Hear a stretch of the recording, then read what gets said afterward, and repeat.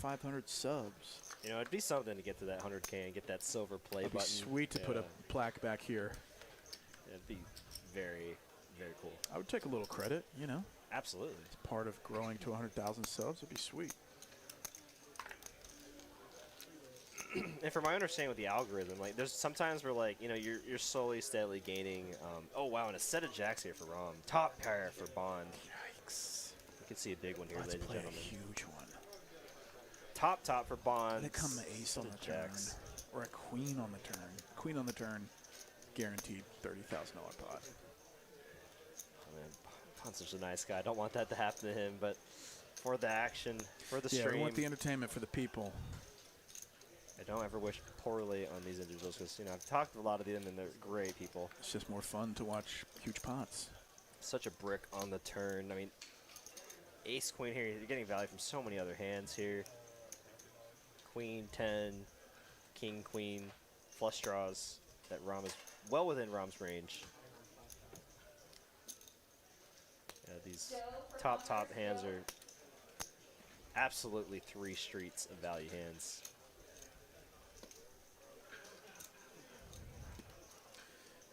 Rom is an intimidating force to play against, especially when he's running good. Bond does not know what he's walking into right now. Rom is trying to figure out, how do I get the most? And this is super obvious, but how do I get the most money on each one of these streets? And he does just check call. Jack quads. No, that's a, oh, that could really, oh no, 2 pair for And Rom checks Bond quads over to Bond. And how do you check queens and jacks with an ace back? You can't. Having a guy that's calling, like he could be calling with diamonds, he could be calling with 10-9 or king-10. Even though they, you know, if they have those hands, they're not calling anything on the end. You've got to imagine your ace-queen is worth betting again. This guy, Rom, this is... And the diamonds miss. And so now 2,600 over to Rom with quads, 7,100 in the pot, and what do you do to get the max? Let's see. He could probably make it like 10K. How do you make it look like you're bluffing? It's a very unique spot to be in. Rivering quads, checking it, and getting to check raise on the river with the absolute nutter butters. Rom really trying to make it seem like he's contemplating making a move or something with missed diamonds, not wanting to give up money he's already invested. Oh, wow. This is a 10K stack of Bond chips. Can't imagine that Rom is calling with many jacks, just naked jacks here. No, absolutely not. Not for 2 streets. Oh, I mean, he can, but it greatly reduces the combos when that... 10,800 is the bet. This is a huge bet. 8,200 more from Bond to call. I mean, this is a hard fold to make. You're at the top of your range. The diamonds miss. The straight draws miss. You unblock diamonds. I mean, it's just like you're trying to get into Rom's head. It's like, what jack do you have? Did you really just call me down with a set of 3s or something? You would have heard from Rom with a set of jacks, you'd think. But Rom playing it really snug, just check calling the whole way and check raising. This is like such an under, I mean, maybe Bond is also thinking about how this is such an under-bluffed spot, but if you had quads, how do you check the river? I'll shut up now. I mean, this is just a pretty interesting spot.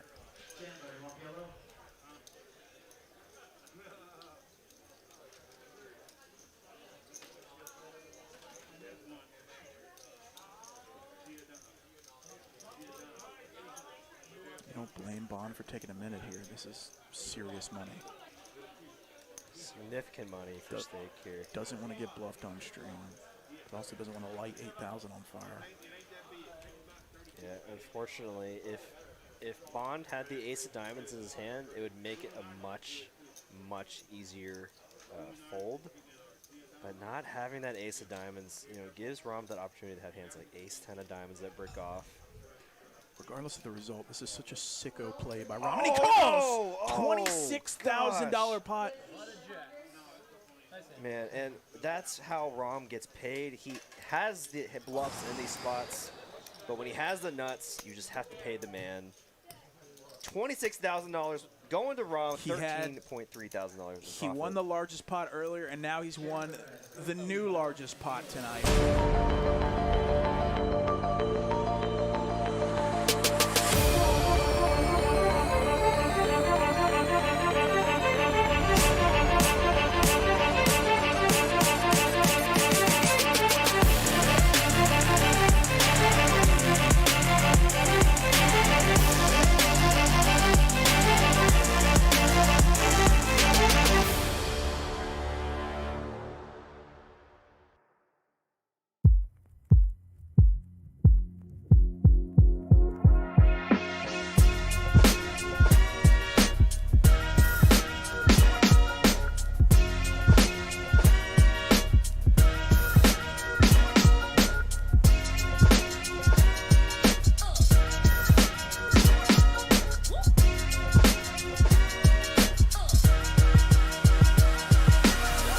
I'm Ben Miney, I'm Angie Miney. and please help save Dallas Poker. Hi, I'm Mitch. My name is Rick. I'm Jay. Help us save Dallas Poker. Help us save Dallas Poker. Please help save Dallas Poker. I'm Kevin. Please help us save Dallas Poker. My name is Jay Nick. Help us save Dallas Poker. Hi, I'm Jessica. Help us save Dallas Poker. Please Help. help us save Dallas Poker. Help us save Dallas Poker. Help us save Dallas Poker. Help us save Dallas Poker. Please. Hello, I'm Charles. Help us save Dallas Poker.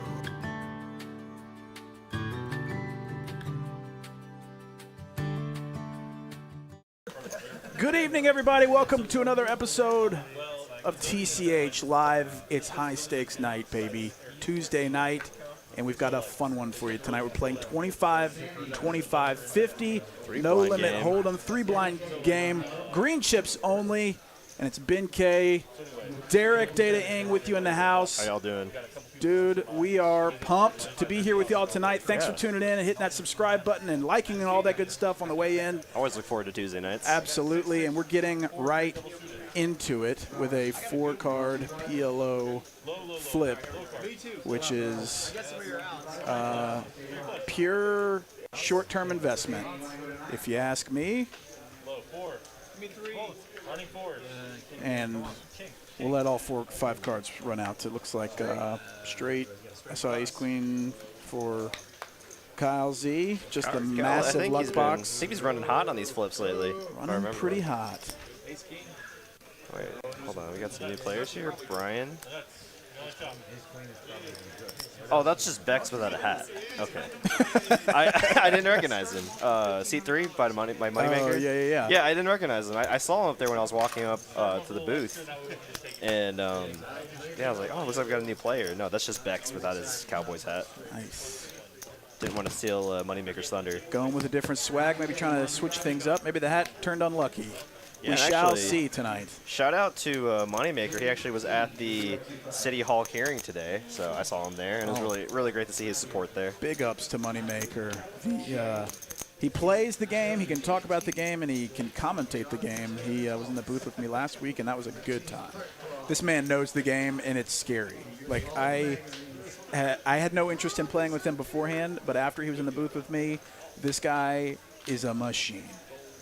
And also a genuinely super nice dude at the same time. But also calm, like very calm, does not tilt in. Moneymaker, it also helps to have kings. Right off the bat. What a hand. And no 7-deuce game, though, so Kyle's not going to get out of line there. And Ray's to take it from Moneymaker with the Cowboys and taking a look at the chips. JD, of course, buying in for more than anybody. Stacks will grow. The table will grow. Looks like we're 6 max right now, but there's plenty of room. So if you're interested in playing the highest stakes in town, come on down to Texas Card House here in Dallas off Harry Hines Boulevard. Chris Sturdy, Sturdivan with a $4.99 super chat. Hashtag save Dallas Poker. Thank you, Sturdy. I appreciate that. And Couldn't like have said it actually, better. him and Aho were actually both at the meeting as well. So we did see a lot of regular players, a lot of our 2-5 regs, a lot of 1-2 regs. A lot of people depend on this place. Yeah, they're supporting us, employees and all the staff that work at TCH. So it was very heartwarming to see all the support, and I really appreciate you guys. For sure. And people are going to ask about the outcome of the meeting today, and what I can say is that our fearless leader Ryan will be tuning in sometime this week to give everybody an update. Yeah, he just wants to get all his information in order, and we're going to have some kind of like almost interview, I guess, style with him. He'll be on Zoom with us. Yeah, on one of these streams, most likely. So stay tuned for that. I know there's going to be a lot of questions about the board meeting, but let's just enjoy some poker tonight. KQ off with the Queen of Hearts for JD. That's a value hand. Becks has got a pair and an open ender, but with some dirty straight outs. JD's going to lead. Thanks for the sub, Berg. 8 of diamonds on the turn. So JD still has 30%, but Becks improves a bit, having the only pair. And how about getting our audio back, man? It's nice and refreshing, yeah. Me and Ben had to do the no audio on Sunday. The deathly silence for the stream. And we filled the time with some talk, but... As somebody that started this stream with the pure silence for about a year straight, it was, maybe not a year straight, 6 months straight. Was it really 6 months? It was pretty long. Wow. Because, I mean, every stream people were asking, when can we get table audio? And I was like, I don't know. And once we got it, it really changed the whole vibe of the whole thing, because having to fill that silence for 4 hours straight with no other context, especially as an amateur at the time. Right. You see them all laughing. You're like, man, I really wish I knew what they were laughing about. Wish I could play off this a bit instead of just coming up with my own jokes to a silent audience. Jenny Master says you saw first time hosting it. No, we've done probably like 3 or 4 streams together now, I think. Right? Yeah, we've done quite a few.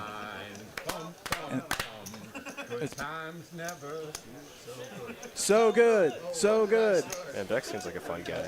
Becks was. He's the guy you want to take to the bar. For sure.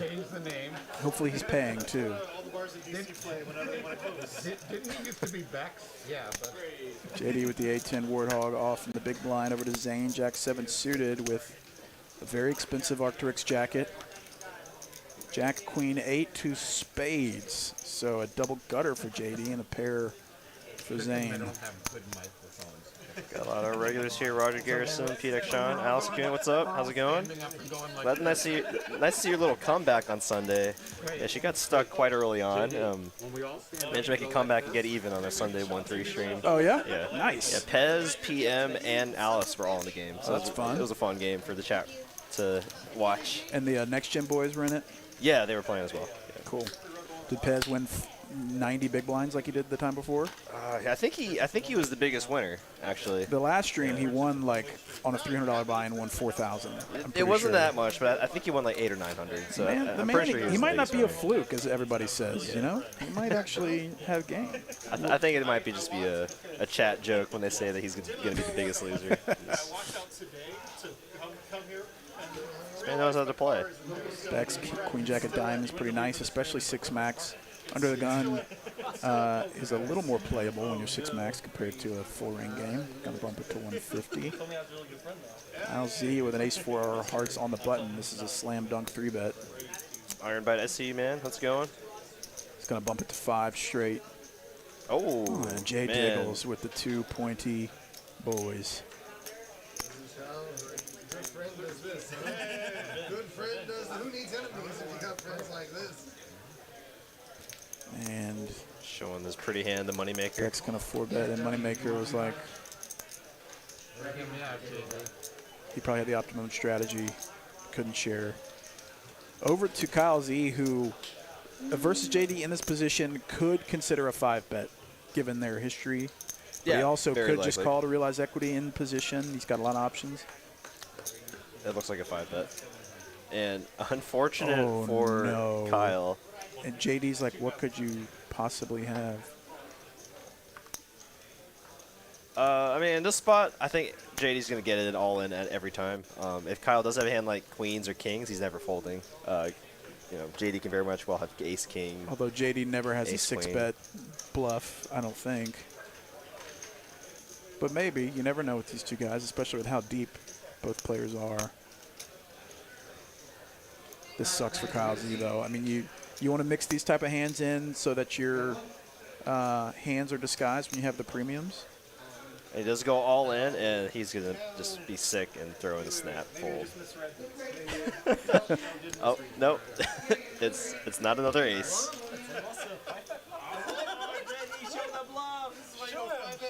He has it. It's just never a bluff. Ace and an ace. The two It black sucks to aces. 5-bet into aces, that's for sure. 5-bet fold. Yeah, I mean that's a fine spot, especially playing six-handed in position against a strong player like JD. Because JD could be doing the exact same thing with a 7-6 low suited suited, ace. yeah. Ace-2 suited, yeah, like you said. So low suited ace or like 7-6 suited, 7-8 suited. Because he knows not that completely Kyle off Z question. could easily be 3-betting light against Becks in position. So it's a whole leveling war. But it just happened that JD woke up with the top. Yeah. Very the old dangerous when range. JD actually wakes up with a hand. And that's the benefit of 3-betting maybe and 4-betting a little light in certain spots because you could get a little more money, a little more action for your premiums. Brian, I don't think we've ever seen this guy before. I think he's new. I think New player? I think he's one of JD's buddies, maybe. Okay, so 5 regulars on the stream, but 1 newcomer. Props See to how he- anybody that comes and sits on this table. Yeah, and you just see all the same faces. Like, oh, these guys play each other all Yeah. the time, every week, every Tuesday, sometimes Wednesday night. But he could have been, this guy Brian could have been studying the stream for the past 12 months, and now he's got True. just intense reads on everybody. He's the wild card. Nobody knows how he plays unless he's been playing out in the main room. Well, you know, the sick thing, though, is a lot of these players, and I know a lot of players that don't like playing live stream because they're worried about players using that against them. I know all these players don't even care because Right. they're so balanced in every aspect that they do in their game, they don't think it'll actually affect anything. Right. 'cause- And look at this setup right here. Kyle Z opening again, ace-7 of hearts.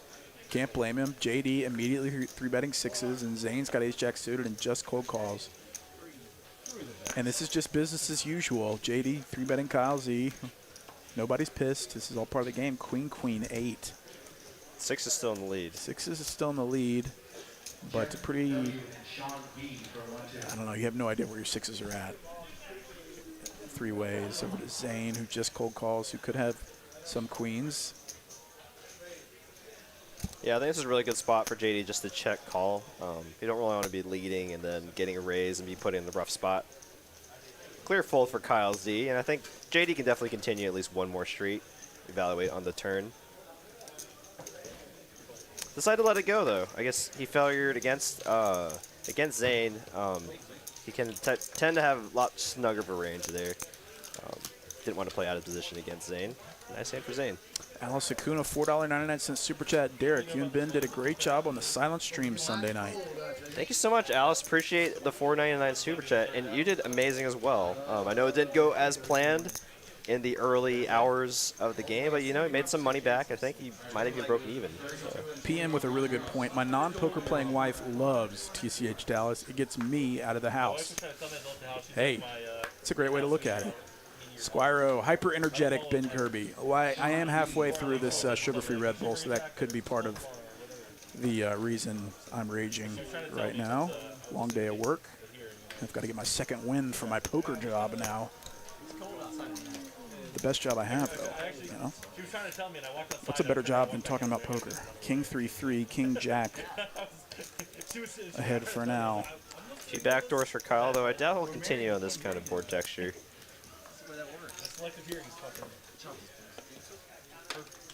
Doesn't really favor his range at all, as Zane will take down another pot. I told you before, you try to fuck again before you were ace. So you guys were down there from like lunchtime, 11:30 noon today until. Oh boy, man, yeah. I mean, so I actually had a shift at 10:50 today. It ended up not being as busy as we thought it'd be for Tuesday morning. I imagine because there's a lot of either people down players. Yeah, there's some players there. So Riley at the floor said, if you want to go to the meeting, I can get you off the shift right now. So I managed to get with a group, including Kevin, actually our dealer right now. And we carpooled there, and we saw a lot of other dealers and players there that were available. So that's cool. Great support. Nice. Yeah, that started around noon, and then the meeting didn't even start until 1. We were just kind of all just hanging around. Then there was like a early beginning process, just public hearing where actually Pez from the chat, he actually spoke on our behalf, so that was very nice to him. Nice. Tyler Mahini, our action tracker, he also spoke as well. A bunch of other dealers and players. And actually Heisenberg, he also spoke as well. Patrick. Mm-hmm. Yeah, Haven't so seen it him in a was, while. yeah, it was great support from a lot of the players. That's awesome. Then they went into recess for quite a while because it wasn't just our case that they were listening to. Yeah. And then, yeah. It's an interesting experience. I think it probably sent a great message, though, with how many people that showed up. This isn't just some, like, rando card room. This is a massive business where a lot of people's families, both players and dealers, depend on this. PM with a $4.99 super chat. Tyler spoke eloquently. Pez and the other speakers did a good job, too. Yeah, Thank absolutely. you so much, PM. And appreciate your support there as well, PM. Yeah, he was there as well. He was very supportive in our cause, and it was very heartwarming to see everyone that was there. Thank you, guys. Bill Richards says, getting me through a very late evening here of work in London. Keep it up. Thanks so much for tuning in, Bill. Hope work's going okay. Thank you again for the super chat, PM. Appreciate it. Zane has open-ended here on a 10-8-8 flop. 2 clubs.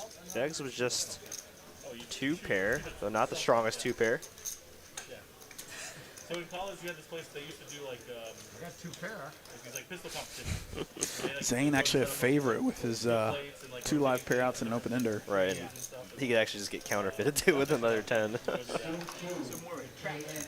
As I said earlier, Moneymaker there in seat 4 joined me in the booth last week for the Wednesday night game. And for any of those that didn't catch it, it was actually an awesome 4 hours of stream because this guy put on a clinic for free talking through his thought process and a lot of these interesting the mind spots. of Moneymaker. Yeah, and the people watching in real time, you could tell, were blown away by the amount of value he was adding just by talking about the spots. And it's crazy the level that these players play at when you play, when you play 1-2 or 2-5 and you're just kind of playing fit or fold poker. These guys think at such a deeper level about the game and have an understanding that is pretty intimidating. Yeah, you think you know what you're talking about, and then you hear Moneymaker talking like, "Oh wow, I've never thought about it on that level or to that detail level. Oh wow, what a hand!" With pure confidence in every single one of these spots, as Brian picks up aces versus the ace king of JD, and right now, what a cooler! We could be playing a $16,000 pot. And welcome to TCHLive, Brian. Getting aces against JD. Let's see what happens JD here. is going to definitely just flat, give Brian a ton of credit.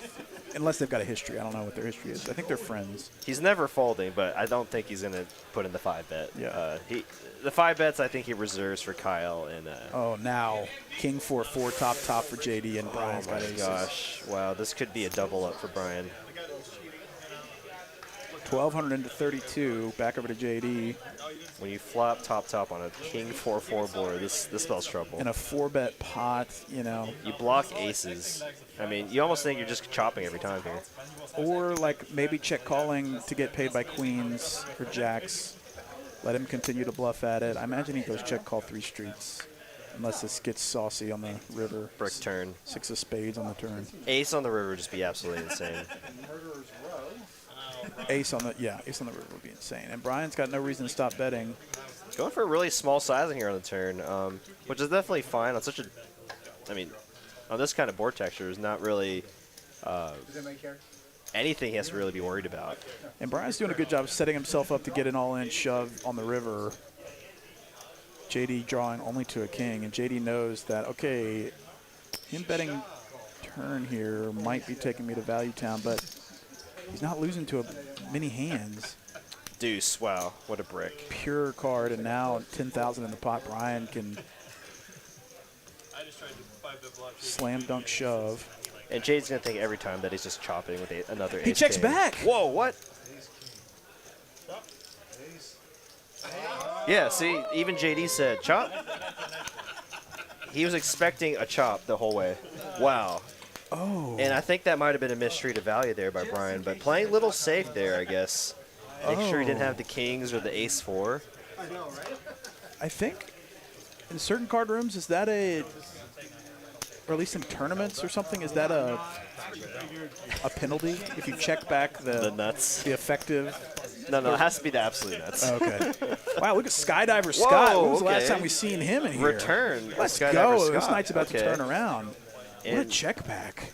Wow. I guess maybe he thought that JD was trapping, but he's 10,000 in the pot. You've only got 5,000 in your stack. I mean, and when JD gets checked back to it, he thought he was chopping every time there. That's JD with a gift, a $5,000 gift. He was snap calling any bet. Yeah. Thanks for subscribing, Nefarious Disciple. Al-Sakuna, good point. Enough people showed up to the hearing today that they couldn't all fit in the room.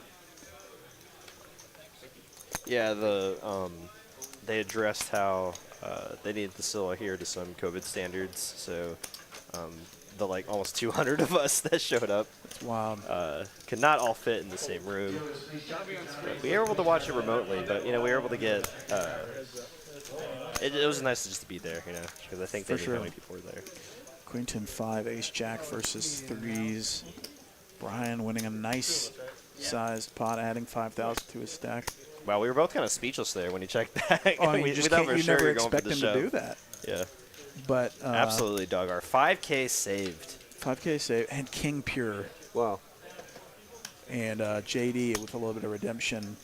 Though he's not going to get any action here. Yeah, he needs to bet $100. He bets 5. He's betting that amount, just really hoping that Brian has a set or 2 pair. It's great to have a guy like Brian new on the stream because we get to see a new style of play. Adds a different dynamic to the game. I mean, we've watched hours and hours and hours of these 5 or 6 guys in the screen play. Seat 1 Brian is going to add a new element to it, which is great. Skydiver Scott, I never confirmed if he actually had anything to do with skydiving or not. Yeah, Doggar, that's pretty much right. The city didn't really reach a general conclusion today. They did vote on over to go to recess until March 22nd, and I think they're going to do another hearing, giving both sides an opportunity to take a month and work on their own cases. But I think that'll probably be the last time I address it, as I don't really have all the information. I'm going to let Ryan Crow, our CEO, give that information when the time comes. But thank you, everyone, for your concern. We'll do our best to, I guess, not talk about it again. I don't want to keep saying the same thing, and I also don't want to say anything wrong. Right. It's fair. Moneymaker with King Queen off versus Skydiver Scott, 2 unknown cards. Skydiver Scott can be a wild card as well. Some nights he'll play super tight, and other nights he'll get it in there. This is Rom, seat 2. Oh my God, what a game! Let's freaking go, bro. The bat signal was sent out. Rom is such a fun player to watch. This dude is so good, and he's so silent. Yeah, I missed him last week. I don't think he was here last week. So. Joey Craftrick, bring back Trick Time.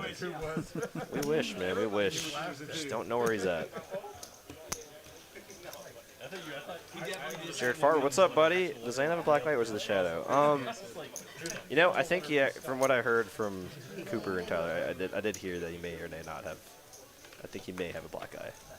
I'll ask him his medical history later. Yeah, from report back. Some kind of injury. Brian with Ace King on the button for 150. We win, missing Trick Time, Casey, and Rom, etc. Well, if you're missing Rom, he just sat down in C2, buddy. Let's go. Raise and take it for Brian. He's winning 4,300. Hey, PM, don't worry, buddy. I mean, we appreciated your support today. I think you did as much as you could, and I think it'll give other people opportunities to go to the hearing as well. People that didn't get a chance to go today. And also, I mean, it was very eye-opening. A lot of information. Yeah, imagine not many poker players are spending much time in city halls. No. Man, it's not a place I'm trying to spend much time either. So we got a poker game now. It started 6 max, and it's still seat open, but pretty full. Queen 10 for JD. I don't know if you noticed or not. Seed Open's actually my name on Poker Atlas. Oh, is it? Yeah, that's cool. So like when I swipe into the game, it just says Seed Open on the. And it confuses everyone.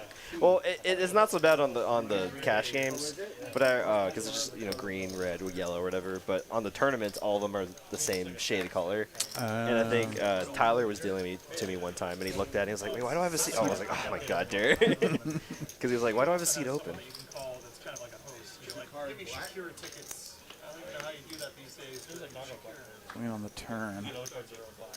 It's 10 for Brian Scott Everscott. Unpracticed with the card readers of late.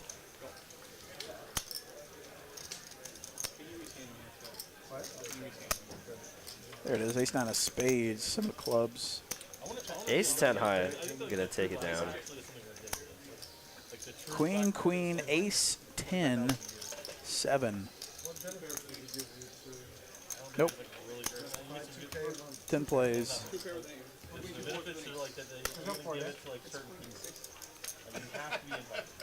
Yeah, sure thing, Nathan Baker. Nathan Baker says, for a non-Texas local, can you explain what is going on with Save Dallas? Just Save Texas Poker, Save Dallas Poker. Yeah, same thing. So at least in the Dallas location for the TCH or Texas Card House, the city of Dallas is revoking our certificate of occupancy. So we're just trying to bring awareness to that and just say that fight that whole thing because we were issued a certificate of occupancy to open this business. So the city of Dallas is going back on what they issued, and we're saying that's not right. Putting people out of work and giving people no longer a place to play poker safely. Queen 10 off for Becks in the cutoff to 150. Moneymaker, 4-5 of hearts, 3 bets right away. You're not going to get many one single raise pots on this table. And it gets Becks to fold, and this is just instant profit. Moneymaker shows it and says, let's gamble. I guess so. So they call him a hammer, but actually steals your money. GC to show.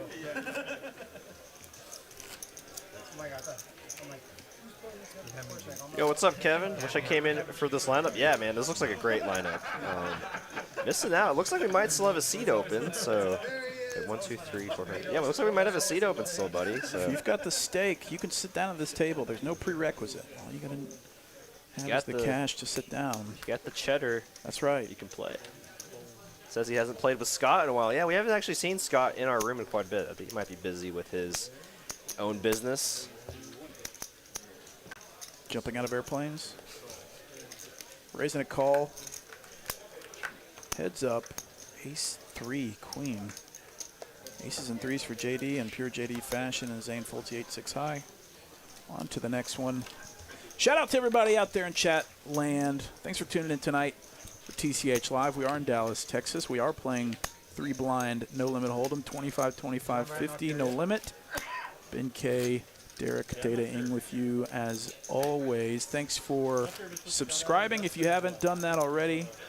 Thanks for hitting the like button if you're enjoying the stream. And we will be here until 10 p.m. tonight. So stay with us. The action is going to continue to happen and get even more out of hand as the time goes by. These guys will start to add on and rebuy, and stacks will start to get a little bloated. Right, yeah, I mean, that's just how any poker game goes. As people get stuck or really up in their money, they tend to either gamble more or, get into the game a lot more. So it should be exciting as the night goes on. Ace deuce 4, Brian flops top 2 pair. Brian getting on a little heater here. Yeah, a little heater check for Brian. 7 of spades on the turn. And JD's going to try to bluff at it a bit, leading 350. Brian's just going to call. Pot developing now. Brian's in great shape. 9 of clubs on the end. JD's going to have to make this expensive if he wants any chance of Brian folding, but I think he checks back again. I'll be very. So this is 1,200 for value, full pot, and JD folds. Not one of these? No. Like the second he even like hesitates, that's in his mind. Yeah, we're only like 20 minutes in the stream. I think Brian's already up 5K. So Yeah. good start for him. It could be fortunes could be won or lost on this table, Tuesday night specifically. I told him I won the first pot, I was gonna lock it up, but now I'm stuck. So Nice every pot. yeah, now it's on. Interested to see which Skydiver Scott we get tonight. I'm going to be honest with you. You're going to jail? Queen Jack for Becks. Wow. Damn. On the stream. Legit. And I think he might have answered your question for you. What's that? What kind of Skydiver Scott we're getting tonight? Oh, yeah. The 6-5 off in the cutoff. 6-5 off in the cutoff. Facing Very under the nice, gun very open. nice. Much Love better- it. If you're going to play this hand, I much would prefer to see a 3-bet. But let's play the flat, and Becks flops top pair. Top pair with a queen. Skydiver Scott with 5-6 off. As of 2 weeks ago, no. Yeah, totally agree. We win. Becks looks completely different without the cap. Yeah, I actually didn't even recognize him at the beginning of the stream. I looked at this man. I was like, oh, we got a new player. And then when they were doing the flip, I saw his name. It said Becks. I was like, oh, it's just Becks without the hat. Traveling B says, bring on some analysts that can do hand analysis. I would encourage you to watch the episode with Moneymaker last week. He gave more analysis than you could ever deal with. 4 straight hours of very in-depth poker analysis. Go back and watch that. It was also a episode. very action stream, if I recall. It was. It had, yeah. There was a lot of Jack Deuce suiteds going 3 and 4 bets. Was that like the bounty or something that night? No, it's just the mix of players were just there to play whatever. I mean, genuinely, Jack Deuce several times. It was a very strange lineup and a very entertaining lineup last Wednesday night. Moneymaker's brain must have been in a blender. It's just like, what is going on? Yeah, he's like, I mean, is this what people do? Yeah. Even he couldn't help but laugh at a few spots because they were just so outlandish. Now he understands, right? Yeah. Like, this is what we see. And this is why he keeps coming back, flying back from Germany, because this is where he can make all of his money. 300 from Becks with actually the best hand. Yeah, but we definitely appreciate your requests there, Traveling B, and like we do take them to heart. So if anyone have any requests in chat or any questions, we do our best to address them to the best of our ability, right? Yeah. I mean, we're not professionals by any means. But I also know my lane, and so I try to avoid giving too much analysis because oftentimes it's incorrect. So I'm more of a hype man here. Derek can give much better analysis. But we're really here for the people, trying to entertain more than we are to bore you with GTO. There's plenty of paid resources that you can get more GTO knowledge than you can ever know what to do with. No, actually, appreciate kind words from Moneymaker at the hearing. He actually brought up how he thought I do a good job of balancing not too much hand analysis and getting in there with some fun stuff. Yeah, which I was like, oh, I appreciate that. I was like, that's exactly what I was going for because I don't want to bore people. Right. Like he said. These streams can be boring if you're not careful. And wow, what Zane flops top set. Moneymaker flops a big open ender, and Becks with second pair with an ace. And Zane's not going to waste any time. He knows his board's coordinated enough that he's going to charge. Moneymaker might be tempted here to put a raise here, but no, he's just going to call.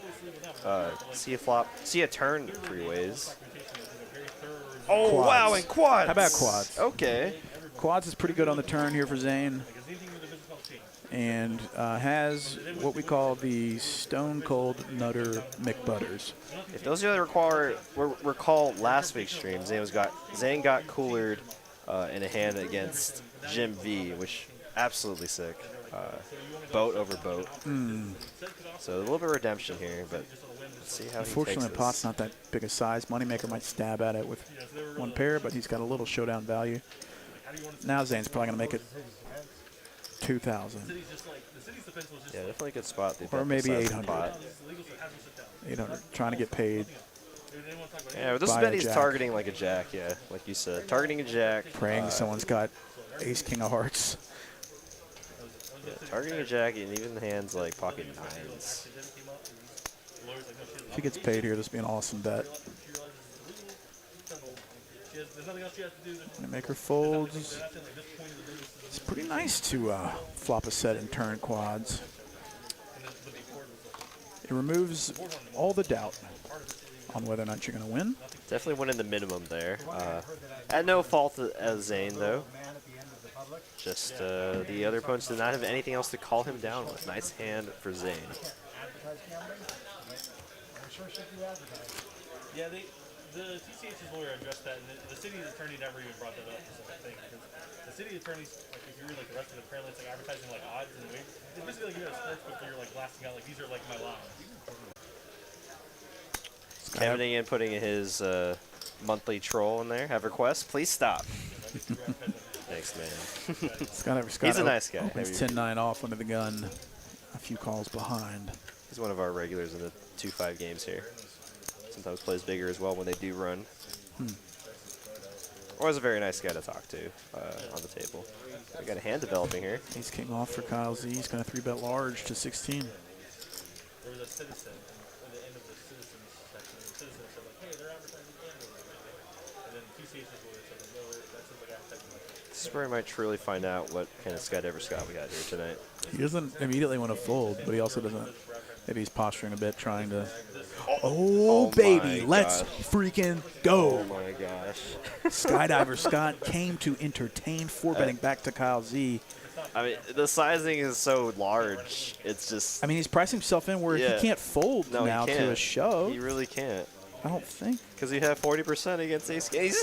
All in, quick call, and he knows the spot he just put himself in. 16K pot, all in, ace king against a 9-10 offsuit. Are you kidding me? This is insane. 15,700 in the pot, and it comes inside straight draw for Skydiver Scott. Got a faded jack 10-9 and a jack on the river. Oh no. Oh man. No. And a $16,000 pot headed towards Skydiver Scott. He's got some more ammunition to do some of these crazy plays that we're used to. Hopefully this is an indication of what is to come for the rest of the night. Skydiver Scott. And I think 4-betting 10-9 off under the gun, getting it in with Kyle Z. And you know JD and Zane to Skydiver Scott's left are just licking their lips, salivating at the action. Rom's just like, wait, where's my hand? Kyle Z's so analytical. This probably doesn't bother him at all, but I have second-hand tilt from this because he's happy to get done with that. You know, he's drawing to a 10, 9, or a jack, and the jack comes. Generally, Kyle Z's one and done with his buy-in, so he might just try to run it up short stacked here. Yeah, I think he already added on too after the hand against JD. So let's see how Kyle adjusts with his shorter stack now. I don't know if he's going to add on any more. I know he is very disciplined with his bankroll. So Daniel Mark says Brian's a super nice guy. He also made a deep run in the WSOP main event. I think he got around 60th place. He does look familiar. Maybe I've seen him on the stream. 60th in the main is a pretty nice payday still. I'd say so. That's what they call a poopy diaper. I mean, that's above the average salary that an American makes. So yeah, if you can make that in a couple days, let's say that's pretty good. Man, sixes versus ace queen for Becks, and a set of sixes for Brian, with continuing his heater as Becks flops top pair with a queen. Oh, not 60K, just 60th place. 60th place. Okay, right? But that's still a very deep run. That's way more than awesome. 60K, I'm assuming. Oh, wow. Oh, my God, another hand for Brian. So Brian flops bottom set versus Becks top pair with a queen and a pure turn card. Very clean run out. Brian so could far. get a nice little payday here as well. 1,000 into 2,700. Oh, what the? Mirage Bhatia back at it again with a $500 super chat. Oh my gosh, man. Wow. What's up, TCH? Wish I could have supported at the hearing today, but stuck in LA. I heard the showing was strong, though. Hoping for the best outcome. Wow, thank you Cheers. so much, man. Mirage, my man. Thank you so much. Left me speechless, sir. That That is incredibly generous. Thank you so much. That's very generous of you to spend your hard-earned money with us. And as a reminder, everyone, that does go towards. Let's talk this in his hand first. $4,000 bet from Brian for value with a king river. And All in the Becks, call. it puts Becks all in, but he can't feel great about it now with the king coming. I don't know how you find a fold here, given that you're getting 3-1, but you really don't feel like you're beating anything. You feel like you might be possibly chopping with another ace queen, but you do stay hands like ace 10, pocket sixes, pocket tens, all within a reasonable holding that Brian could have. And he finds a fold. Becks does make the good fold. Hey, money saved is money earned. Yeah, absolutely. And I mean, let's go back to that super chat. Wow, $500. Yeah, he's done this several times before, and it's very generous. Wow. So we are very grateful for that. Thank you. Yeah, and just to reiterate, all that money does go to support our live stream staff here. Action Tracker Tyler Mahoney, Super Booster Cooper, and obviously the commentators. Super Commentator Kirby. And Super Commentator Kirby. That goes to help. Nothing for a month. For a month or fine. That just helps our costs here. It's very appreciated. The city really wants to shut it down. Now they have a month. Becks Jack 9 off, and the cutoff having to make a huge fold, raises it to 200. Yeah, I feel like for us it would have been good to force a ruling today, actually. Yeah, now they have a month. Hey, Niraj, you don't have to apologize for that. We really do appreciate it. Don't worry about the timing or anything. JD with 9s, just calls.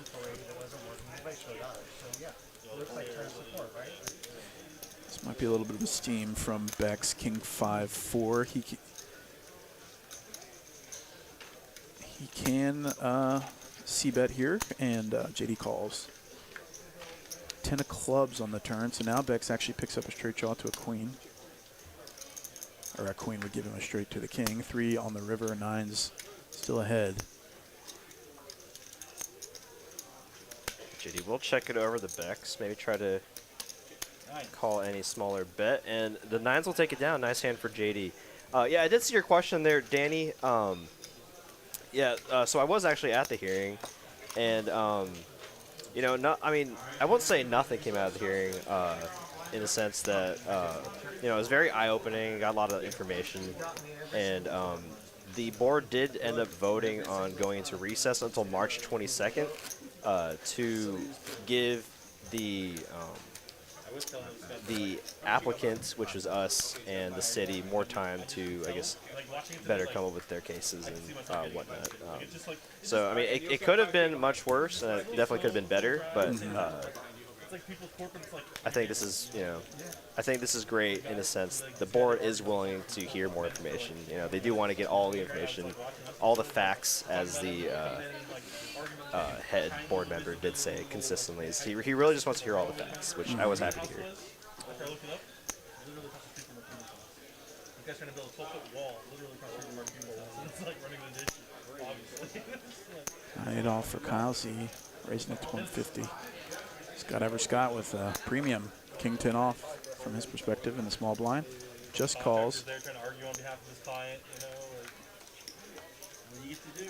And they're like, is your client here today? He's like, no, I'm trying to get this done, but he can't. Yeah, and I feel like it's definitely going to be asked a lot tonight, but we're going to let our CEO, Ryan Crow, do most of the talking either later this week or next week, as he's going to have more knowledge about all this information. I don't want to say anything wrong or anything incorrect. 8's full for Kyle Z now. Does River a boat?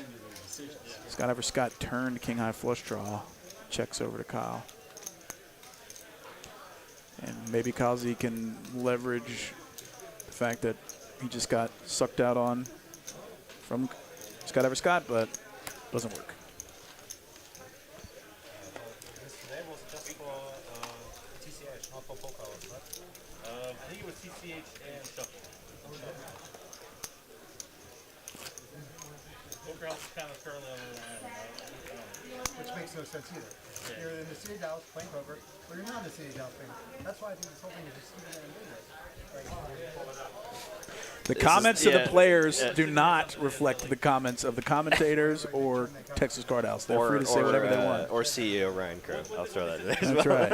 So these guys play of their own volition, of their own money. They can say whatever they want. But yeah, obviously the topic of the session at all the tables here at TCH. I imagine not just at the live game, but at the tournament tables, all the cash games.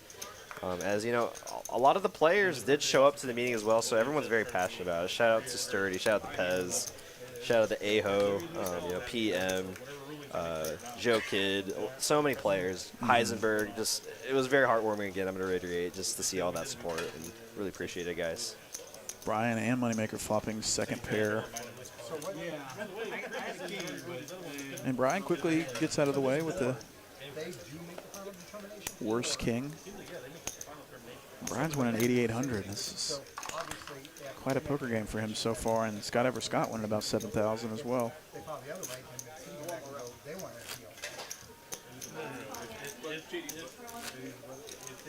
they say no, there's no like actual.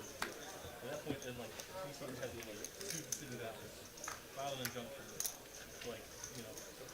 Yeah, I agree, Niraj. Yeah, I totally agree. Let's try to just focus on this game and not let outside things distract us too much. As it is going to be a long fight, so yep. I wouldn't. Nor are we the best people to even comment on it, just because we don't have a ton of context or the inner workings. Dell's going to be honest, TCH is my favorite poker channel and been watching y'all for a while now. Keep up the great work, guys. Thank you for the kind words, Dells. Thank you. Thank you for the support. And I'm glad you're enjoying it. We do our best. So if you have any other questions, don't be shy. We appreciate your kind words. Rom flopping trip fours with Jack 4 suited. And Scott Ever Scott turns an open ender. Charge of the crime. The name of the city's in Texas. And the city attorney eventually has to be drilled a couple times. Bet fold, and Rom takes his first one down of the night. The Jack 4 ball. It was suited. Wow, and the hands that these players are playing tonight, I feel like it's gonna be an action night. We're only like 40 minutes into the stream. We've already seen some crazy stuff.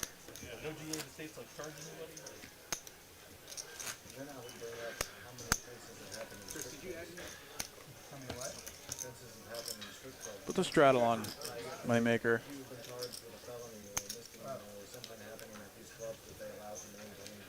This wasn't even like a violence thing. This was like any of the card runners. Like, any of the businesses charge, any card room runners. The card room. Yeah, because there's card rooms like all over the state, right? Did I say doo-doo? I don't know. I can't remember. Oh boy. JD raised it to 150, folded to him in the cutoff. King Deuce suited. It's just like an inside joke. Raise and take it. Am I walking into something here? I don't know. They're all saying that I said doo-doo earlier. Maybe I said it. I can't remember. One of the board members even asked the city attorney, they're like, look, we cut this down, like, is there any, like, built-in, like, reparations? Like, are you gonna, like, pay the city money for, like, all the money they invested? Come on, man. Oh, boy. The city council did not even try to. I mean, there's probably worse ideas, but Kyle Z, under the gun, queen 9 of clubs, trying to make a rally back. He's got 5,000 behind, and it's plenty. Wow, very loose open for sure under the gun, especially from Kyle Z. But you got to mix it up sometimes. Zane is going to fold the ace-10. Yeah. Really mixing it up. Definitely a hand that players aren't going to expect them to have in this position, opening under the gun, facing 8 other players or 7 other players. And if I can't, you're communist. What a moneymaker. 2 unknown cards. That might be who it is.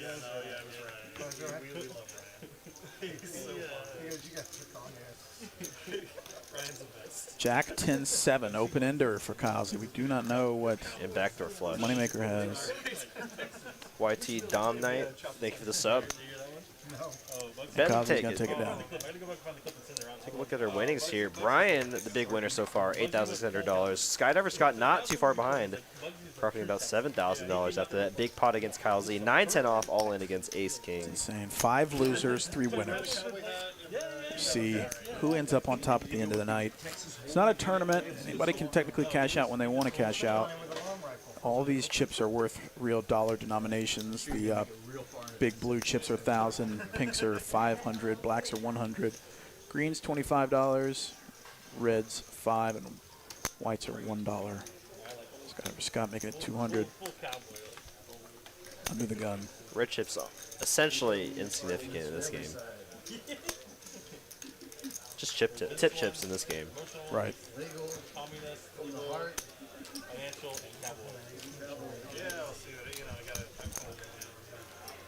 More and more 5-figure stacks as the time passes. You know, we started with just JD and maybe Kyle had more than 10,000, and now the majority of the table has over 10,000 behind. It was kind of funny, the main guy who was running the things, like, I don't really like pushing things, and that was the 3 things I watched, he pushed all of them.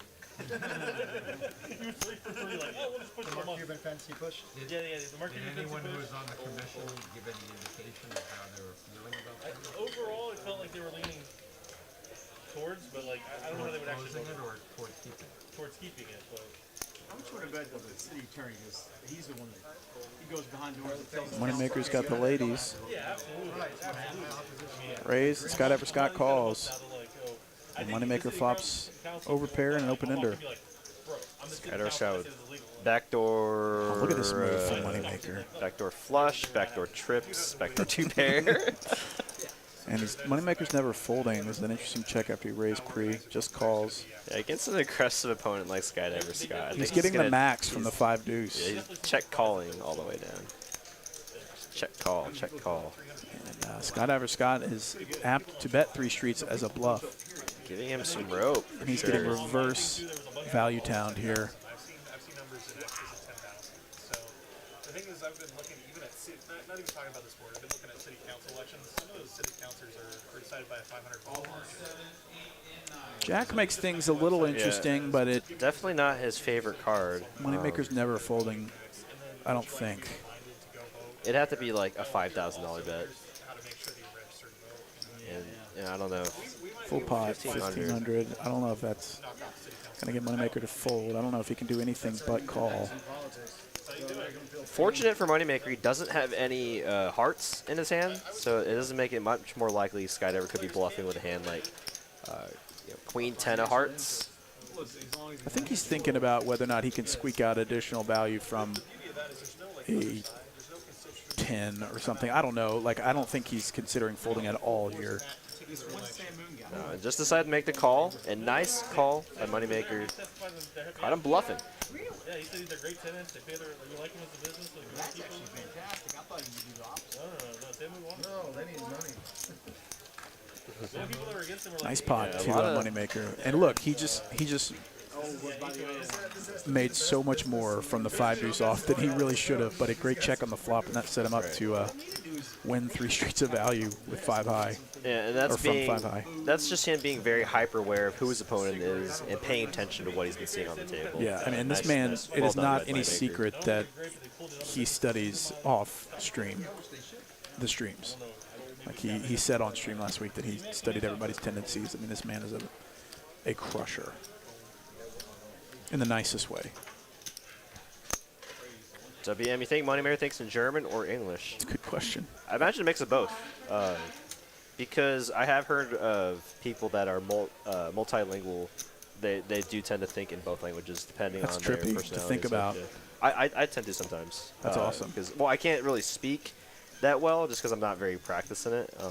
But, like, sometimes, like, depending on, like, sometimes definitely foods, I'll think in Chinese. Mm-hmm.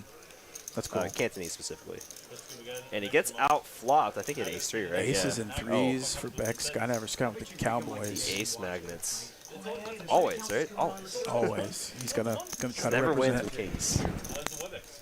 Oh, it's a WebEx? Yeah, if you just Google Dallas Board of Adjustments, on that webpage, they'll have, like, the meetings in the WebEx. Use WebEx in. If you want to talk, you got to register, like, 2 days in advance and, like, put on your webcam. You can let them talk.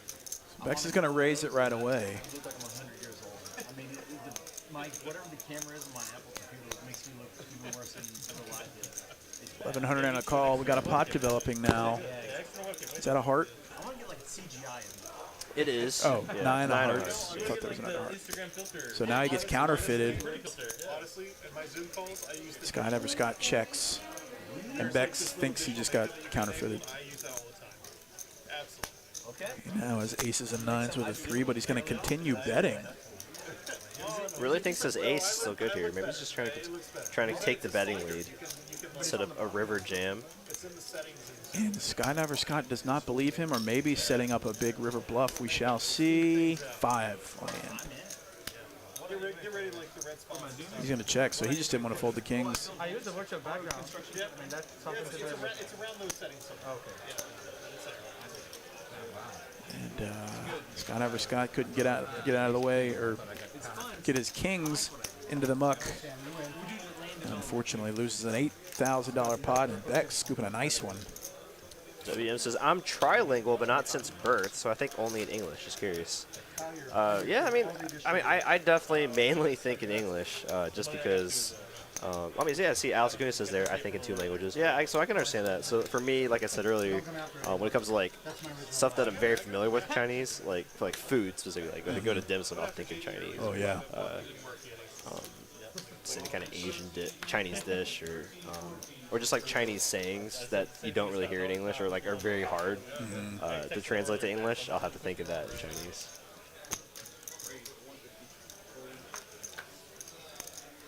Kyle Z 159.4 suited. I mean, there's a lot of multilingual flexing going on right now in the chat. I feel like an idiot being a solo lingual. What's the term? Like, I can speak one language like a Dumbo, and I considered myself monolingual. Monolingual. Yeah. I mean, bilinguals too. Right. So I guess it's monolingual. Yeah. Further displaying how much of an idiot I am. That's awesome to be able to speak multiple languages, though. It's so cool. One of those things that's always in the back of my mind about, like, man, it would be sweet to actually devote some time. Have you heard of an app called Duolingo? I have. The only reason I do know is because they have an outlandish TikTok presence. Yeah, the owl. Yeah. No, that. I mean, my fiance, she's actually currently learning Swedish, for no particular reason. She just picked it, and she says she's doing really well with it. So I mean, that's awesome. Yeah. Ace King from Rom, 200 raising under the gun, here. and Becks immediately 3-bets with the ladies to 700. 10K effective here. We can see a big one. Unilingual, maybe that's it. Jedi Master Ted.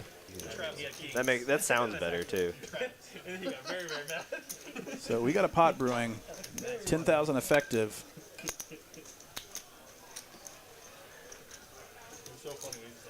We've seen Rome do this plenty of times before. 4-bet. 4-betting Ace King.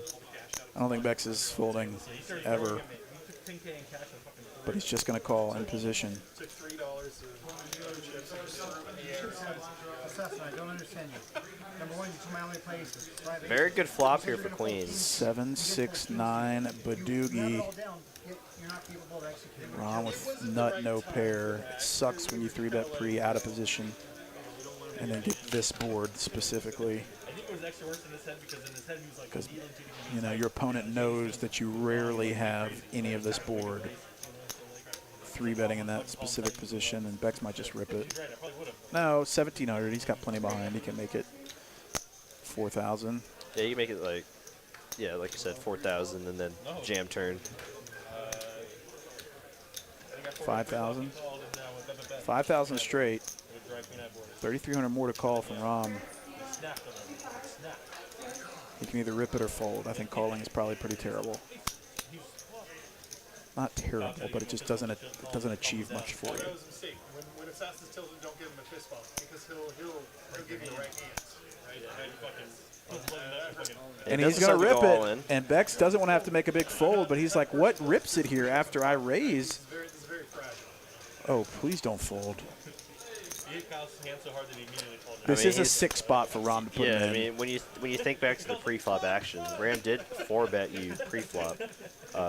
So he's repping the top of his range here. Aces, kings, queens. Obviously, Becks does have queens, so it makes it much less likely that Rom could have queens himself. I mean, 2,800 to win 17,000. I think you have to call basically with any 2 now. Right. Rom, somebody validate that in there. Very capable player.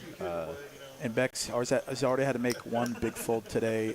You know, it's sick. It's like, okay, this smells of kings or aces as well, but also you just got such a strong hand, and the financials of it is like, are you good often enough when you're getting 2,800 to 17,000 for it to be profitable in the long run? It's just like it doesn't make sense to overfold here, really ever. I mean, I see two problems here. Unless he's showing two cards in your face. No, saying, I I've got get aces. it.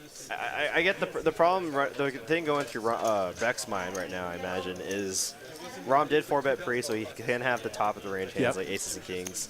And when Rom does decide to shove just 8K over your 5K raise, you have no fold equity. He knows that he has no fold equity. So it's a little bit of a leveling situation. He's repping the hands where it's like, I don't care that you have only 3K back because I know I have the best hand. And that's exactly where Beck's mind is right now. But unfortunately, I mean, then you can go back down to the math, right? So 2.8K, we can round out, make about 3K. 3K to win a pot, about 20K. You only need your opponent to be bluffing, about 10-12% of the time in the spot to be profitable. And Rom is a very capable player. Yeah, which you feel for Becks because this is like a very tough position, but this is like, all right, if you got me, you got me. I think, unless I'm so out of line, like maybe this is a slam dunk fold. What do y'all think out there in chat pro land? Y'all always have the right answer. Yeah, I see a lot of people saying that you just have to call just because. And I think he does make the call. Oh, an ace on the turn, bro. Oh, makes the right call. Suck out City on the turn. And you see the frustration from Becks. And, I mean, Ace-King works much better as a all-in hand against queens. You do want to see all 5 cards, fully realize your equity. That hand hurts. Oh, man. He made the correct call. He got him to get it all in with ace high. Wow. Oh, and he turns an ace running at once for 20,000. 20K pot, ladies and gentlemen. Only an hour into our stream. He didn't deserve that, folks. I'm going to be honest. Oh, man. And it's hard to not be results-oriented. Right. It's like after you a hand did like everything. that. Because you're just like, oh, I knew you could have a hand like ace-king. Oh, man. And that's just... I don't know about you. Whenever I go shooting, after about 30 minutes or an hour, I was like, oh, this is fun. And I'm done. And you got to feel for Becks. Nice play by Rom, really putting on the pressure. As, he can't have the hands like aces and kings and sometimes sets and nines. I think we've seen Rom 4-bet hands like 10s and 9s before, so it's not completely out of his range. And I think that might have crossed Beck's mind too. It's like, man, do you just have like 7-6 or set of 9s? Right.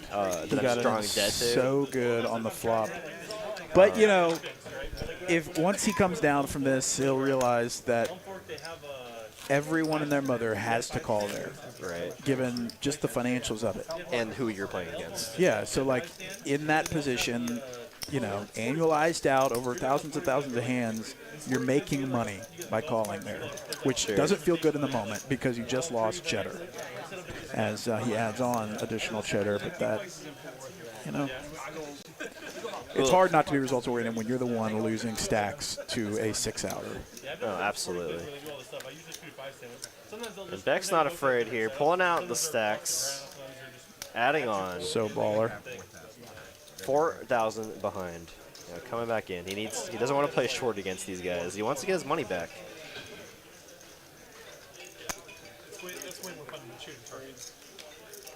Kyle Z raising it to 150K Q off. I see Mrs. Miney in the chat. What's up? What's up, girl? How's it going? Angie, what's up? Good evening. You do all you hit the stations, and then you do that in the morning, in the afternoon, and it lets the birds out. Queen 3-7. Kyle Z top pair with a king. Hundo. Those dogs are so smart.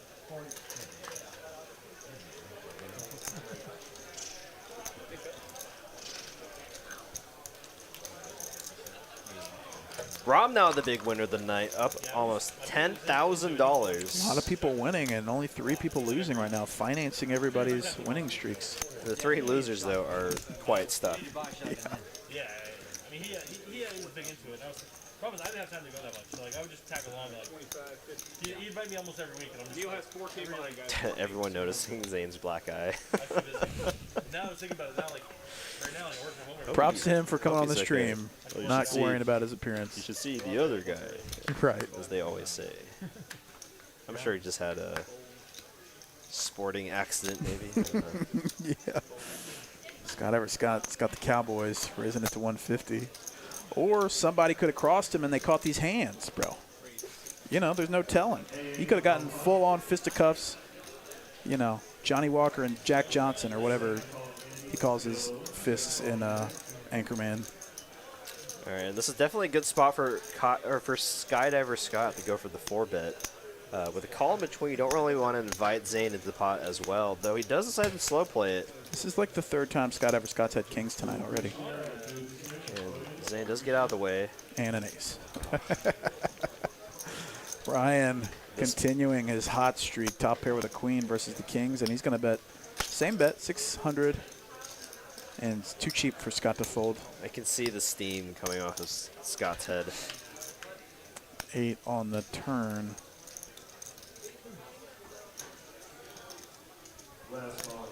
You know, though Skydiver Scott does have 2 outs. The 2 outs we can see on top of the screen are currently dead. They must have been mucked or in the other player's hands.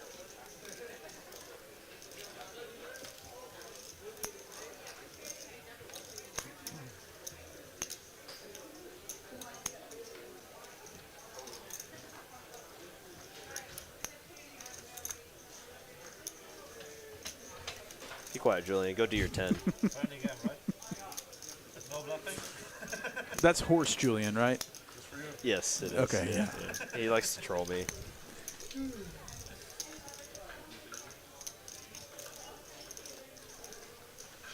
So Brian bets 1,400 and Skydiver Scott facing a fold with the Cowboys. And Brian kindly shows the ace. You never want to reassure a guy like Skydiver Scott that he's making the right move, but it was nice of him to do that anyway. I imagine Brian doesn't worry about it. If he got 60th in the main, I'm actually going to have to find this out.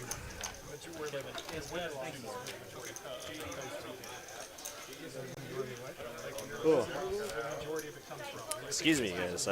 I've been up since 7 a.m. and I was at that meeting for like 5 hours. Just definitely a long day.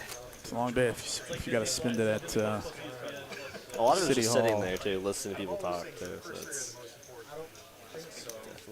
definitely felt long. Some points. I don't think we can connect our phones to the TV or something. I don't think we're on the Wi-Fi. It's like the employee Wi-Fi or something.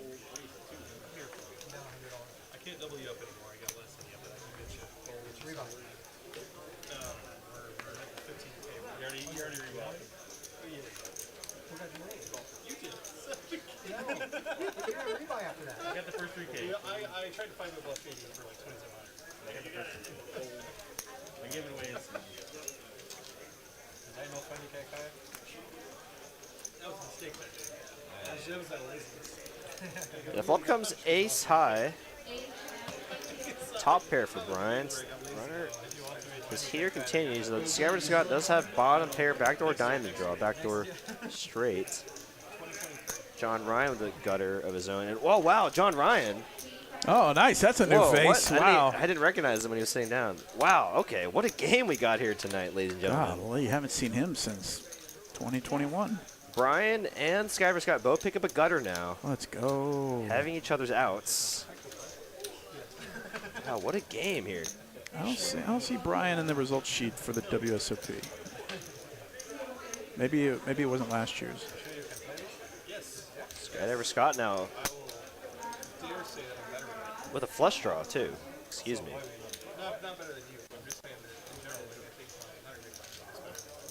Dog R says Brian 68th in the main for a little under 100K. For 2021? I'm looking at the results sheet. 68th? Oh, he spells it differently. B-R-Y-A-N. There we go. GG's. Congratulations to him. 95,700. Yeah, that's pretty sick. And Skydiver Scott does river the flush. Uh-oh. Brian with just top pair, no kicker. Might have to be a little bit worried about hands that have him out-kicked. And it makes a nice disciplined fold. I say Spot never for Scott Scott Evers. Evers. Scott, he's having a good night for himself. Wow, and the return of John Ryan Let's go to the game. We got some, OG TCH Dallas Live players on here now. Yeah, John Ryan has been in some massive pots too. He famously bet a couple yellow chips during the Milkman stream from last year. Yeah, which was so sick. I know Julian Vigil's loving this. He loves John Ryan. He's like, the legend of John Ryan. 2/22/22 is a day to remember. I've seen some of the pictures, and I don't want to be. Took my dogs for a walk and lay in the dirt. I went to the bed, was taking my shoes off. She went to try to jump onto the bed, and I go, "Oh no, you don't!" Went to grab her, and her head hit me right in the corner. I didn't think it was that bad, so I didn't ice it. Strap yourselves in, ladies and gentlemen. We got quite the game tonight. Yeah, things are Never tell a Ukrainian she can't have another vodka. definitely developing. Say, never tell your Ukrainian wife she can't have another drink. Yes, that's what we use. First I thought it was aces. I did too.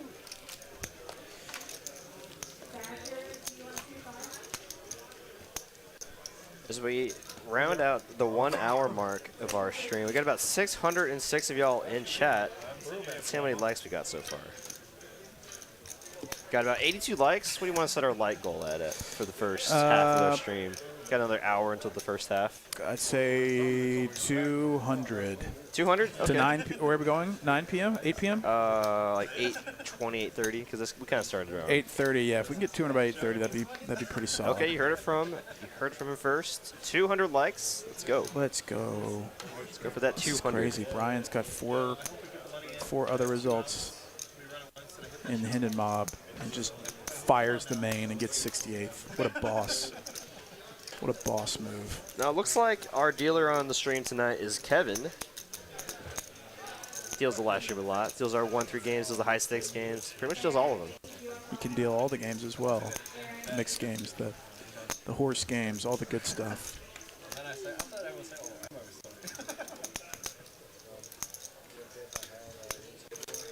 Yeah, let's go. John Ryan, this man can put money in the middle. Yeah, there you go, Kevin says. What an OG stream. Love it. 100%. Smash that like button if you're enjoying the return of John Ryan and Skydiver Scott to the mix. I wonder what got into everybody. Everybody was wanting to play some poker before the ice storm. Chris, you crypto? Or no? Yeah, you have me crypto? Tell me we start. Yeah. Start late. Which, do you use a European site or a US? Do you use like Coinbase or what do you use? Coinbase? Gosh, RIP to crypto. This stuff has been not fun the past couple months. It's hot. Some people find $20 in the pocket. He finds 80% of Bitcoin. I did. So I had a friend who encouraged me to buy Bitcoin like 10 years ago, 8 or 10 years ago. I bought it for average $400 and I had 50 coins. What? And when it first went up, the first time when it ran up to like 20, I figured this is it. And I just dumped. And Oh, wow. 40 bitcoins this man had. And he sold it at 20. Wow. At 20,000? now fast forward. Probably still pretty good. That's probably why he's playing. And I've had guys wanting to pay me at my room in crypto. So I'm like, shit. So I went in and I tried to find my Coinbase account. So I found my Coinbase account. I got it reactivated. I opened it and I had 0.8 of a Bitcoin in there. I had like $40,000. That's rich in Bitcoin. It's because Just forget about it. Because I would have been so tempted to cash out like halfway of like at the 20K mark. I mean, I did it at 20, like right at like 18, 19. Oh man! No, Can but you imagine $400 a pop and then selling at 20,000. The cheapest I ever bought Bitcoin at was like 800 or 900. But I was buying like fractions of them. Still. Yeah. Oh, that's so sick. And that was when I was like, I was using it to play on a poker site too. And I mean, something similar to Scott's story, but to a much smaller degree. I think I had like .001 of a Bitcoin, right, at whatever price, $800, and I just left it in there, and it went up to like what 16, 18,000. I had like $800. Like, oh, cool. That's awesome. Yeah, obviously not anything to the extent that Scott just I'm so jealous. there, but So much envy. I need to repent. yeah, that's crazy. Gosh, just to like have a time machine. That is like the most like so. I even remember people talking about it back then. I knew And if about there was some way that you could spend $10,000 and forget about it, you'd be set for life. Yeah. Yeah, it's just wild. No, I actually had a friend who explained Bitcoin to me back in high school, like my junior year of high school. So like 2011, 2012.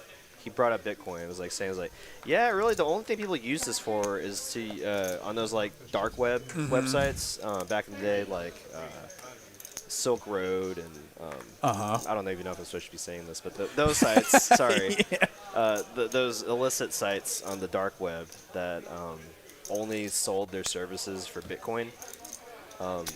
It was like $20 a Bitcoin. Wow. And like I remember my friend was like talking. I was like, "Oh, we should try to get some Bitcoin." And like the only way you could buy it is like he was explaining the process. We would have to have bought like Visa gift cards. At like Some Walmart. kind of sketch thing, which makes you like not confident in what you're doing. We would have to buy like Visa one-time use gift cards and then use that to buy the Bitcoin on the site. And it was just like not worth it. But I think back to it also, I was like, man, $20 Bitcoin. It's crazy even at how, that like, time, I still had like some money because I had a job, a part-time job. So I was like, put like $1,000 into it at the time. It's crazy how one decision could affect, or one non-decision could affect your whole life. Oh, and I did see earlier in our chat, it looks like David did post some Instagram photos from the hearing. So if anyone's interested in that, you can scroll up in the chat and click on that link. Or no, it's right here. You can click on that link and see some photos from today. So appreciate y'all's support. Absolutely. Thank you to everybody that turned out today for the team. There's not many places that could. I'm sure they were very surprised at how many people were there for this small poker room. Yeah, Daniel Marks points out poker players are early adopters. In 2011, it was hard to get money on and off poker sites. Yeah. A site called Seals with Clubs was created. People were paying for Bitcoin when it was $50. Yeah. I mean, I used it in college when I was playing on poker sites too, so that totally makes sense. It was the safest way to deposit and still in a lot of ways, if you're trying to jump in those gray waters. Yep. That's a more. Guess I probably shouldn't be promoting online poker either. That's a good way to get a strike from YouTube, if we're honest. I didn't say the name, so I guess I saved myself there. Yeah. Zame, nut, no pair. Scott with a pair. Was like the most random question somebody asked. Scott needs to fade an ace or a king. 6. Pair of deuces, we'll take it.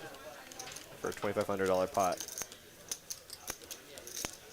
Robert Hanna says hello from Sweden. Hello back to you, Robert.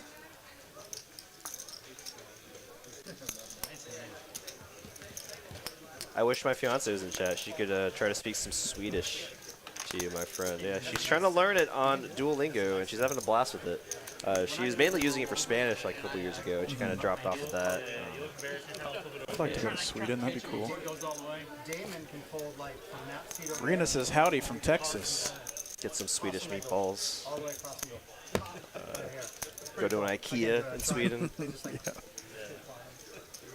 Feel terrible about your appearance around all the beautiful Swedish people. Not you, I'm saying you, the collective you. Me. Yeah. Because apparently everyone's beautiful there in Sweden. Blonde-haired, blue-eyed. Yeah. Everybody's in shape. That's a good guess. Hey, all right. Well, at least I can guess. Good guess, Kyle. 8s for JD on the button. It's funny because when the house went up for sale, and it was on Facebook, it was to say, oh, when you call this house for sale, and you can go. Ryan, ace 10 of spades, a nice hand. You're like, yeah, this really isn't all that nice. Lots of Broadway draw. 8's still ahead. Gutterball and his 2 pair-outs are live. Spade comes, he gets backdoor spades. Okay. Queen oh, wow. pure, Just running wow. so hot. And this is now a very coordinated board. JD, I don't think is going to commit much more to this pot. Brian with the absolute stone nuts. Though it does hit his range a lot harder. He just has too much showdown value to bet with eights there, just in case. Every hand, you never get invited back, all right? JD is shooting him a warning there. If he wins every hand, he's not invited back. This is JD's unofficial game. He's kind of the moderator. Unofficial moderator. Yeah. But did he have it furnished cool on the inside? Oh, so apparently, okay, so we're getting some background story from Danny here. Apparently, Zane tried to 4-bet him light the other night. He had to bring him down a notch. Oh, that's what okay. it was. He's claiming. Thank you, Danny. We were responsibility wondering. behind the we were black wondering. eye. Thanks, man. Thanks for clearing things up. I'm obviously kidding. Danny, the nicest guy, one of the nicest guys here for sure. Absolutely would never do that. Great ambassador for the game, and shout out to Danny for sure. Scott with the 2 ladies, raising it to 150. Zane 10-8 of spades. Wow, a lot of pocket pairs for Skydiver Scott here tonight. Let's see if they can get pulled up again. Oh man, I'm just feeling something bad here. I'm feeling bad. I mean, Brian's just running too hot, right? He's been running too hot. What did he just do? He just fought bottom set, bro. Brian with 20,000 behind. I felt it. I even said it. Zane's got an open ender, and Skydiver Scott's got an overpair. This could be a $20,000. He's just been running too hot. I felt it. You cannot just calls three-way action. You cannot beat Run Good. 4 of hearts. You can't. There's no battling it. And what a great turn card for bottom set. I need to stop calling these out because it's starting to look too rigged. Yeah, I know. Checks over to Zane. Who probably, I was going to say he checks back, but maybe he's going to try to bet it here. Oh, man. I mean, the doogie board. Yeah, do you put in a raise now? Can't imagine 5-6 is there very often. Just calls. Brian. This man is not scared. I mean, this is definitely going to... Skydiver Scott could raise with the ladies. I mean, he's got an overpair. He's got to thin the field. No, he's just going to flat. Okay. Interesting. I mean, we definitely have a pot brewing here. King. Okay, that might kill some action here. That saves Skydiver Scott maybe, but Brian just check calling. This is going to check all the way through, unless Zane wants to defend. Not defend, but like not give up. Might feel compelled to put a squeaker out there to see if it gets through. Though I don't know what kings that Zane could have in this spot. And yeah, that might be what he was thinking there. And Skydiver Scott's like, yep, that's about right. None of my pocket pairs are holding up tonight. Sheesh. And the run good continues for Brian here. Up 12,000. What a boss. Still on that main event run good, it seems like. I invited you to, so maybe look bad. I'm sure. Yeah, I think he's JD's friend. JD invited him. Jeez Louise. I just had a feeling. I was like, he's been running too hot. He's going to hit a set. It's awesome. Should probably stop doing that.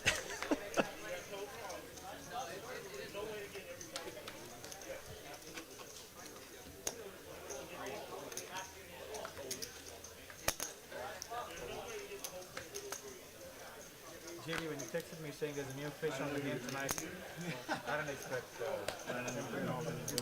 Moneymaker getting ace-king under the gun is going to raise it up here. Skydiver Scott defending the 6-5 off in the +2. Zane coming along in the cutoff. Jack-10, very reasonable. Look what John Ryan has here. He's going to call. Hasn't scanned his cards in just yet. Brian's going to come along with the 7-6 of diamonds. Pocket 8s for Becks, getting $1 million to 1 to flop a set. Oh, he's going for the squeeze. Gonna make it 1,700 to go. That surprises me a lot, especially facing a under the gun raise from Moneymaker.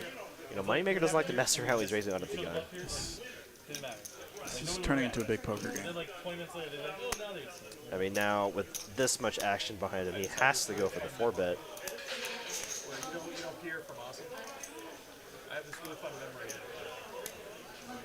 This is a substantial bet from Moneymaker, $4,000 US. $4,000. I really wonder what John Ryan had. think it also allows you, adds another layer to the game too.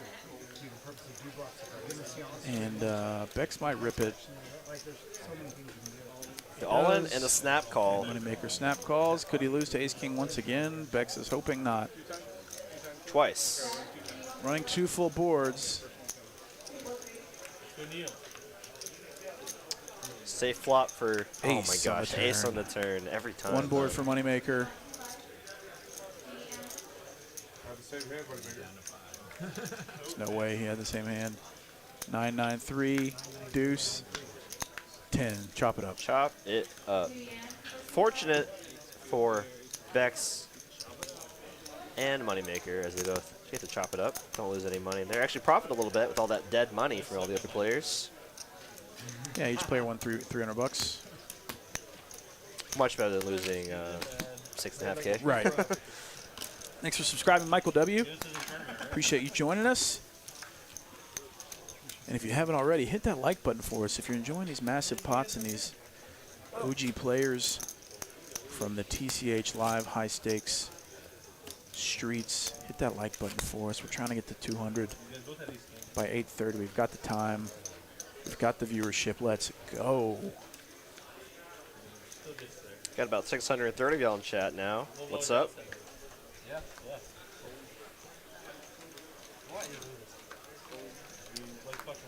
Again, those of y'all just now joining us here tonight, we do have our 3-blind game here, High Stakes Tuesday, 25, 25, 50, joined by Ben Kirby and Derek. How y'all doing? Yo, yo, yo, yo, yo, yo, yo, yo.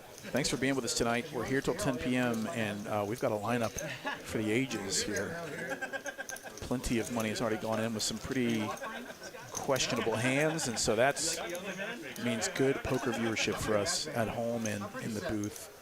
Pair of queens for John Ryan versus Zane with 9 high, who is going to continue betting 250. John Ryan not going anywhere. Calls 10. Looks like we have a little bit of a card reading error here. Flop was ace queen at 6, turn 10.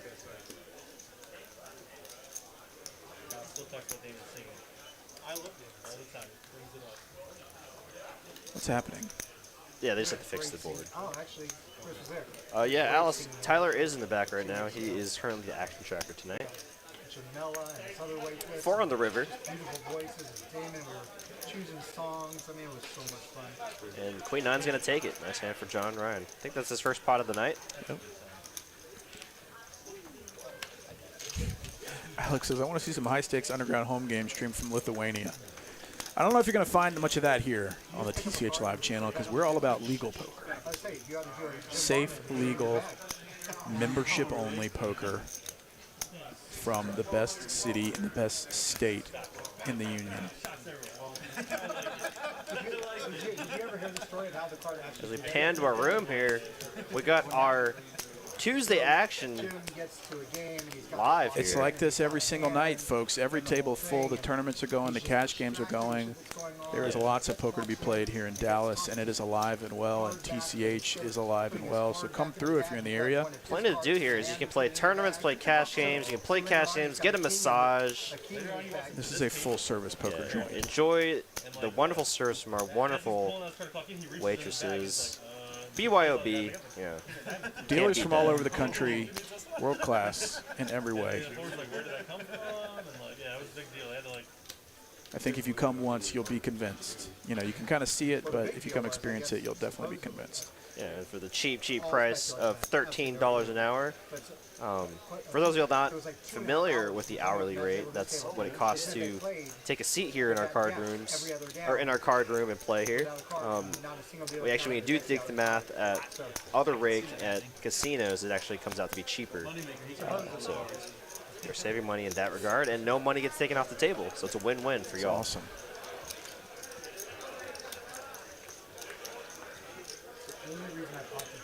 Queen 8-8. Just a gutter ball for Becks. I mean, I just don't. Every time I think about the $6,000. Double gutter for Becks. And a pair for Zane. Cheap one. I'm talking about a real one. You can get. You can get Shuffle Master 1, 2. I think you can get the 3s. They're like 23,000. Never warranted. But the twos are great. For one, I mean, you're gonna have to learn to fix it yourself. Turning top here for Zane here. I don't think he's going anywhere just yet. I would have heard that like the maintenance fees on high, they break down a lot, so you have to kind of really get to know. They break down a lot. 3 hearts on the river. Brings 4 hearts to the board. Zane was still the best hand. Let's see if Becks decided to go for the bluff here. No, he decides to check, and Zane will definitely check it back here, I think. Take a showdown value, and Becks is going to say Jack high, Jack high no good.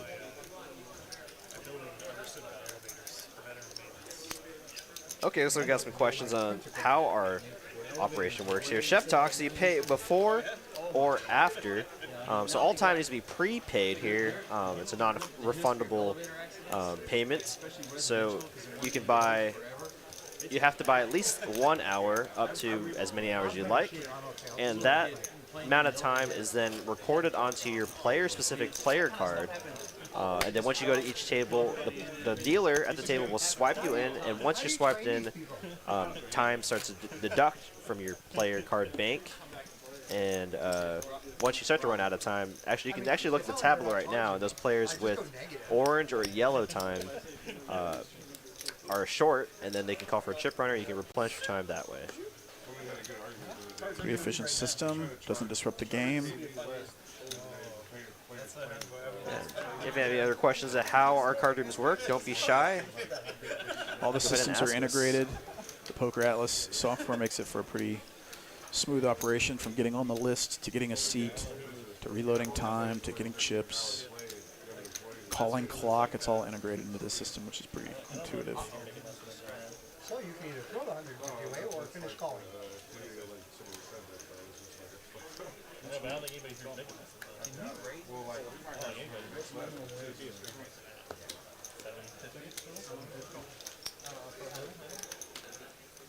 Three-way action, Jack 8, King 10, and 5-4. Nothing for anyone. 5-4 picks up an open-ended straight draw. Nothing for anyone else. Turned is a king, it looks like. Top pair for John Ryan.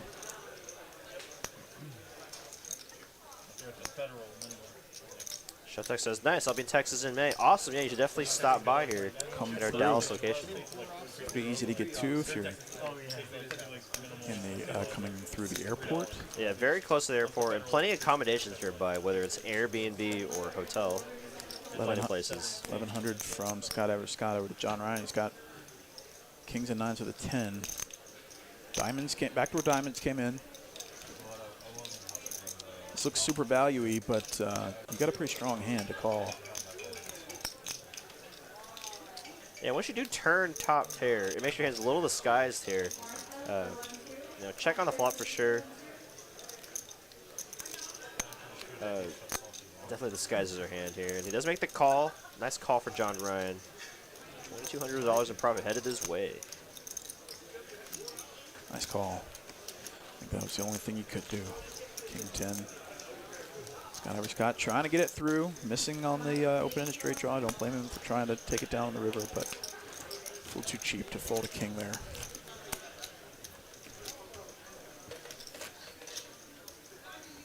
No, you do not. Maybe you already said this, but you do not have to buy time if you're playing in the tournaments.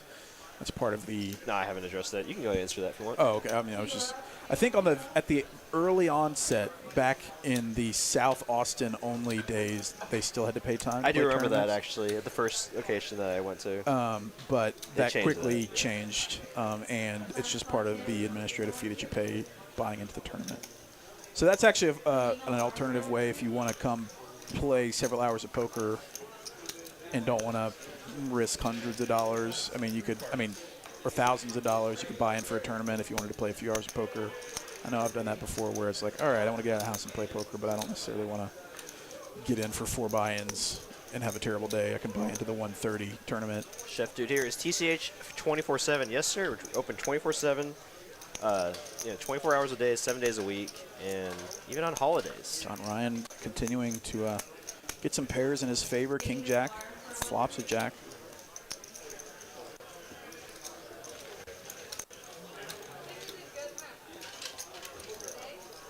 Thanks for subscribing, Heber, A-Bear, however you say it.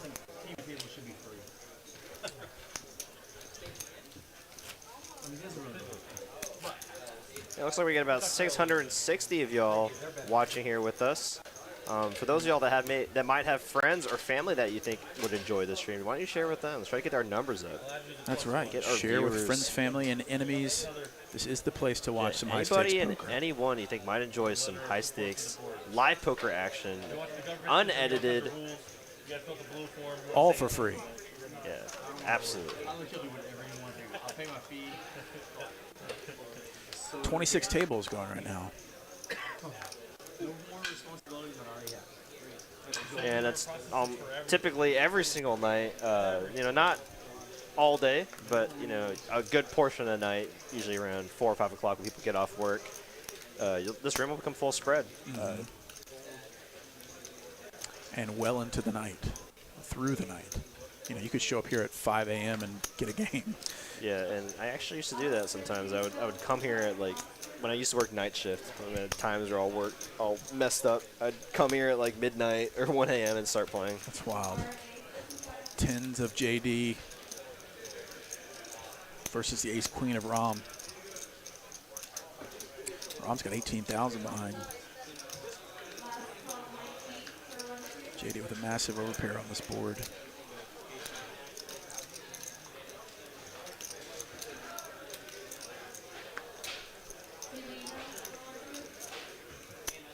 Rom does not like to give up.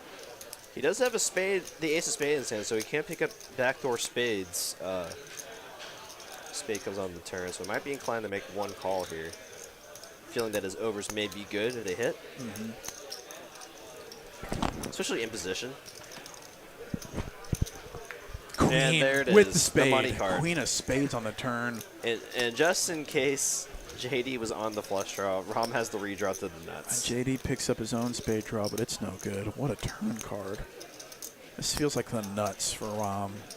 He is loving this. It's almost too strong of a turn card. Yeah. Like he might check it back. I don't know. Like it is. He's got a lot of the board. And having the ace of spades makes it much less likely JD could have a flush draw of his own. He's going to bet big here, 2,200. You know, with this bet size, you're targeting hands like jacks, tens, all of the spade. Trying to make it look like you just take that, trying to push your equity with the naked ace of spades. And the tens are too strong for JD to fold. He's thinking 10. Oh, wow. baby. What a Wow. money card. JD just doing runs too hot. his thing, rivering the two outer for a $7,700 pot. And Rom's got it. Oh, he checks wow, what a back. check So back. Rom just owned him, checking that back. Oh, my gosh, dude. Wow. I mean, he didn't own him, but wow, he saved a ton of money. Well, you know what would have been so sick, though? If Rom had bet and JD raised, Rom could have jammed as a bluff. So that could have been very interesting. Because he had the ace of spades blocker. Yeah, wow. JD really dodging a bullet there. Rom thought, props to Rom for checking back river. I guess he thinks that not much worse than his hand calls him if he bets. And so he smartly checked back and saved a few $1,000s. Wow. Very smart check back. I mean, you know, that's a very good check because a lot of the hands that you're trying to there's not too many hands that will call you there. Yeah. If you're betting for value, that you're beating. So these guys are playing high-level poker here. Like, sure, yeah, JD just got super lucky, but also it was reasonable the way he got to the river. Chef Dude says, I'm going to come there and play. I'm only about an hour and 35 minutes away. Played twice in the one in Austin where I used to live. I love your stream. Thank you so much. Thank you for the kind words, Chef Dude. Absolutely. You'll have to stop by. Make a day trip out of it. Bring some friends. Get some friends together. Get an Airbnb. Spend a whole weekend playing some poker. And if I do suggest a weekend to come, you should come. If you enjoy tournament poker, you should come on the first Saturday of the month. As that is our $500 50K guaranteed Saturday tournament. That's a big tournament. Last big tournament we had, the top two players chopped heads up, 25K each. The inaugural version of the tournament, I think the winner won 36K, so it's a very good tournament for a single day tournament. Yeah, and I repeat, single day tournament for $500. Usually goes from like 11 a.m. or 10 a.m. to 1 a.m. or so. Chopping it for 25K, that's pretty nice. More than nice. Yeah. So yeah, that'd be great, Chef Dude. Make a trip out and bring some friends. And if you don't have any friends to bring, you can make a lot of friends here, you know? Yeah. So. Yeah, you spend enough time at these tables with these dudes, you end up getting to know each other pretty well. Scott flopping a wheel draw, Rom with bottom pair. 7 of spades on the turn. He now picks up a spade draw.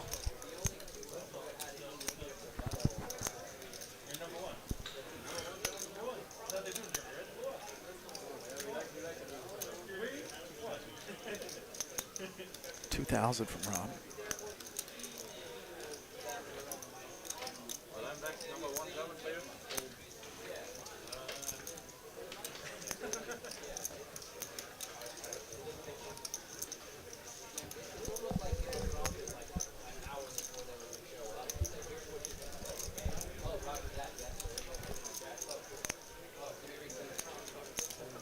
Scott gets out of the way. Brian just with an inside straight draw. Gets out of the way. Rom having a pretty good night for himself as well. That was me. 9-10. And Brian would have hit an 8 on the end. Thank you.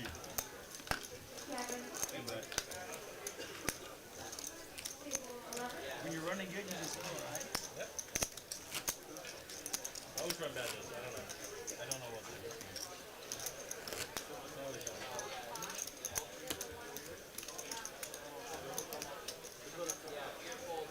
25, 25, 50, no limit. Hold'em. We're 2 hours in. We've got 2 remaining. Thanks to everybody joining us. Thanks for hitting that like button for us. We've got 30 minutes to get to our 200 like goal. Hit that like button. Where are we at on that? Help us stay employed for one more night. 141 likes. We're getting there. All right. Becks raising it to 150 with Jack 10 off. Skydiver Scott with the aces. Wow. He's gone, what, kings twice, queens, now aces. I don't know if he's won with any of them. No, he is not. 2 red aces, deuce 4, 7. Pretty dry board. Top pair for Brian, though. And if, man, I won't say anything. I just won't say anything. But Becks is going to lead. Scott has severely underrepped his hand.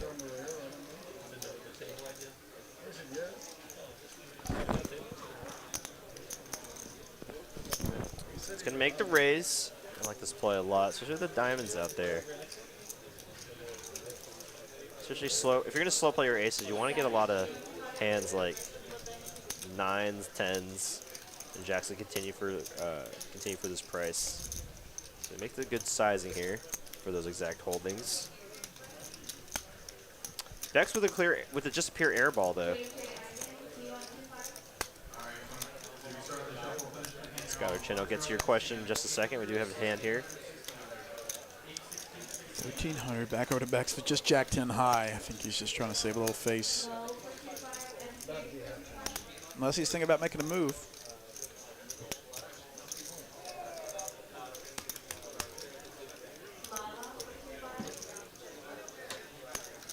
He does make the fold. Yeah, just definitely saving some face there. Nice hand for Skydiver Scott. A little uneventful for the aces. Go ahead. Skylar Chin, what's the min/max buy-in? I think the min buy-in was 5K maybe? 5,000. Max, there is no max. This is high stakes Tuesday. High stakes, you could buy in for $1 million if you wanted to, which would be pretty dope. If anybody's interested in doing that, please come through. We'll find a way to get you on stream. It's Becks. Looks like he's straddling for 100. Yeah, this is a huge game now. 4 blinds. Price of poker is definitely going up. It will not go down, I'm assuming. $200 in the pot before anyone even sees their hand. Sheesh. That's a big game. Yeah. It's bigger than a 5,100 game. That's right. And it's just crazy to think about these guys playing 5,100 in this little card room in Dallas. Oh, little card. Well, but you know, compared to like the like behemoth casinos out there. Seeing someone, when you think of like Bobby's room, right? Or, Kiefer with a $19.99 super chat. Have a coffee or Red Bull on me. Thanks for all you do and stand for. Thank you so much. Thank you, That is Kiefer. very generous. I appreciate the support. Thank you for the $19.99. And we will enjoy a Red Bull or coffee. I need it. I need one as well. Jack 6-4 Rainbow. No Jack. What does Kyle have? Kyle might have it. That's the second thing about playing against Kyle. He has no bet tells or anything. No sizing tells, anything. It's just Scott's in there with the nines. Constant guess.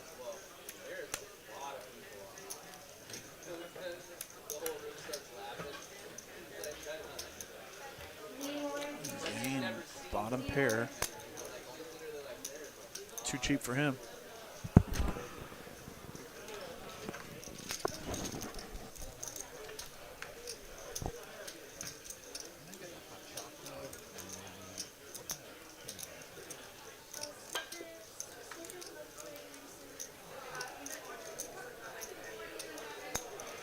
Kyle's might have something. Continue the aggression here. I mean, I don't know if he usually doesn't choose to bluff into 4 people. 7-8, a real possibility is holding here. And he gets Scott to fold the 9s, and Zane might fold the 4s.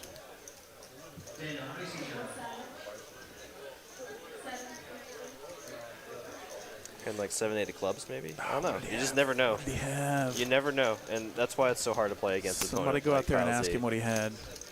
Becks, unfortunately, losing 12,000. Kyle Z on the way back up from losing 8,000. He lost a huge one earlier to Scott Scott. Candy Fan, thanks for the sub. Appreciate it.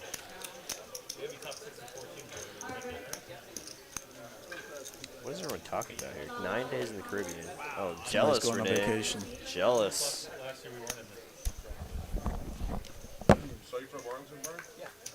Went to Martin. Martin? You? I went to Arlington.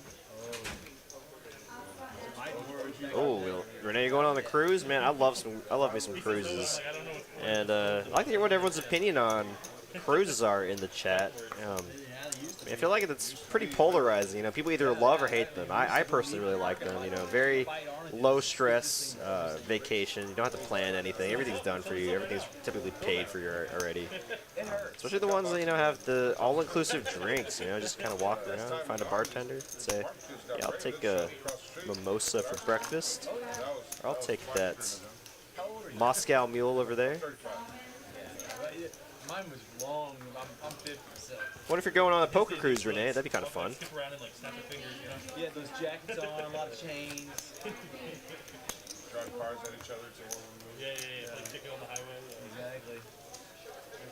Right after the bebop. Sadie Hawkins dance, Wow. Yeah, me and 2PM, I've actually done Caribbean, and I've done the Alaskan cruise as well. That's a fun one. Nice change of pace from the tropical climate.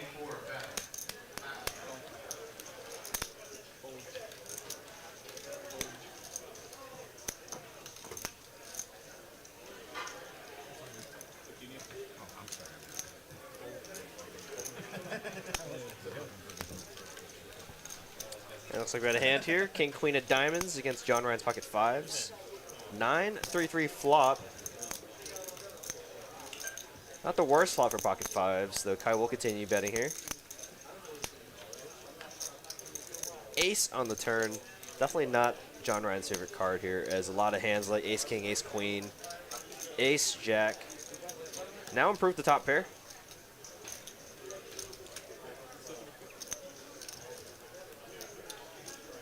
Kyle going for $750. John Ryan not a believer just yet. Looks like he's going for the min raise.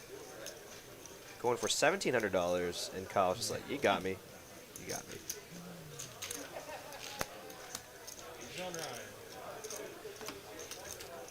Queen of Poker says, a poker cruise would be awesome. Yeah, a bunch of those exist.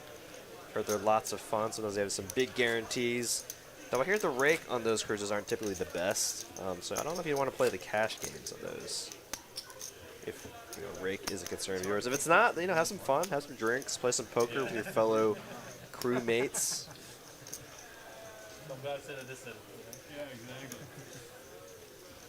Well, in my opinion, I love cruises. So yeah, those of y'all that haven't been on a cruise, don't hate it until you've tried it. Good food, good service, good time. Don't worry, when he talks, they're all zinger. Yeah, he actually does a really good service for the table. Often he'll just interrupt JD. JD. No one gives a shit. Skydiver Scott here has Ace Jack under the gun, and John Ryan is going to make a raise with the big slick.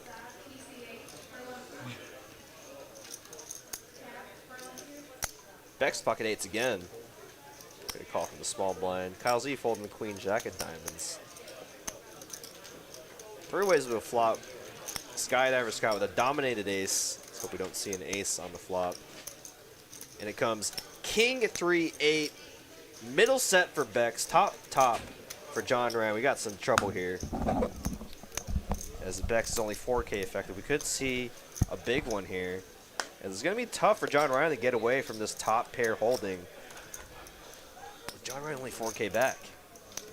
I mean, yeah, the good news for Becks. Oh, well, bad news for Becks is that he unfortunately can't win the max because his stack is limited. 4 clubs on the turn. Brick.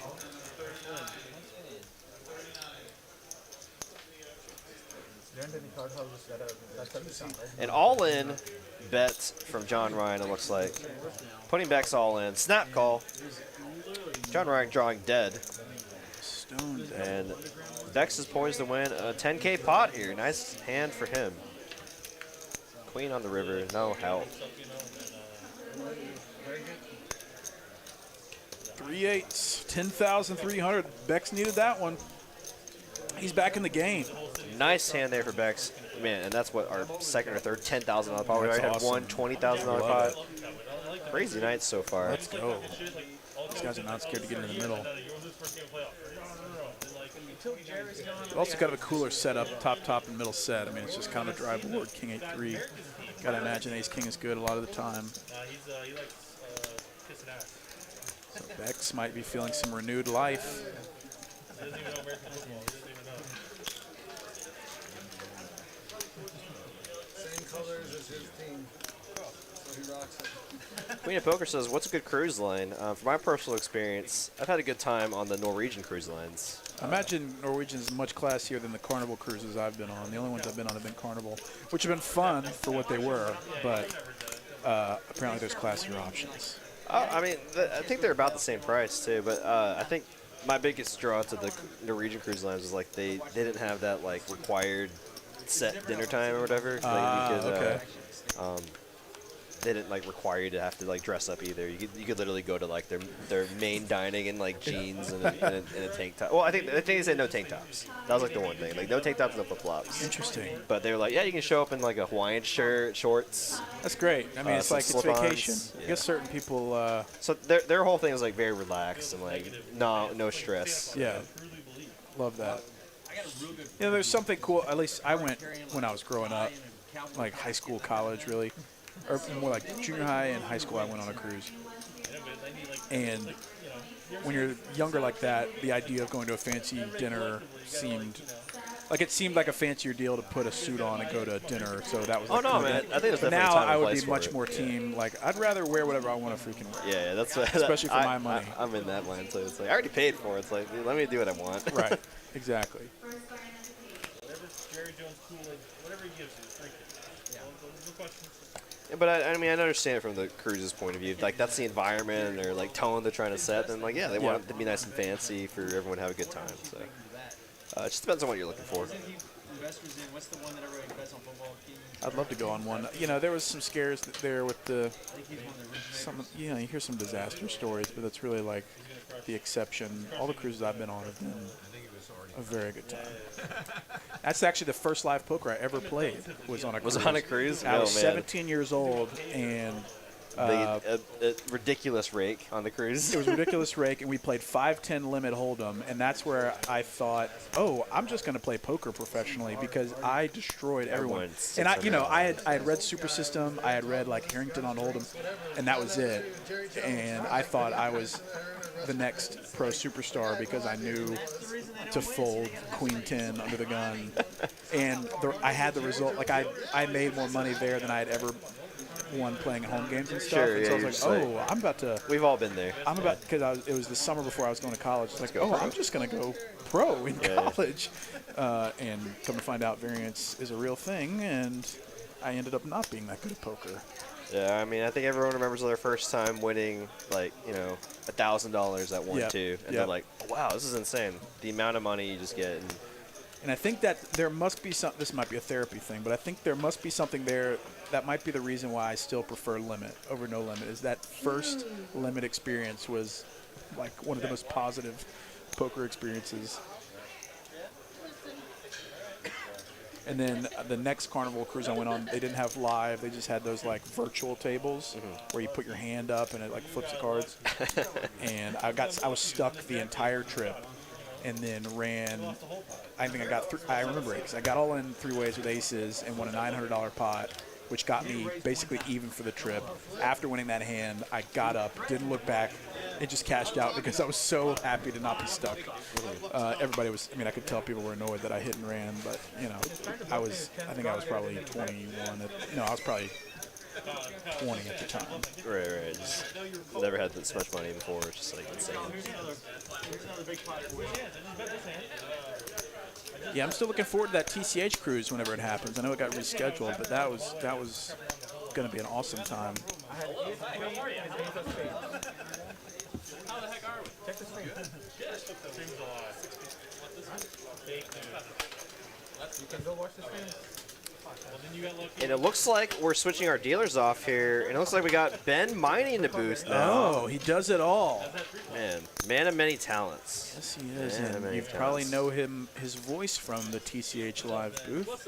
Shout out to Ben Miney. He comments, commentates, he plays. And of course, he's going to chat everybody up because he can't help it.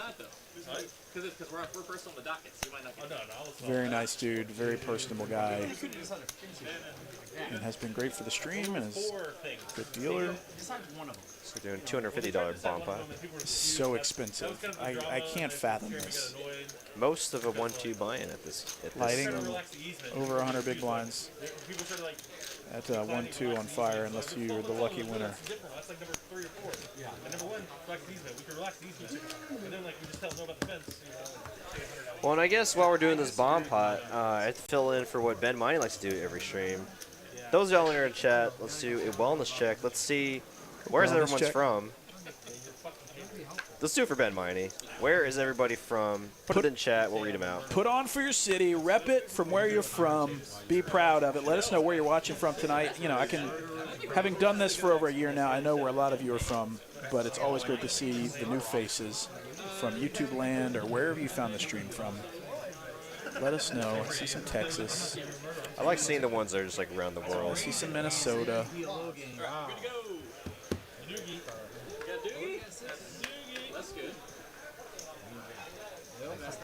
Alice Kuna down the street. What's up? What's up? Got Royce City. Nice snap and pop here from Mr. Miney. County, California. Murfreesboro, Tennessee. Columbus, Ohio. Addison, Texas, baby. La Crosse, Wisconsin. Bay City, Michigan. Good night from the UK. Well, good night, my friend. Thank you for staying up late for us. Toronto, Canada. Sydney, as per usual. Paris, Texas. Massachusetts, Surfside Beach, Texas Coast. Croatia, let's go. Oregon. Skylar in Denver. Rep it. Thanks for subscribing, Hector. Madison, Mississippi. Let's see who won. Did Kyle Z win the bomb pot again? Did you win both books? He won. Wow. Wow. Now he's losing about 8,000, but this is pretty helpful. I know. He has told me that he's net down on flips on stream. So I guess you're supposed to be, right? I don't know if it's good for the game. It's right. So Rowlett, Texas. At Glen, Pennsylvania. Murphy, Texas. Thank you guys. Appreciate it. Thank you all for participating in tonight's wellness check. Thanks for subscribing, Andrew Carrera.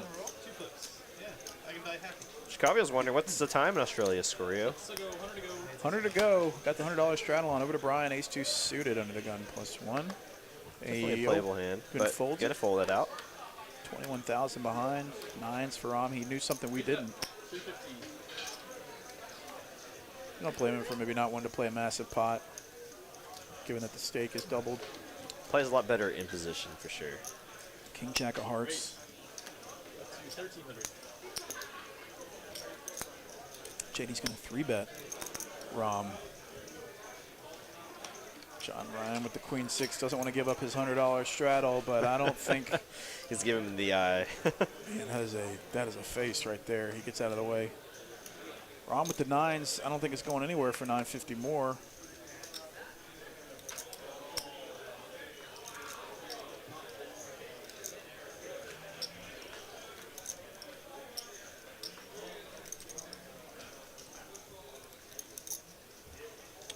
Ram with a decision here. Kind of in the tank on this. I think he's thinking about whether to raise or call. 2022. Wow. And those are not calling chips. Looks like he wants to that's a big 4-bet. 5,500 or so. Plus. That's a bluff. Shows the 9 of diamonds, says, that's a bluff. Gets JD to fold right away. I like the speed of play that some of these guys play. Like, if you get caught, they just immediately fess up to it and just muck it instead of trying. Right, there's nothing to be gained. Everybody knows that they're all trying to bluff each other at some point. And I like that about the level of these guys. You know, at the lower stakes, people will hem and haw because they have some kind of personal connection to not wanting to be caught bluffing, but it's really just like part of the game, bro. It's like it's a large part of the game. And so if you get caught, just muck it. On to the next one.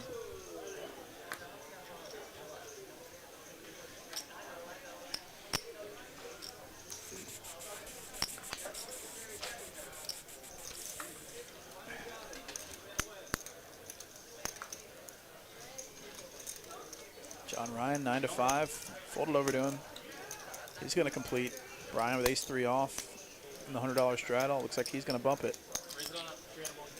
So the ace-deuce was no good, but the ace-3 in position, he likes it, raising it to 400. John Ryan comes along, heads up, and it comes a 5. Wheel draw for Brian, middle pair for John Ryan. It goes check, check. It's an ace or a 4. 6 of hearts on the turn.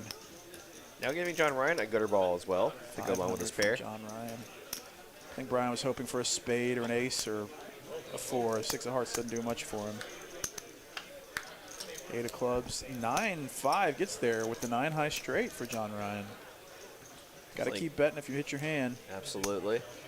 He's going to go for about $1,700. Close to the pot. Brian gets out of the way. Brian's won about 10,000 tonight. So John Ryan, 35. Oh, go ahead. I was just saying, John Ryan V-pipping at 60%. I guess he's only sat down. Yeah, he's not been that well. Who was that right under him? Brian V-pipping at 44% or so. We're trending in the right direction in terms of voluntarily putting money in the pot. But it looks like we're about 35 likes away from our like goal. So if you haven't hit the like button yet, We've got 10 minutes remaining. Let's do it. Do it for Ben Kirby. Please. Please. Please do it. For my kids. Oh Scott my Ever gosh, Scott, man. 44%. Brought the kids in here, man. My son's going to look back and be like, Dad, that was really inappropriate.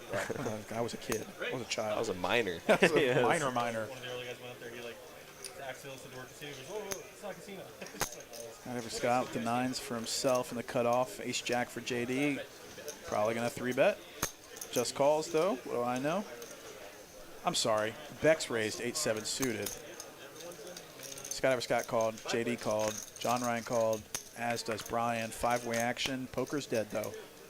4-5 Jack. Top, top. Top, top for JD.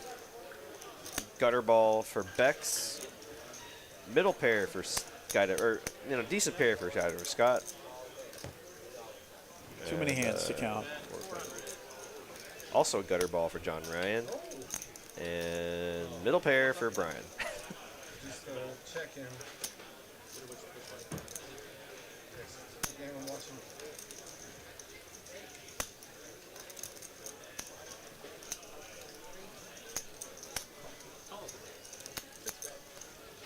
Three-way action. John Ryan's got an inside straight draw. 9's too strong to get away for one bet right now. Here comes a 3. Open ender for John Ryan now. Any deuce, any 7.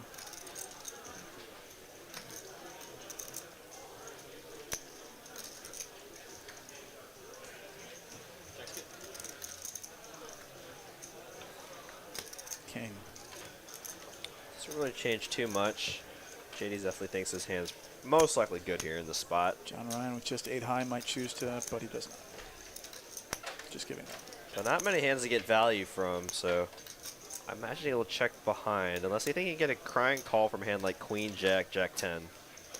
Maybe he bets 500. Either checks back or bets 500 here. Yeah, I mean, he does decide to check. Just too many hands to think about between two opponents. I think if it was maybe heads up, he could consider going for value against hands like Jack 10, Queen Jack. But yeah, like you said, like we both said, just against 2 other players. JD taking down a $2,000 pot. 200 down, but not out. Basically even.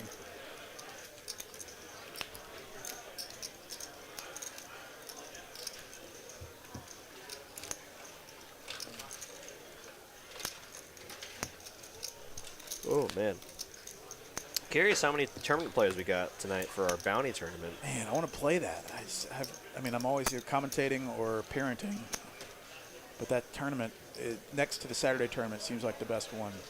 $300 blackjack bounty tournament, 10K guarantee. Since I do this commentating now more often, I don't really get to play that as much as I used to. Looks like we got about 123 entrants so far. And at 6 o'clock, that entry period might be over now. Does it have a prize pool yet? Yeah, it does. So, yeah, 51 left of the original 123. First prize, $5,000. Nice. For a 10K guaranteed tournament. So. Top pair for Becks. Inside straight draw for John Ryan. Hands are loosening up a bit. So we had a question about the work here. What are the work requirements for a new dealer? Well, you got to be able to have especially if you're a new dealer, you got to have a flexible schedule. They might be scheduling you, pretty late hours, especially when you're starting off here. Most likely night shifts, 8 p.m. to 4 a.m., maybe even 10 p.m. to 6 a.m., midnight to 8 a.m. shifts. Again, putting your time here, because a lot of the people that have been here a long time typically have the day shifts or, more, I guess, reasonable shifts to be able to do other life things. Yeah, those graveyard shifts can be tough, but it's also part of the lifestyle in this seniority, industry. Yeah. Which I'm not one to talk because I'm not a dealer anymore, but I used to, and there were some late nights. Yeah, so you definitely be able to have a flexible schedule. Obviously, the ability to deal no limit hold'em, 4-card pot limit Omaha, and 5-card high-low, also known as Congress here. You'd be able to know those games and be able to deal those games as well, because we run a lot of those games. The other day when I was yesterday, we had 3 PLO games going, so 2 must moves and 1 main game, and then I think 2 Congress games going, and a bomb pot table. So a lot of tables for the opportunity for deal some. The dealers make a lot in tips here, but they definitely earn it too, because those games aren't exactly easy. Like the 2-card game, you can. I could get into a rhythm pretty easily. I could do that with my eyes. But the 4 and 5-card games, when there's multiple all-in pots and side pots, can get pretty complicated, and when the stakes are high, it can get a little stressful. So props to all the dealers that do this day in and day out, because it's not easy. It's not you have to be on for hours and hours and hours. But it also pays pretty well. It's not a charity. These guys earn the money that they work for. Yeah, and I appreciate you saying that. And yeah, Bailey, if you have any other questions about that, let me know, because if you're interested in becoming a dealer, I can definitely help you out in pointing in the right direction for that. Also, it seems like the dealers here are pretty open to swapping shifts, like they're open to helping each other out from time to time. That I will say that does what makes it such an attractive job. Is it's a very good paying job, and just the hours are very flexible. If you need a day off, but you probably are going to get stuck with some weird weekend, middle of the night type shifts, which could be hard if your schedule isn't like that currently. I mean, Christopher Leeward does bring up a good point. Graveyard shifts are usually bitter tips. Yeah. Having a day shift does sometimes sacrifice a little lower pay, I mean, it's still very good for what you do. People I are typically drinking work less. day. Yeah. People are for sure. I typically work days, but I like to be able to go home and spend time with my fiance, which she has a normal day job. So. Me too. No, I don't think it was. The big one? The big one right there at the end. I mean, well, not at the end. At the end, TXCKA has a question. Do dealers get paid hourly or just tips? I feel like there are some locations in like Vegas where they get paid a certain hourly and then also get tips on whatever they make. But here at Texas Card House, it's we're technically like servers, so we get that $2 an hour, 17 cents, and then whatever tips we make.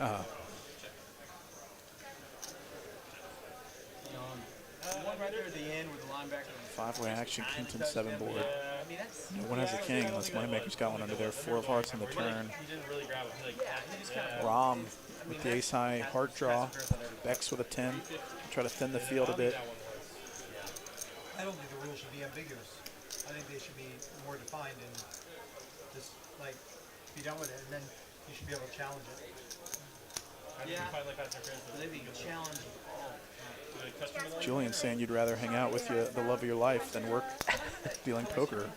Bumping versus grabbing versus like, Nah, man. I mean, I used to give off my ships a lot more, but I've been better. I have been better. Rom's in there for 350 with the ace high heart draw. Becks well ahead with his pair of 10s.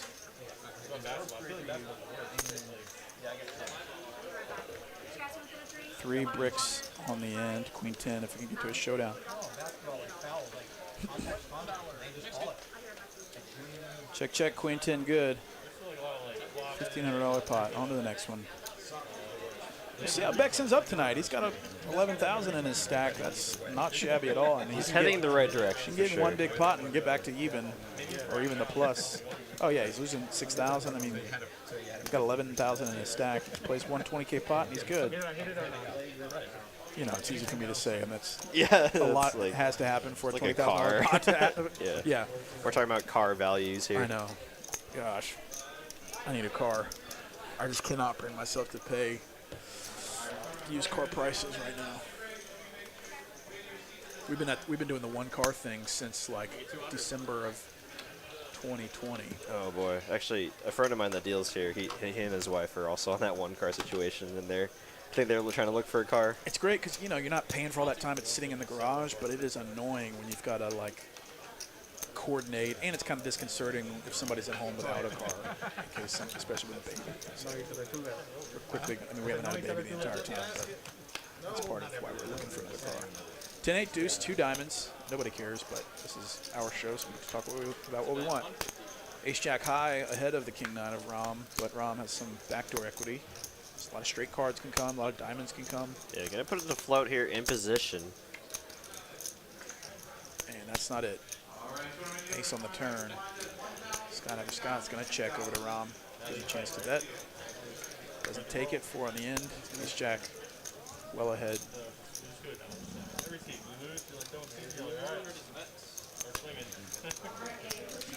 Queefer says, can the Save Dallas poker shirts be purchased? I'm not sure. That's a very good question. I know our GM, Victor Leone, and assistant GM, Leon, they were handing them out at the actual hearing for all the players and staff that were there to support. Now I can find that out for you guys. I imagine we have a lot of leftover shirts, so either if they're going to be selling them, I imagine they'll just be happy to hand them out, get the word out. So. Small price to pay. If you're in the Dallas area, I'm sure you could ask the floor or the current floor at the podium and see if you can get yourself a shirt. I'm sure we have plenty of extras. I imagine they would. It's at least a heartwarming thing that you would ask on how to support Save Dallas Poker. Yeah, thank you for it means a lot for the staff and the future of this room. Squario says, Miney's unwashed Dallas shirts would command a premium. That's right. Oof. Queen of Poker says, if the guys' commentary aren't pros, I'm pretty impressed. Very entertaining. Thank you so much. Oh, thank you very much. QFP. Appreciate those kind words. Honestly, y'all make it easy for us, as y'all give us plenty of content to fill the dead air with. For the chat. Man, yeah, we were talking about earlier how we used to not have table audio, and we had to fill all this silence for 4 straight hours. The chat definitely adds an element that the chat from the table and the chat in YouTube definitely helps it. Absolutely. The combination of both. Talk about stuff instead of just thinking, okay, well, I saw a funny thing the other day. Kyle Z flopping the best with here. Going to bet $700. Rom floating with the deuces. Looking to pick up a deuce on the turn, maybe some backdoor straight outs, and there is one of them. There's a wheel draw on the turn. Rom's got 16,000 in his stack. Kyle Z with an ace. He's going to check it over to Rom, trying to get him to bet something. Christopher Leroy asked, that 5-card game you spread there, did you say it was Big O? Yeah, some people call it Big O, some people call it Congress. It's 5-card PLO 8. And definitely a good spot here for Kyle Z to check here. You know, either way, it's definitely a way ahead or way behind situation here on the turn. Checking here on the turn gives Rom his opportunity to bluff, as we see he is doing right here in the spot. 4-1 favorite with his ace. Though Kyle Z is putting himself in a very interesting spot here, as he has less than the pot size bet here on the river. And let's see what Rom decides to do on the river. Oh my gosh! Oh no! What? Kyle Z is done tonight. Runner straight for Rom, as the deuces send the ace in flames. And Kyle Z just can't imagine Rom has a deuce here. And he puts them all in.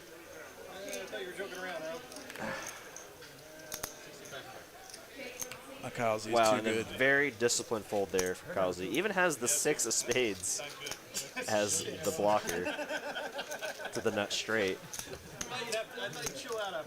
I thought Kyle Z's going broke there, but Kyle Z No, is too good. And you don't beat anything. Yeah. You even lose the 2 pairs, right? So yeah. Tough spot there for Kyle. When it rains, it pours. Miney dealing out some coolers already. 30 minutes in. Bink, that's right. Yeah, and that's the power of having position. You can set your own price for the river. Yeah, and the power of running really good. That's my name on Poker Atlas, Bink. Oh, Bink? Yeah, it's a mix of my name and of me speaking into existence, me hitting my money Oh, card. yeah, I like it. Wait, what do you have? Is your middle initial N? Or? My middle initial is G. Oh, G, okay. I guess if you were to say B-E-N-K, Benk. It's close to Bink. Very cool, very cool. Because, you know, there's always somebody else that has like a BK on there or a Ben. Missile Helling in chat, what's up? You guys are amazing. Watching, hearing all afternoon. Sending good vibes from Montana. See you guys in a few weeks. Ooh, Montana. Yeah, do you know Mighty Hammer? Mighty? He went. I think he did a live stream a few times. Sounds familiar. But yeah, that's his wife. Oh, maybe we've talked about this before. Yeah. That's his wife. So shout out to her. So peanut butter and jealous of people that get to live up yeah, there. they actually alternate trips down here to play some poker. So they have a business together up in Montana. So baller. Yeah.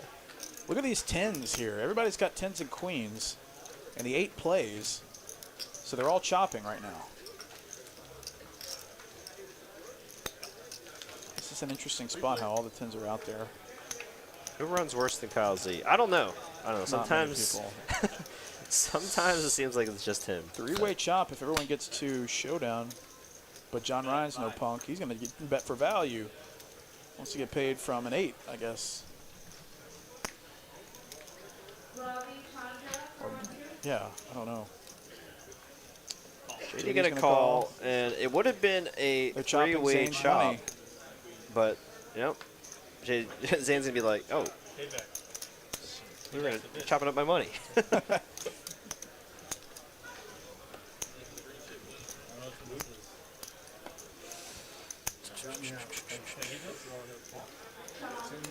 Yeah, so definitely not the best result, but obviously not the worst result either today at the hearing. They did vote to go to recess, or that's essentially postpone the decision until March 22nd.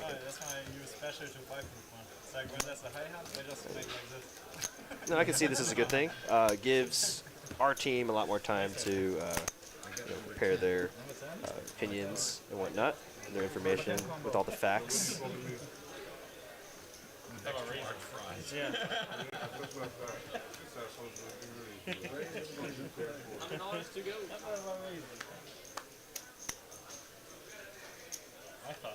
This ass is full of shit. Chicago, I see you, buddy. Yeah, definitely a thought. I think we've been, considering stuff like that to make the stream a little more entertaining for y'all. So appreciate the idea. Christopher Leroy, do you guys spread stud? Oh, now we're talking. Do you allow deals, multi-rivers, and runouts? Oh, you got a lot of questions there. I'll let you answer that one, stud. We'll deal stud in the mixed games if they ever run. Sometimes we have a 5-10 limit mixed game. Or a horse game. Yeah. Or a horse game. We've played 10-20 limit horse, 8-16 limit horse. It doesn't run regularly, but when the stars align, they do run, and the game gets pretty wild. And we need a dealer here that knows how to deal it, too. Right. Those are that few is and far favorite. between. I try it. It's pained me the last time the game, or the last few times the game's been spread because I haven't been able to make it. But yeah, it's a lot of such fun, a fun game. It looks like Kyle Z here got top pair on the flop, turning flush draw as John Ryan and Rom are essentially drawing dead. And we'll get the pot here. And let's see, in the last word question, do you allow deals, multi-rivers, and runouts? Yeah, if it's heads up and there's no other action pending, we do allow players to run it multiple times, typically just twice. And if multiple players are in the pot, say two or more than two, it does require a bit more approval from the floor, but I have seen situations where I've seen 3-4 people running it twice. I saw him trying to represent himself in one of these civil suits. Like I just I think a lot of times though, when the players see all the different side pots and main pot, they're just like, "Oh, let's just run it once." Just keep it easy for the dealer, which is usually very much appreciated. But obviously with the dealer's money or with the player's money at stake, I'm obviously have no qualms to people running it more than twice or more than once, especially multiple players. Kyle Z raised it to 250 with the king 10 off. JD decides to fold the 10-9 of hearts, and Zane, he's 10 of diamonds. Haven't heard from him in a while. Just calls. Brian with the queen 8 in the straddle. Gonna complete for cheap. Miney slick with it. Ace deuce 4 rainbow. Zane top pair. Smashes this board 96% versus these two other players. Man, I might have to deal live streams at some point. Do like a Saturday final table or something. You should try it. The pressure will be on. Everyone will be judging.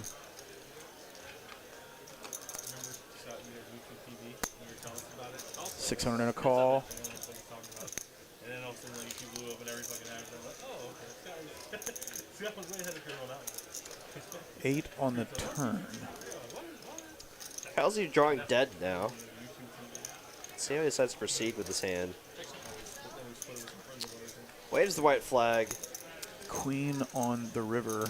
Kyle's, he cannot win unless he bets. Zane might decide to put something out there. Trying to get paid by an ace-5 or something, but checks, trying to give Kyle Z one more opportunity to bluff. 2,000 in the pot, and Kyle Z wants to win. He's got a bet, and he's going to rip it. Cheddar cheese, 4,000 over bet. Wow, 2x pot on the river. Really targeting those hands like ace-10, ace-9, even ace-jack. This puts Zane in a tough spot, but Zane might just call and not think too much about it. Regardless, great bet by Kyle Z. He's putting him to the test, giving himself the best possible chance to win. Yeah, when he's got to be thinking though that Kyle Z would have bet ace queen, ace 8, ace 4 on the turn. It doesn't make a ton of sense to check the turn with 2 pair or a set. This is a tough spot. I mean, what checks turn and shoves river? I can't think of much. Pocket queens. Ace 3. But he does get Zane to fold. Show the bluff one time. Nice bet by Kyle Z. He's got stones. Wow, what a play there from Kyle Z. Nice. Props to Kyle Z, ripping it in there. 2 times pot bet, getting the fold. It's crazy though. I mean, even though the turn check might not make a lot of sense for a lot of different opponents' lines, Kyle's balanced enough to be able to have strong hands in that spot, like a set of aces. set of deuces, set of eights. So That's true. So maybe it's kind of polar. I've definitely seen him in spots where he has the strong hands on the flop and decides to check turn, bet big on the river. So he was definitely Zane's going to be kicking himself for folding that one, but I mean, that's exactly what he was targeting. You know, ace 10, ace jack. So nice play there by Kyle Z. so now Kyle Z's got 6,000 and ace king high behind. Yeah, and he does that to definitely balance out his hands, like pocket queens. I could have rivered a set. So very tough spot. Yeah, tough spot indeed.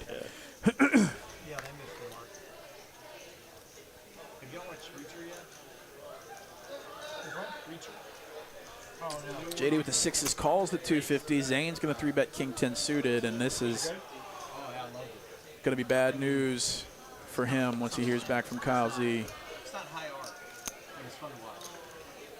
Wow, Kyle Z here put in a great spot to make some extra money. He can here. confidently make it 2,500 or so and just get it all in on anything. Is it Jack Reacher? Yeah. Oh, okay. So it's the. They did TV Tom series. Cruise? Tom Cruise. They did TV series with it. Now they cast the guy who's a monster. Yeah, I saw that. And it's so much better with. Oh, shout out to Ryan Thornberg here. Very cool stream. Hope everything's going well for you, Derek. Hey, thanks, man. Hope you and Kendall doing well. Ryan and I actually back in it's been a while now, 2013. We both did this thing called drum corps together, so it's kind of like almost professional marching band. Yeah, is the way to call it. Like the Blue Devils. Yeah. I did Crossman. Okay. Yeah, with him. What did you play? Baritone. Okay. So yeah, sweet. I play. I'm surprised you know this though. That's awesome. I was a drummer growing up. I always wanted to be in a drum line and never got to. Very cool, man. This gives us more stuff to talk about. That's awesome. Yeah. Well, I didn't even know that about you. Yeah, no, him and I only did it for 1 year, but I did it from. You gotta my be pretty senior sharp stuff to make those teams, you gotta right? you gotta try out for them. Yeah, you gotta play. Did you play at UT? No, I didn't. No, I decided I did a lot of marching band in high school, and then I was like, I want to try one summer of this, see how it is. Don't they just smoke you? Like you're out there in the summer just training over and over for routines. Yeah. That's really cool. Yeah, so I did that for 1 year, marching baritone. So if there's anyone else here in the chat that did drum corps, knows about drum corps, I want to see some of the drum corps fans in the chat. I went to this small private school in Louisiana, so we didn't have a band or a drum line, and I was so jealous of my public school friends that got to play drum line because that was so cool to me. I mean, it's still cool to me, like especially those guys that have really good chops on snare or on tenors. The precision, right? It's just it's so sick. How much practice it takes. It's just unreal. Yeah, thanks for checking out the stream, Ryan. Hope you and Kendall are doing well again.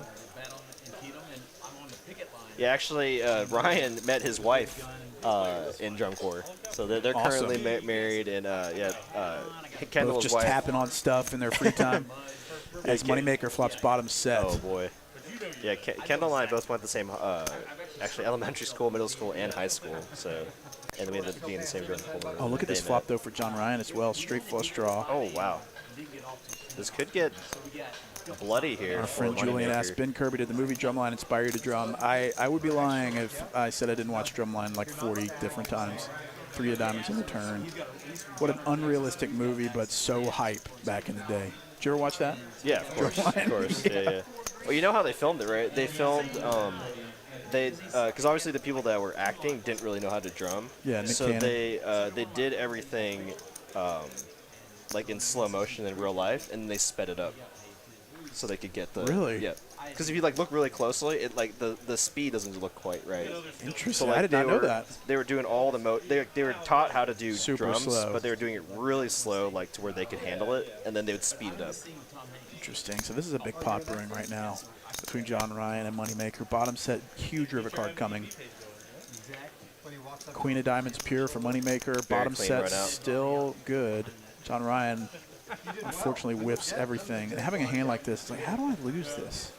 How do I have the wheel draw, the flush draw?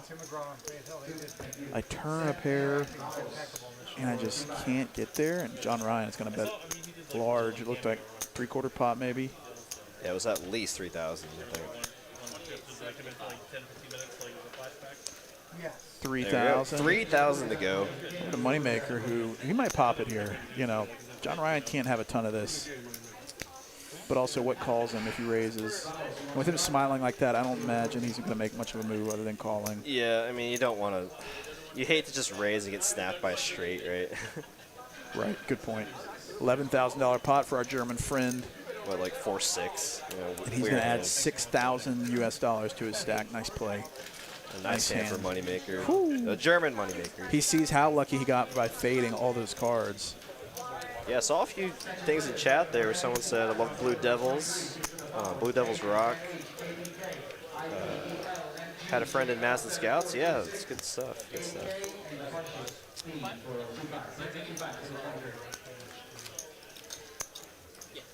Marine Corps' got a pretty good marching band. I mean, they don't do any of the crazy stuff that they're like. I mean, what kind of league do you call that? Drum Corps? Is it just called Drum Corps? Yeah, or is it like a professional?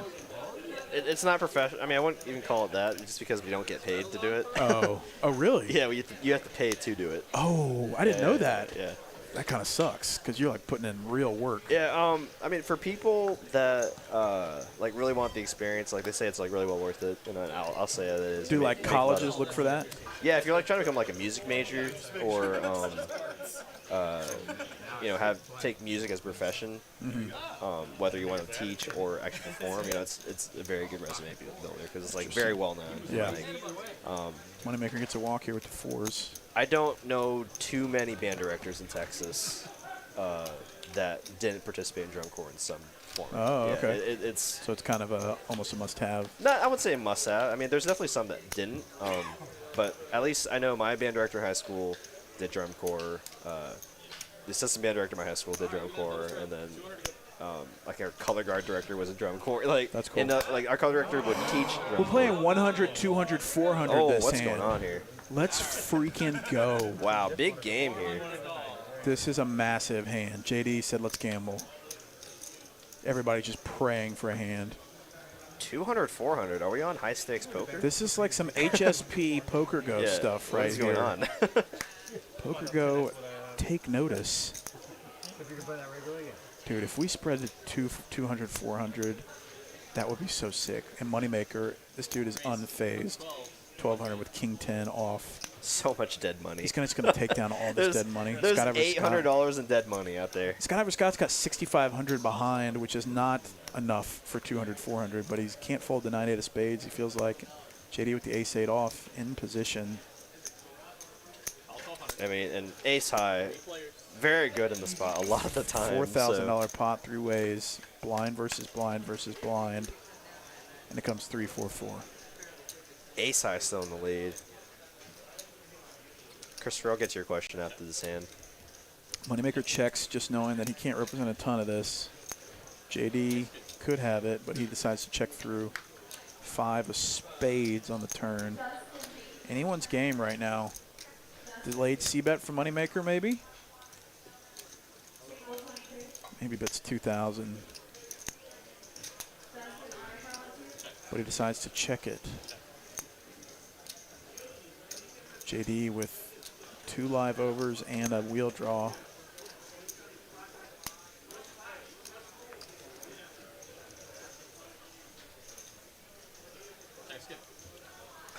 So much action pre-flop. Oh, and the ace on the turn, just locking it up there for JD. Runs so good.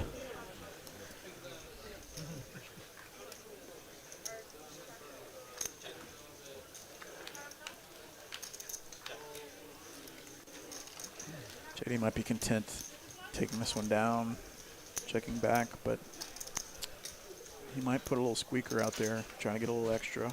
Maybe try to get call from a 3 or 5. It's a weird line from everybody. See what sizing he goes for. Not the smallest sizing. Nope, he put a... About half pot. And we'll get it done. Put on the $400 straddle and gets defended his double straddle. Nice, and he's now in the black. 2,200. Nice hand for JD. I think Chris really wrote the question: do you offer player comps, free drink, food, etc. for playing in your room? No, not currently. I mean, we do have free sodas. Cokes, as we call them, in the South. Cokes and soda, pop, and for the Northerners, coffee, complimentary coffee, tea. But no, not really any kind of comps in that sense. You get complimentary poker service for $13 an hour. Somebody said that that's Zapple, and definitely.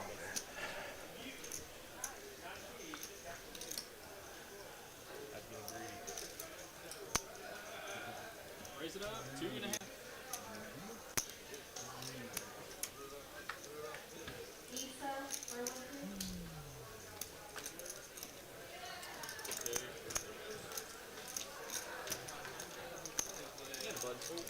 As we look at the chip count here, Rom leading the way with 20,000 in the stack. Brian and JD not too far behind, so we could see some big ones here if the top stacks get in it with each other. Could have a 40K pot. That would really make my week / month. We haven't seen one of those in a while.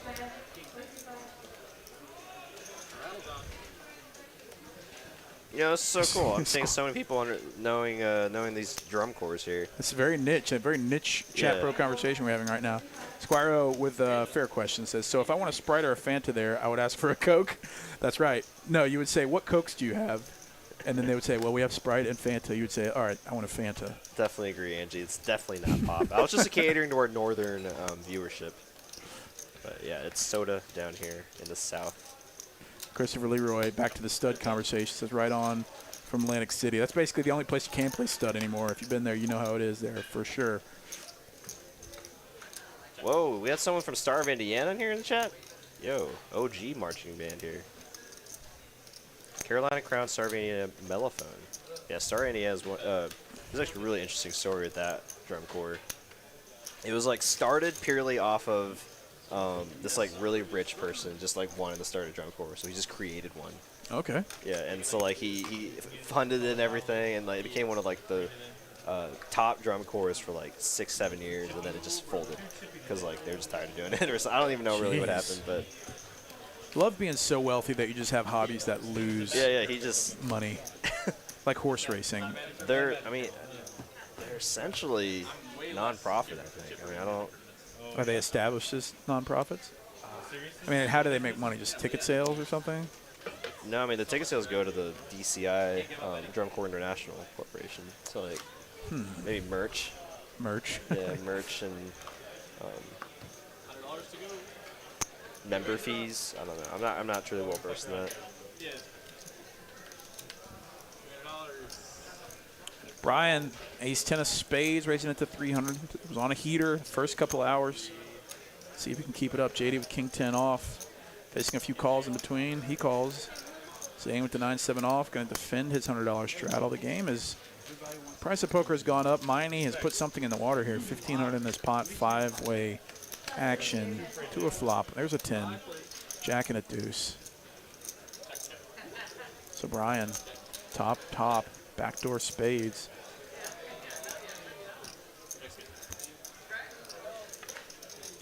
Six on the turn. So a pair now for Skydiver Scott. Brian has severely under-repped his hand. Oh, he doesn't. Is there a jack actually on the board? Then that makes more sense. If it's second pair, I thought he had top pair. Excusez-moi.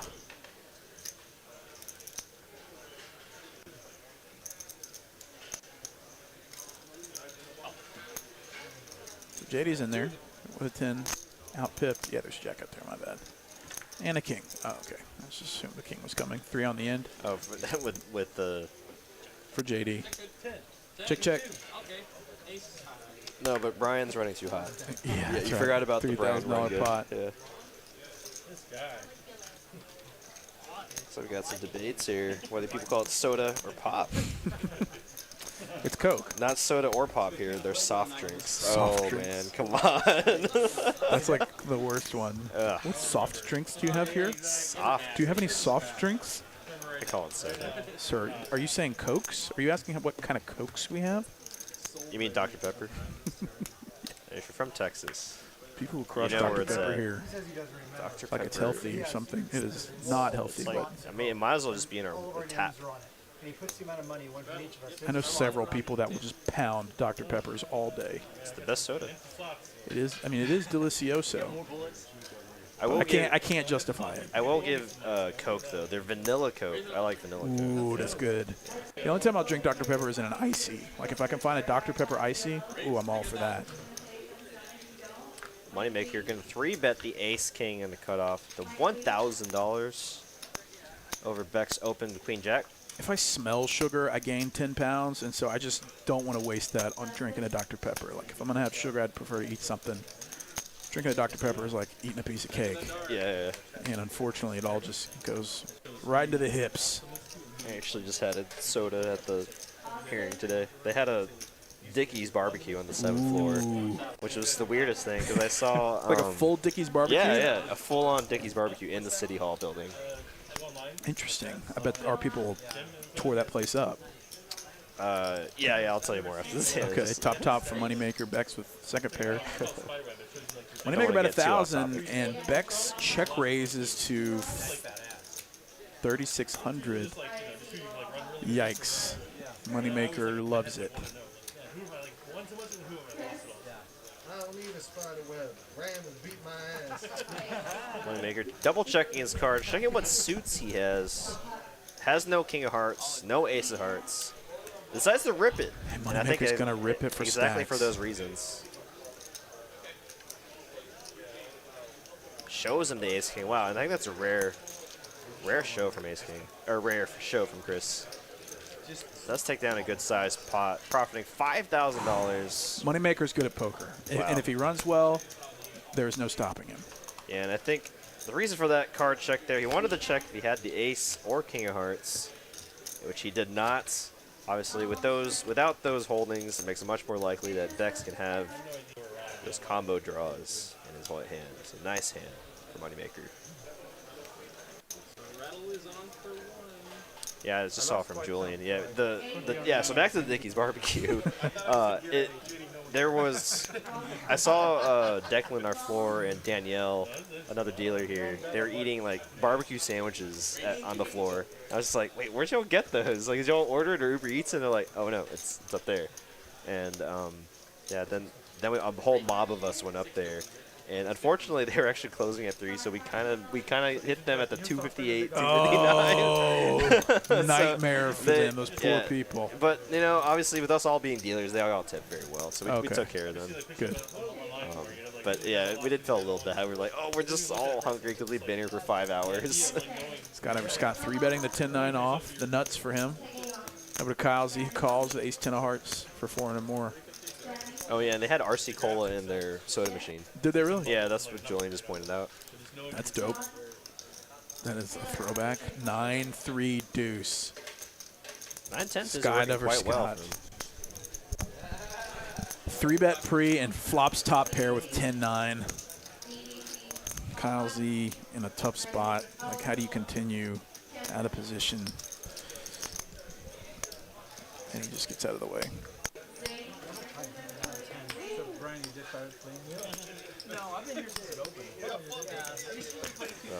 John Ryan, V-pipping 51%. Scott 42% carrying the game for us so far.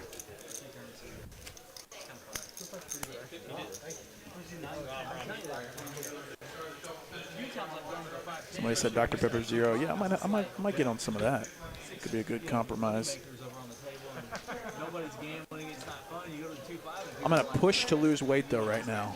I'm hardcore about it. I've been doing the keto thing the past few weeks, feeling good, burning some LBs. Well, I guess I shouldn't mention. Oh, I guess you eat barbecue then, right? You just eat yeah, meat, it's right? all like meat and fat, protein, Have you which is been actually like the only reasonable diet that I could stick to, because everything else is it's just easier, torture. yeah. At least with keto, you get a few things that are delicioso. For me, I couldn't do it. I'm too much of a carb guy. Yeah, I mean, I do love carbs, but I'm just like, I'm too young to be dealing with the back pain that I have currently from my military stuff, and the weight just contributes to it. So I'm trying to get shredded this year. I get you. Getting That's a good goal shredded. to have. So Kyle Z flops top pair with an ace and a wheel. Draw 10 of hearts on the turn. Rom, river's a king. Oh, no. Kyle's just running into it against everyone, as the king will take it. $600 pot. I mean, inconsequential pot.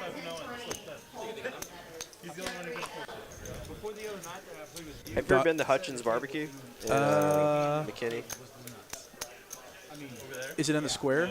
No, it's no, then I haven't. It's like right past Frisco and into McKinney, like the outer edge of McKinney. But is it good? Yeah, actually probably my favorite Dallas barbecue spot. Okay. I mean, there's really only 2 or like maybe 3 places that I'd go to. There's Terry Black's. Oh Dallas. yeah, I've had Terry Black's. That's and I personally think Hutchins is better than Terry Black's. So, wow. Yeah. That's probably less of a line than Terry Black's or Pecan Lodge. No, it's always busy. They're actually not even open on like Monday or Tuesday because I think that's like the day where they cook all their meat. But yeah, that was the last one I'm gonna say, Pecan Lodge. Those are the top 3 really good barbecue places. I had in the Dallas area. I had a good barbecue spot last week in Rockwall called I think like Smoking Monkey or something. It was out in the middle of nowhere. Very interesting name. But my boss took us out there, and it was actually really good, and it wasn't a line. The food was really great. I also was starving, so anything was gonna barbecue when you're starving. You know, quote unquote starving, not actually starving. Right. Tastes so much better when you're just so hungry. I know that's why some people fast, like they do the intermittent fasting. Yeah, PM says he's intermittent fasting. I'm doing that as well. You basically, I eat at noon, and then eat at like 6, and then I'm done the rest of the day, which is kind of brutal. It makes your meals taste a lot better. But then eventually your body gets used to it, and you don't even really feel hungry, which sounds stupid, but it actually works. I think the only concern a lot of people have about fasting is like their speed that they're going to eat when they do finally get to eat. So I think a lot of people just have to be mindful about that if they do decide to do intermittent fasting. I'm not a health advisor or anything. Don't take my advice for anything it's worth. But I imagine when you do fasting, right, that's something to be concerned about. Is like you finally get to eat, you just like want to devour your food. It looks like PM agrees with me. Hutchins Barbecue McKinney is to die for. Yeah, I'll have to try it. I mean, that's high praise because you're a foodie. I am. So I take that seriously. We'll have to hit it. We're always looking for a new spot to eat or a new reason to get out of the house. And we got 5-way action in the 7-high flush for Brian is going to take it down. $3,100 pot. Too. Real proud of that 7-high flush. I was going to bet it, and I got sweaty. May I recommend the burnt ends too? If you that's like candy. It's not on the menu anymore, but or no, I think they've added Smoked back on barbecue. But burnt ends. Get their mac and cheese. Oh wait, sorry, can't get that. Burnt ends. No, you can say it. Get the crap, all their sides. So you get the beans. I mean everything. I mean I've been to Terry Black's once in Austin, and I've never overeaten more than I have at that Terry Black's because we stood in line for like 45 minutes to an hour, and then you go up to the counter. They hit you with all the sides on the front end, and then they ask you what kind of meat you want, and you're like, I don't know, like give me a pound of brisket and a pound of pulled pork. I don't know how much that is. Yeah, and so of course I got way too much and ate it all. I do that all the time when I go to Hutchins. My go-to order at Hutchins, I call this the Derek Special, I guess. You walk in, hey, give me the Derek Special. And I'm like, what the hell is that, man? We don't know you. Quarter pound of burnt ends, quarter pound of the jalapeno cheddar sausage. Okay. Mac and cheese, or side of mac and cheese, side of fried okra. That's amazing. That's what I get That's every a time. solid order, strong order. Burnt ends are like the barbecue candy. Oftentimes they're like sold out because they're kind of hard. They're harder to make. You gotta like recook the brisket, like the best part of the brisket. Right. And that's what everybody wants, and so people buy that up quicker than everything else. It's like a pound of the entire brisket on each brisket. Right. Oh, I'm so freaking hungry now. I'm still kind of full from my Dickie's barbecue. Doug R says, Ben and Data, Google up my wife's cottage bakery treats to go, spelled like we do in Baton Rouge. I'll check it out. Treats to go. Will do. It's gonna be like a fun board to be on, though, right? Tony DeBon says, poker's my version of exercise. Me Yeah, too. I mean, exercising the brain does burn calories, so it does y'all. But, it's not very good for the back, so I do recommend, getting up every now and then, exercising those legs, getting that blood flow back in. Can't think of many things worse than sitting for 10 hours bent over. Hunched over. Yeah. I mean, because I've Staring done at your phone. Yeah, it's probably partly why my back is destroying me. Mike Crowley says, I've been on a craft root beer kick lately. Oh, dude, I love me some craft sodas.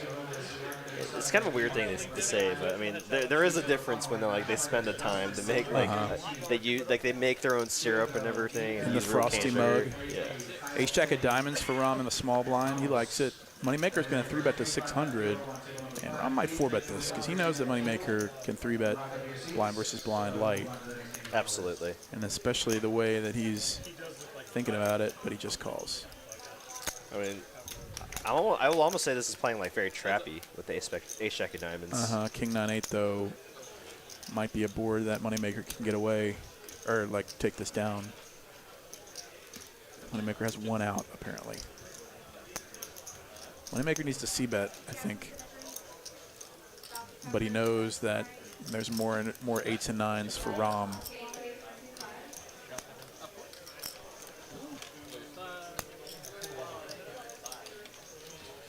Oh, smoked pork belly. Get in my mouth.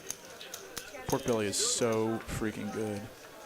Have you been to Royal China here? I haven't. Yeah. We had some awesome, what's it called? Bao buns, B-A-O. Yeah. Pork belly bao buns. Oh, so freaking good. A staple of any dim sum. Yeah, maybe that's super cliche to get, but we really liked it. Oh no, it's good stuff. No hate on that stuff. 9 on the end. Rom at the best of it. Ace Jack high. Second nut, no pair.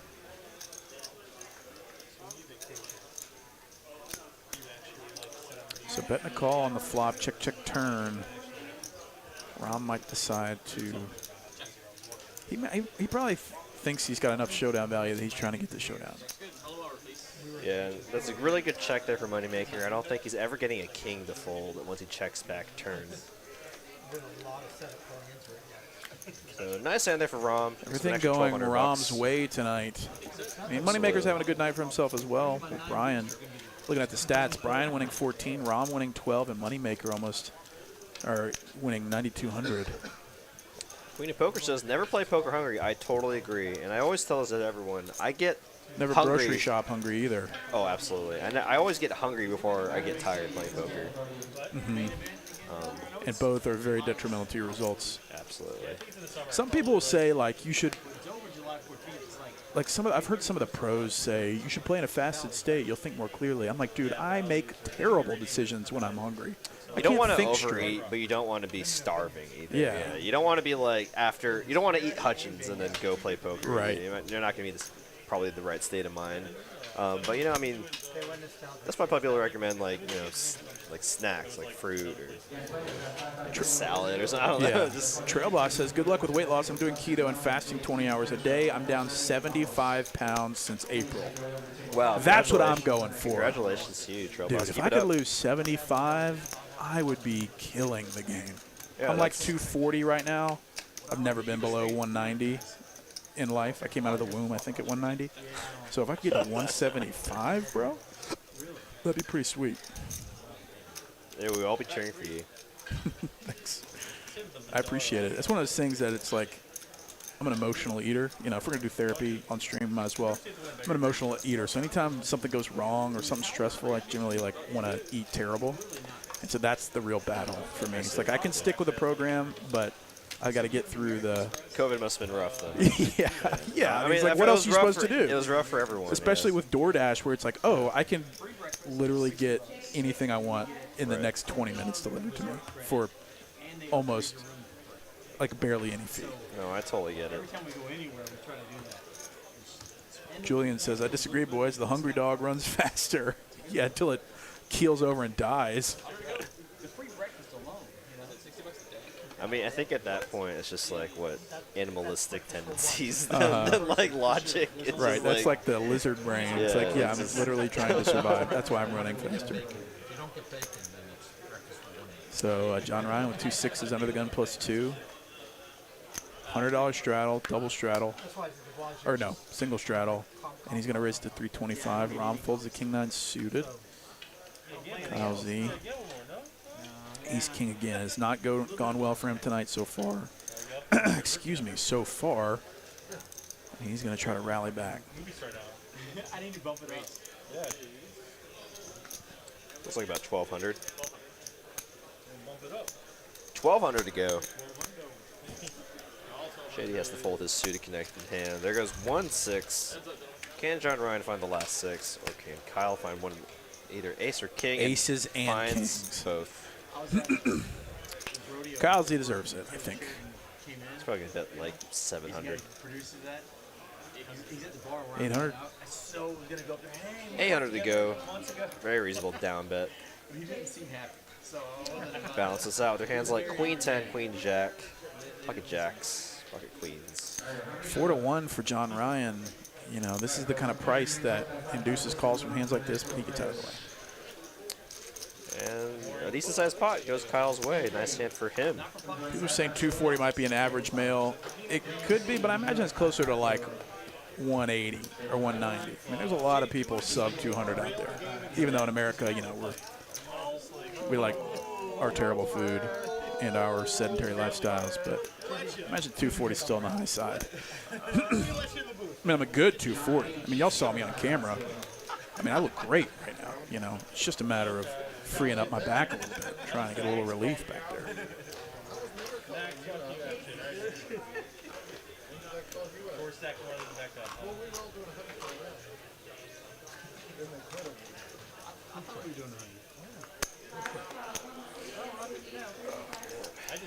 Dirty diaper for Brian, no good. Rom and the hijack with the improved diaper, pocket 3s. The cloth diaper, maybe. I like that name. You could not pay me enough to use cloth diapers. The loincloth. What a nightmare. Ace 5 defense from JD. And an ace for JD. Rom, the under pair of 3s.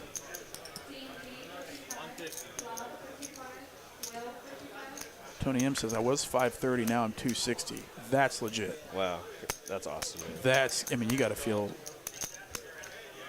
like a completely new person. 7 on the turn.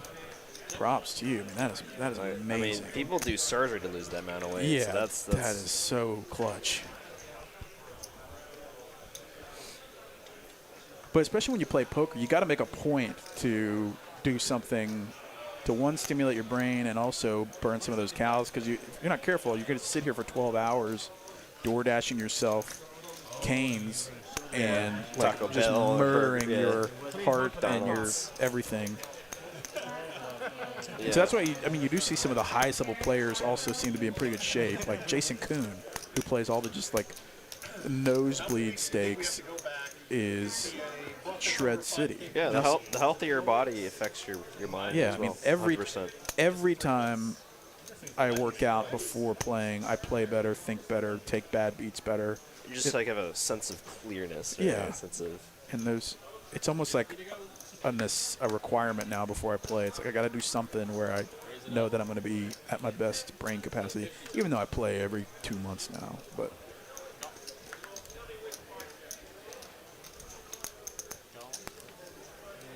when I was in the Marines, my fighting weight was like 190, so even 175 would be maybe a little too much. Like if I get back down to fighting weight 190, I mean, the ladies would swoon. My wife wouldn't care, but the made-up ladies would swoon, I'm assuming. 7s for Brian, ahead of the 3s of JD. And a deuce.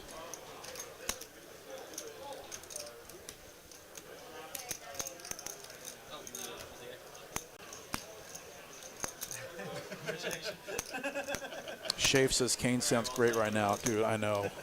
Sounds amazing right now. I mean,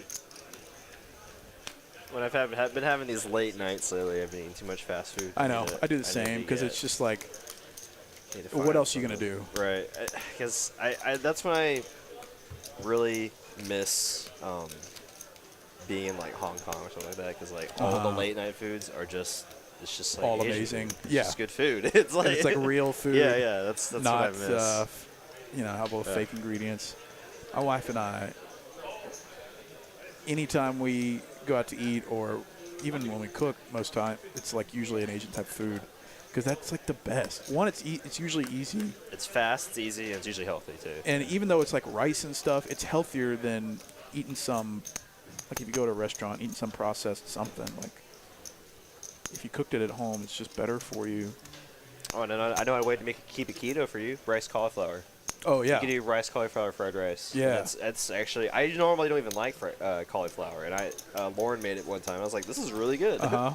Yeah. It's like tricks your brain because it's still cauliflower. Get the same texture. They also do that for pizza crust. I haven't tried that yet, but some people I know swear by it. And full house. 5's full of jacks for Brian, and John Ryan flops top pair with an 8. The Jackson 5. Uh-oh. Brian, let's go. You got to bet a little something here now, right? 500. Oh, John Ryan bet 500. Okay, Brian, let's make it big, baby. Let's play a big one. So John Ryan's betting for value, I think. Yeah, he does have top pair or top 2 pair. Or no, sorry, then clicks it. But not any kicker really. His kicker doesn't even play. Thank you. I appreciate it.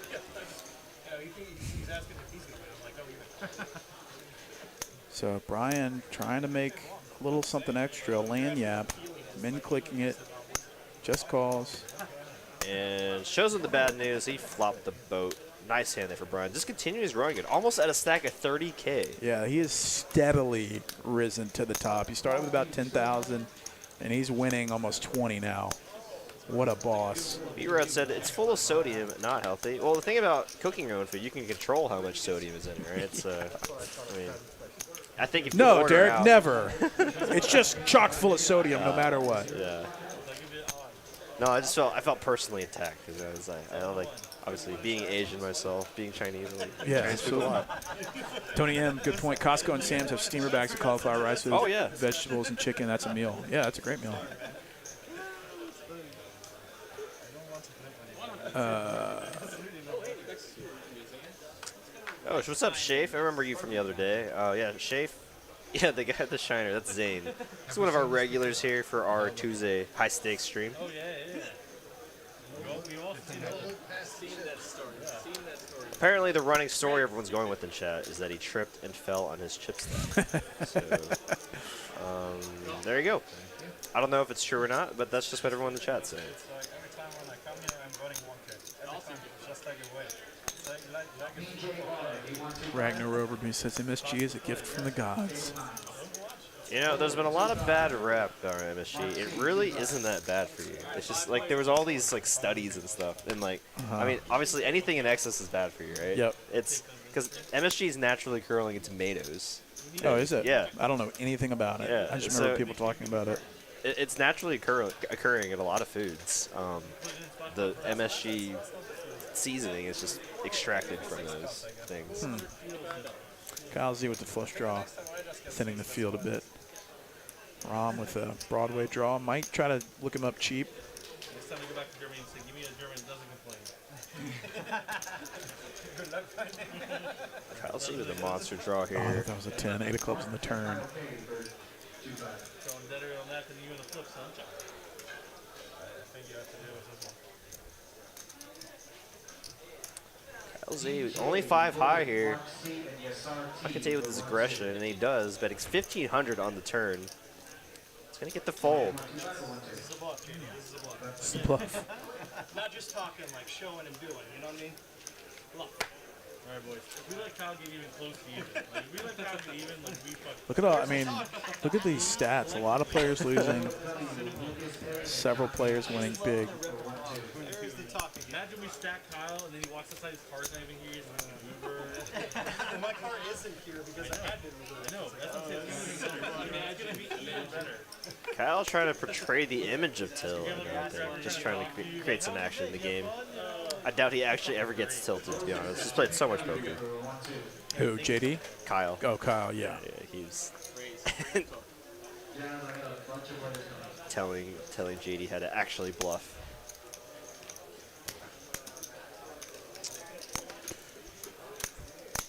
Shafe says 3 of my faves in this game, JD, Kyle Z, and Rom. I know, crazy, right? And if you haven't watched any of the OG Texas Live, or TCH Live streams from the early days of TCH Dallas, we got some returners here. John Ryan in seat 9 and Skydiver Scott in seat 6. A lot of familiar faces that are not scared to put the money in.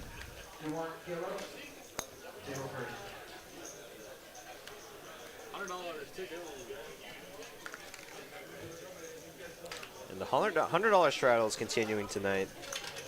We're playing a massive game here tonight.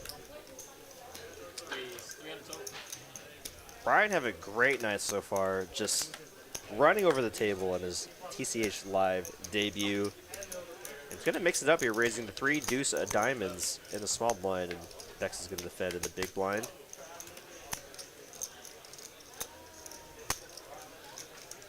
Not the worst flop for Brian, though.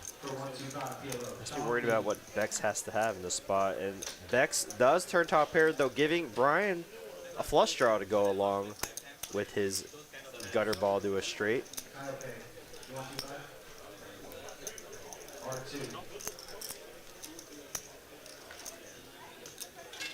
And 5 on the river. Flush and straight draws do brick out, giving Becks the best hand on the river. So we go check, check. You didn't bluff. You didn't bluff. You should have gone all in on the river. Exactly, to work. Kyle's teaching me that. I'm paying him like Is everyone just kneeling Kyle? That's what it sounds like. It's like the nicest dude ever. It's like, you know what? Let's beat him while he's down. Yeah, JD even mentioned that we cannot let Kyle get even. Oh, good night, Roger. Thank you for joining us tonight. Appreciate it. Yeah, don't worry about checking out a little bit earlier. You can always watch it back. All of our episodes are stored at the TCHLive Poker channel on YouTube, all the way back to episode 1. You can travel back to the silent days where there was no table audio. It was just me and others talking for 4 straight hours.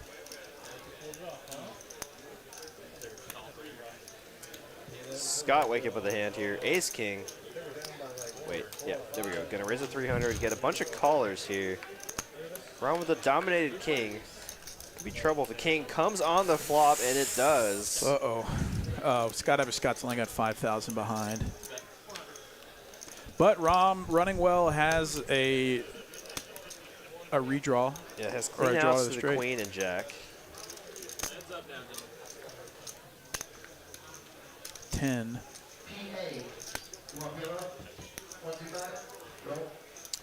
10 on turn, I think he still comfortably go for value against hands like king, queen, king, jack specifically. If you were behind on the flop, you're still behind on the turn against a flop straight. Can't be too scared of monsters in closet. 4 of diamonds does complete the front door flush. Skydiver Scott with no ace or king of diamonds. Obviously, the king of diamonds on the board. No ace of diamonds in hand. Makes it a lot more likely that Rom could have a hand like ace, jack of diamonds. Rom does like to check, and it goes check, check. And Skydiver Scott will finally take down a hand with a premium. 3,500 headed over to Sir Skydiver Scott, trying to rally back to a win. Oh, he's only down 1,100, not too bad. JD up 600, Brian up about 16,000.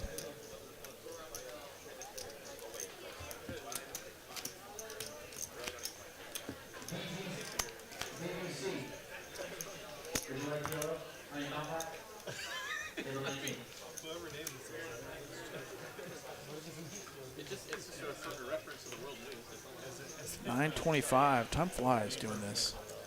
30 minutes remaining in this stream. We've been playing 25, 25, 50, but now we're up to 5,100. Sometimes 100, 200. And there was that $400 shot. Oh, yeah, we played 100, 200, 400, one hand. Let's do that again. King, queen for Zane, raising it to 3.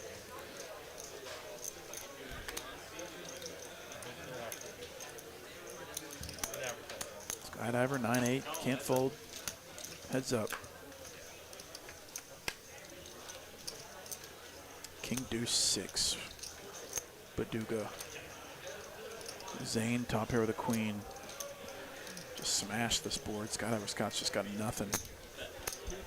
250, instant fold. Take it down onto the next one. Ben Miney is pretty quick with it. He It's a pretty sharp game. It's professional. That he is.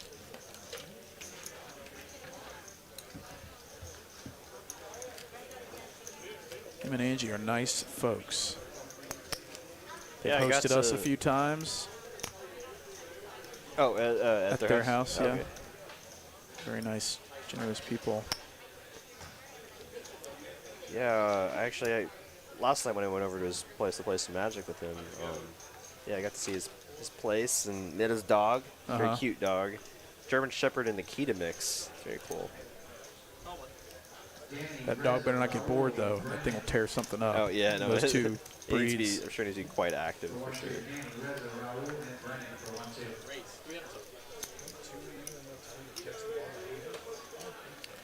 Yeah, I think, well, no, what's funny is my fiance, she works for the city of the colony.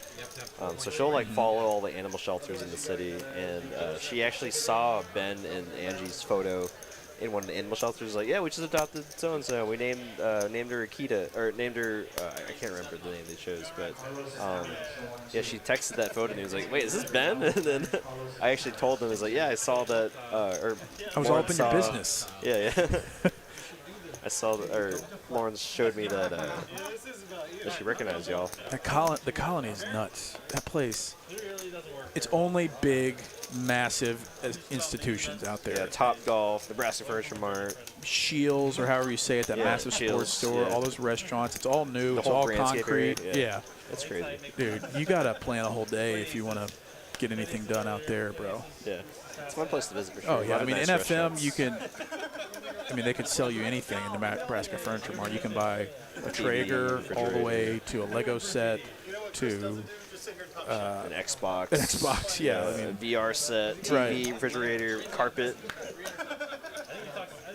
And then Shields is like the NFM for sports and outdoor stuff. Right. Every possible type of hobby you could ever want to do. Very similar to like Bass Pro Shop. Yeah, they have every brand associated with that hobby. Oh, and that's the Ben Kirby walk for Brian with the pocket queens. The best kind, free money. Brian taking it down 16,000 up now. John Ryan down 12K now. The ultimate Chris isn't even from Germany. He's from like the Bronx. It's all fake. And I guess if I'm guessing JC Sound Guy is Tiny from our 1-3 No Limit stream from Sunday. So hats off to him for a great game. I think he did very well for himself. Are we doing that stream every Sunday now, or is that once a month? Every other Sunday. Two times a month. Okay. Or I think sometimes the first Sunday of the month, last Sunday of the month. Just depends on their schedule. Is that a 500 cap or what is Yeah. it? Yeah. Okay. John Ryan limps the eights. Kyle Z raises the button. What happened to your eye? Oh, let's hear if he says. Working out with David Goggins. I tried to quit. Punched me in the eye. Keeping it close to the vest, I see. He doesn't want to. David Goggins, stay hard. Something happened. We're not going to know. Workout that kicks your ass. Chicago says on the TCH website there's a Rio Grande Valley location. Is that like West Texas? No, that's like South Texas, near the Rio Grande River. Specifically, I think that location's in Edinburgh, Texas, if you'd like to know. See, Sturdy in the chat. What's up, buddy? Does Zane have a black eye? Yeah, apparently. But he won't tell us where it's from. He's keeping it pretty close to the vest. He's not letting anyone know what happened. Must be an ongoing case. Everyone has some remarks here in chat. Alice Acuna there thinks that he tripped and fell in the chip stack. I saw Danny Marks earlier in the chat saying that Zane 4-bet him light and he had to lay down the law. So your guess is as good as mine.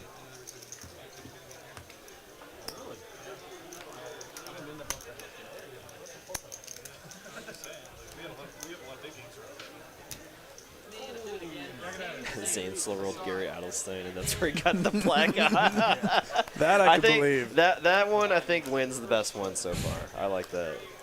Dude, I don't know if y'all saw that clip. That was excruciating to watch. Like, I consider myself to be a pretty patient dude and can put up with a lot. but that is one thing I cannot put up with. We would have fought, I think. I think we would have fought. For that amount of money and that blatant of a slow roll, dude, I think we're fighting. Good call. I don't know. Just kidding. Yeah. Oh, that was so brutal, especially for a dude like G-Man, who's like seems to be a pretty stand-up guy. A very good ambassador for the game. And he's like a crusher. So like, okay, you got him this time, bro, but he's probably gonna make you pay over the long run. Whoa, who just rivered a straight? Scott. The bottom end, though. 300 Moneymaker's just gonna get out of the way. Oh man. Oh, it looks like Julian's here. Heard. He said what happened earlier. His dog jumped up on him in bed. Didn't think it was a big deal and went to bed. Interesting. He just woke up with it. Oh, that sucks.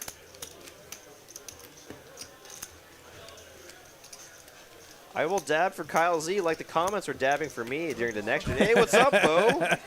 Man, oh man, the chat was loving Bo on Sunday night. I saw the very intro. He had his own fan club. Oh yeah, that's cool. I really suck on ice, actually. I really suck. And good with a broom.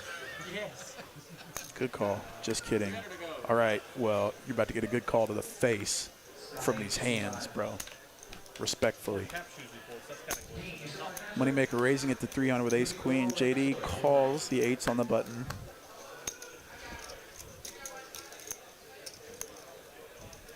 Oh, it was Dab City in here. Yeah, It's it was so literally funny. it was like a Twitch chat for a second, like all the emojis. Yeah, because they were like that's Bo awesome. Bo would like wake up with aces and it would just be dabs, and then he would like scoop a pot with a bluff and just be dabs.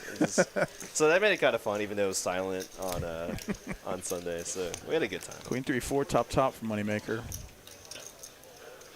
Yeah, Bo, you were very fun for the stream, my friend. We'll definitely need you to get back up. That's back a great way to get invited back, is if you're entertaining for the people. Yeah, I swear there was like at least 100 people in chat just for Bo. Like they were like either friends of his from college or his job, or I don't even know.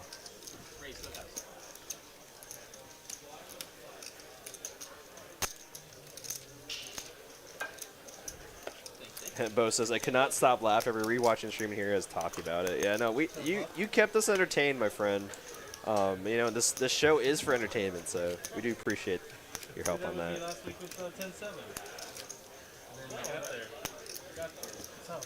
He'd even tell them to do that after they won. Yeah, no, it just kind of happened, which is I like live streams like that sometimes. They're very organic entertainment, you know. Yeah, a bunch of our players from that live stream here in chat, which is awesome. We got Tiny, JC Sound Guy, Al Sakuna, PM, Bo.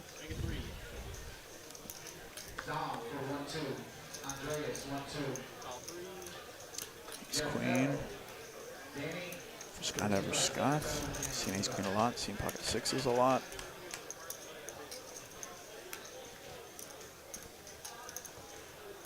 Oh, wow. Oh, Cooler aces here. and queens for Scott ever Scott, and bottom set for John Ryan. This could be a 10K pot here. Yeah, both of these guys don't have a ton behind, but it's still plenty of money. Oh, what a cooler setup for Scott ever Scott. 8 of diamonds on the turn. Change anything. Drawing to just 2 aces or 2 queens, 4 outs once. And he's got to feel pretty good about his hand. Both players can be super aggressive.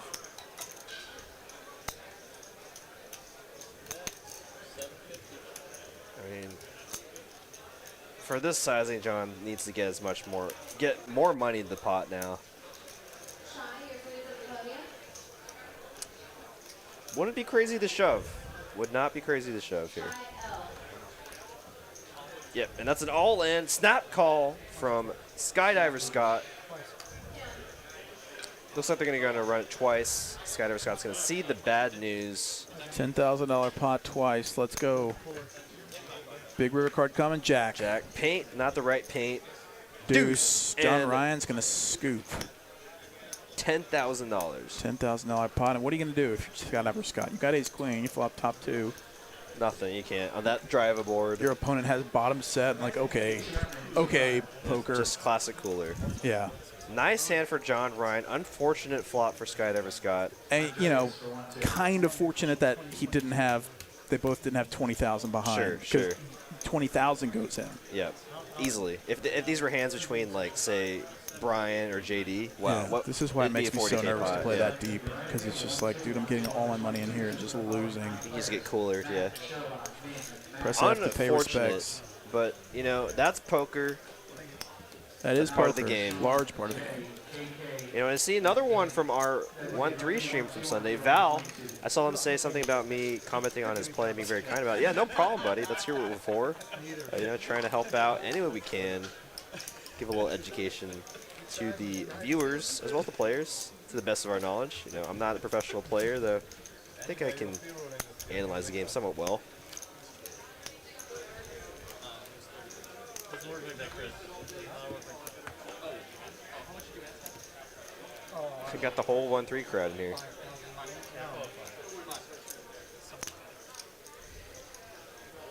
Not a good night for the players in seat 5 and 6 tonight.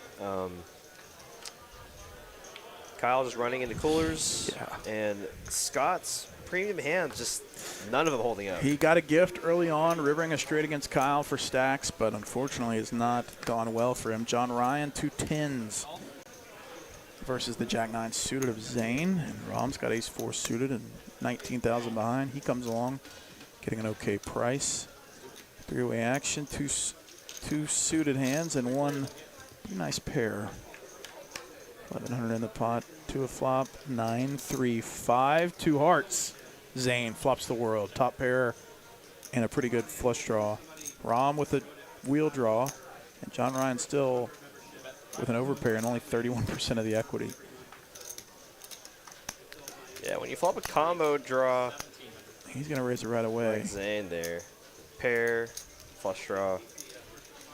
You know, any trips are good for you. Any 2 pair outs are good as well. What do you do when you're out of position here facing a raise? Do you 3-bet? Or do you just call? Technically, your heart draw isn't. I mean, there are better heart draws out there.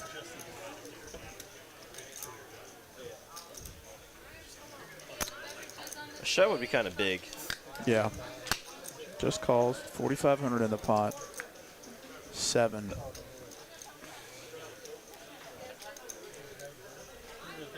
So Jack-9 checks over to John Ryan. Trying to pot control a bit. 10s, queen on the end. Wow. Clean run out. And clean run out for 10s. Jack-9 completely misses. And when you see a run out like this makes you so glad that you didn't shove on the flop. Yes. Right? You're like, you know, I had everything, and they just miss. Gonna show, be like, how did I miss? John Ryan takes down a nice one with the 10s. A little redemption there for John. From earlier in the night. On a little heater, flopping a set against 2 pair, and just missing the world. Yeah. Against Zane. So many cards that can come that just own you. I mean, 10 of hearts. 10 of hearts comes, you just lose everything. But faded all those cards and took down another nice one. And Miney's already got the cards back in the air before he can even finish stacking. Hand 101. We've been blazing through these hands over the past 4 hours. Raise 2. Damn close to mine, yeah. I think I implemented my strategy today. I had to work hard today, Neil. I listened to the fucking hearings for 4 or 5 hours. I called out on 2 meetings at work. That's all I had another They're always running over. And they're like, okay, no problem. JD apparently neglecting his own work. I think JD's got a pretty good setup. I think he can do whatever the heck he wants to do. So yeah, if you went there first, you could sign up, and they only, since there's so many people, for a lot of people, they only give you 1 minute. Yeah, anybody could go and get their 1 minute. You could sign up online, but you get to sign up like 4 or 5 days ahead of time. Are they going to let it continue to speak going forward? I think every meeting. The public part's already done. Huh? The public part of the hearing is done. Well, I think every meeting they have a section for the public to say whatever they want. Like, you could go in there and talk about anything. I think. That'd be so brutal to have to sit there and listen to just randoms come and give their 60-second soapbox. It was mainly employees and players. So. Well, I'm just saying, like in life, if you were sitting on a city sure. council having to hear those things every week. They're not even compensated. They're just volunteers. Or they're appointed. Oh, wow. I'm sure or they're not compensated for that position. I'm sure they have another position or maybe have another job within the city. But to be on that board, they're not compensated for that time. I see. Yeah. And they have to let them go. You talking about like a couple guys? From my understanding. Yeah. They're on a podcast? Yeah. Yeah, I know exactly. They're so good.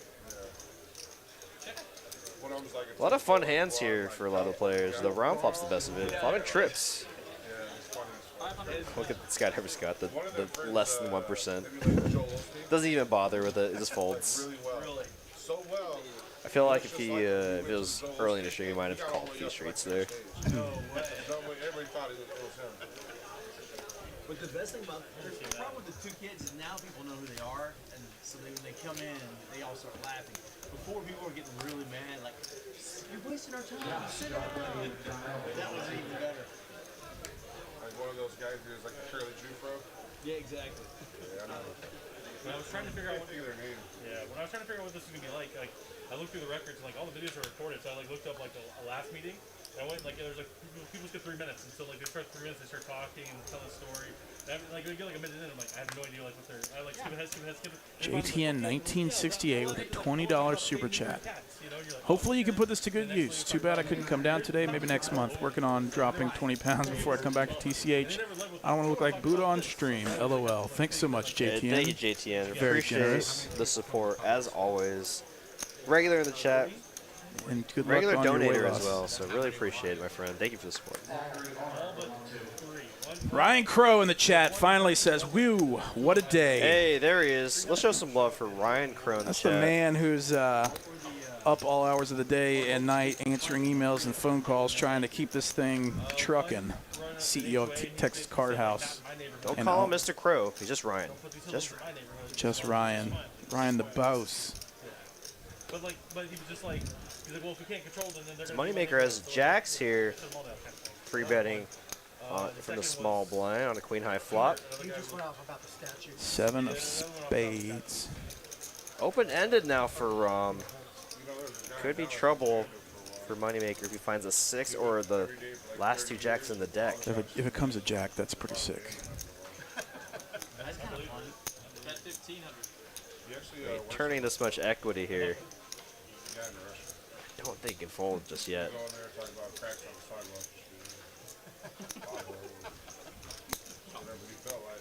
Absolutely, Ryan. Totally agree. 4 on the end. Jack's still good. Moneymaker in another nice pot with the best of it. Versus an opponent, though, that could really charge him. Apparently there's some issue with the city with the program that's not like working, but like he's like, look, I have the traps. Like, there's like some program where you can like trap them, spin even. Ooh, I like this from Moneymaker. Checking it over to Rom because he's probably not folding. Giving Rom an opportunity to put a little bluff out there. I mean, Moneymaker doesn't know what Rom has, but Moneymaker can't reasonably bet. But if he checks here, he can keep all the bluffs in there and maybe make a little more. Right, yeah, definitely. With that brick river card, if Moneymaker was beat on the turn, he's definitely still beat on the river. Checks back. And Jax will take it down. Another $3,000 profit. Moneymaker having a really great night. Yeah, he's put himself a win together tonight. Yeah, definitely, Ryan. Yeah, definitely shout out to the people that came out and support us. And yeah, like he said, I think there was about 200 people that came out and support us, including employees, players. All of their own volition. Like everybody had stuff going on today, but everybody took off or made arrangements to be able to be down there. It's pretty awesome. And I know a lot of people that are actually in chat currently also showed up, like PM. I don't know if Pez is currently in chat, but he showed up. He actually told me he took a half day at work just to show up for us. Yeah, that's awesome. So, when you spend so much time up here, it's pretty meaningful if that gets put at risk. That would be great. Just start with the fence. Yeah, there was actually so many people there that they couldn't fit all of us in the actual board meeting room. So we had to go in that overflow. Mm-hmm.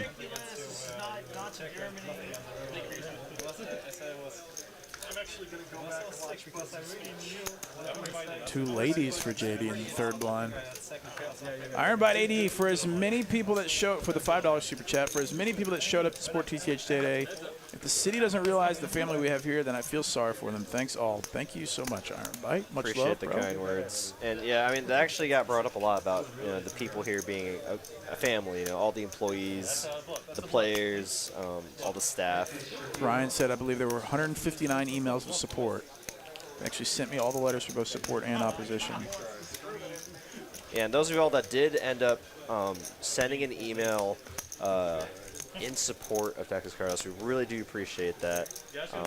I know a lot of, actually from one of the dealers that actually worked here, he said that actually a current player here, his wife actually works as a city planner, and she actually read one of the emails. So those emails were being read by a lot of people in the city hall. Great. So they were being read, and hopefully they had a good impact on our in our favor.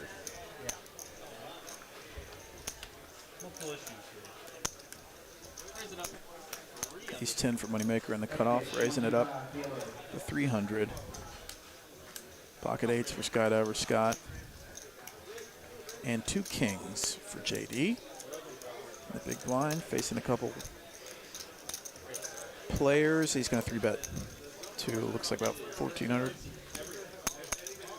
Oh, wow. And Ryan says here, there's 3 letters of opposition, 159 in support. So, wow. I mean, if that doesn't tell the city council, no one's opposing this. that's I'll leave it at that. Just it kind of speaks for itself, right? It's going to call. I'm trying to set mine against JD. Let's see what the flop brings. And an ace. Ace 6-4. Definitely going to slow down the action for both the players here.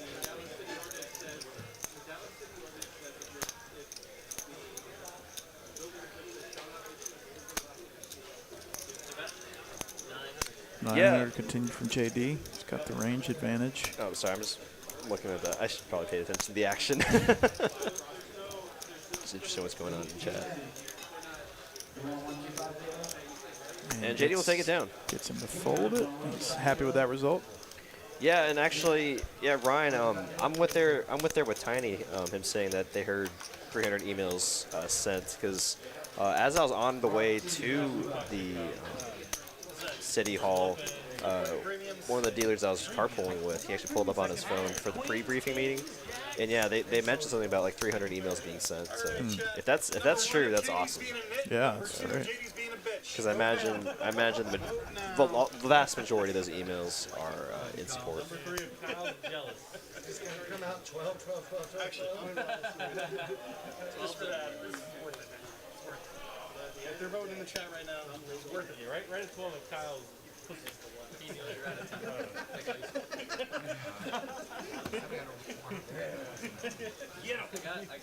JD folding the suited diaper.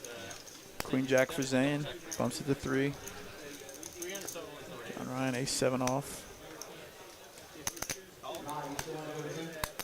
Brian's in there with 4-5 suited in position. He likes it. 6 of spades, 8 of spades. Combo draw. What a flop for Brian. Straight flush draw. He's going to bet it. 600. Hasn't missed all night. Quads. Another bluff. The old straight flush draw. It's like barely a bluff. Semi-bluff, semi-bluff.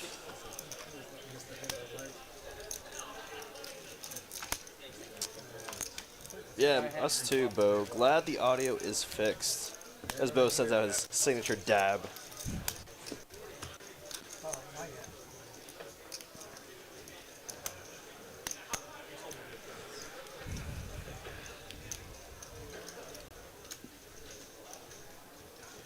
Ten minutes remaining in this stream. It's been a fun one tonight. Last 4 hours. Let's get those likes up one last time for all 564 of you watching right now. If you enjoy the stream, if you enjoy Texas poker, Dallas poker, Texas Card House, or even just watching live stream poker, hit that like button for us for our last 10 minutes remaining. The game's been huge. Seen several massive pots, and we still have time to play a 30K plus pot. Let's go. How many likes we at? 220? Yep, and Brian flops a nice little combo draw once again. Wow. Moneymaker with ace king high. Check, check, check. Straight flush draw. And a flush right away. No sweat. Brian. A heater. No wonder he got 68th in the main.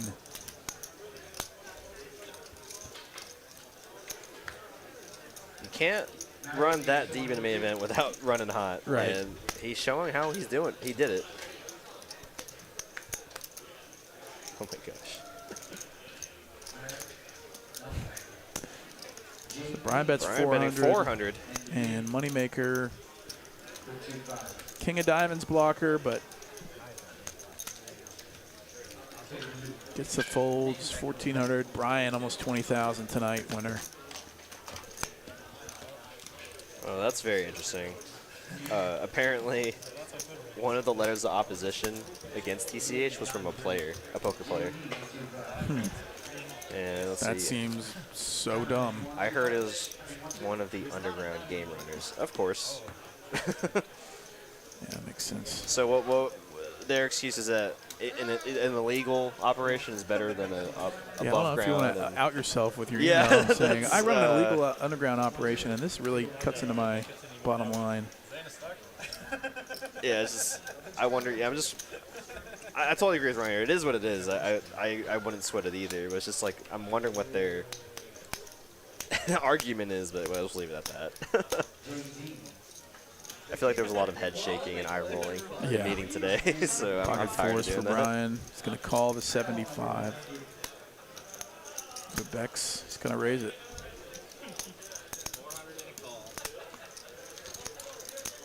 Well, looks like we got Ryan Crow here in the chat for a little bit, so if y'all have any questions, I'm sure he's not.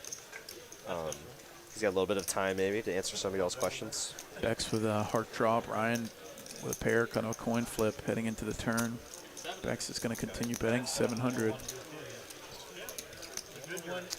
Yes, the German Chris Moneymaker, Adam. Small pool to small pool, you know, like.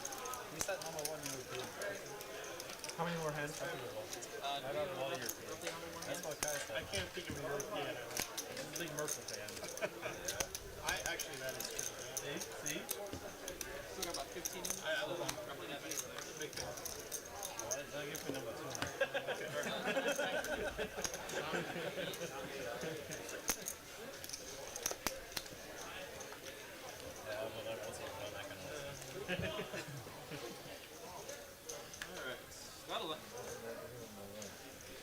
I guess we're going full 5,100 now. It hasn't been a $100 straddle in like what the last 30 minutes. I feel like. Oh, it hasn't? Yeah. Oh, I guess I zoned No, out. no. I mean, we haven't. We've had one for the last like 30 minutes. Okay. Yeah, so yeah, it's crazy.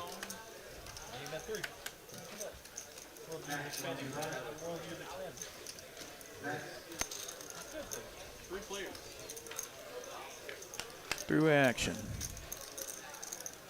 King Jack 4, 2 clubs. Ron with all of it. John Ryan with second pair. Scott Everscott with bottom pair. Nut flush draw for Rom. See how he approaches this.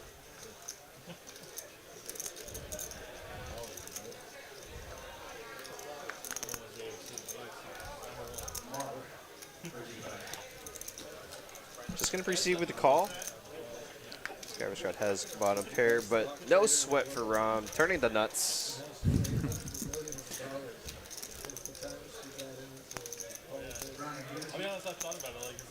Scott Everscott's only got 5,000 behind, trying to limit his moves.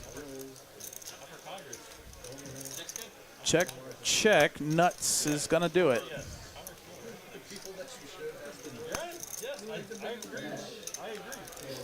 I'm saying, like, literally, I think there's, like, no rules.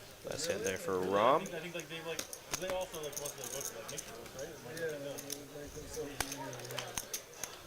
like, there's also proposals that, like, they shouldn't even, like, have, like, an active account. Like a blind account. So it has all sorts of managers, like, they don't know what's in it. Like, even, like, Trumpet Brian's saying some of the other card rooms came out to support. That was pretty cool. Yeah, we definitely don't Because mention everybody other rooms too often, but yeah, they I think they realize that this does affect all of Dallas Right. poker. It's not just one or two rooms. You know, this can affect poker room is being allowed to be opened in the Dallas city area for years to come. So. A lot of investment has gone into this in individual these rooms. So the amount of money and time invested is just insane. Definitely an eye opener. Definitely when I was at the meeting, it's just hearing how much time Ryan spent into researching, talking to people. I mean, it was essentially like 3.5 years because they started looking for locations since 2017. And we finally opened in 2020. Right. And they wouldn't have opened here had they not felt like they crossed every single T and dotted every I. Absolutely. I mean, I talked with them when they were planning this place, and they weren't even going to consider spending money up here unless they could get a full blessing from the city. Which they did. Yeah, and that's the whole debacle we're in is. Enough of that.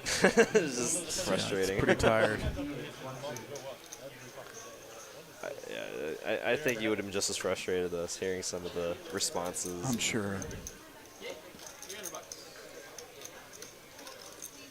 I guess since we're on this topic, one of the what articles cited in opposition was like something from like 1876, and like I was mentioning that earlier, and I was just like, really? That's when I think that's the definition of grasping at straws. I think can't. Depending on the context that it was used, times are a little different. It was just a tiny little like paragraph. Oh. Yeah. Ace King flops pretty nice here for John Ryan. Top with a Broadway draw. 500 and a fold. Wow, 27K in a stack. He only started with like 10K too, right? I think he might have had. He might be in for 15. He might have added on or something because I think he's winning like 17, whatever the math is there.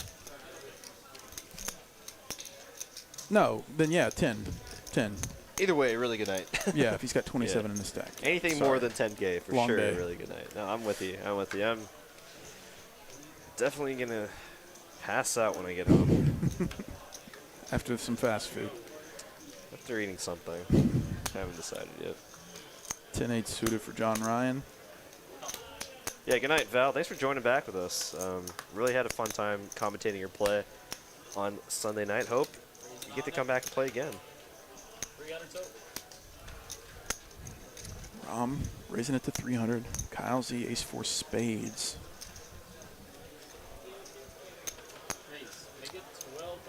Putting in 3-bet here, making it 1,200 to go. John Ryan decides to continue to be dominated there, but no. Decides to let it go, take the best of it. Rom, a very playable hand here, post-flop, in position.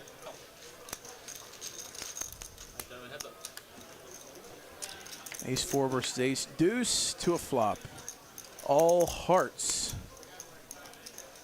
So Rom flops the nut low. Kyle Z with an open-ended straight draw.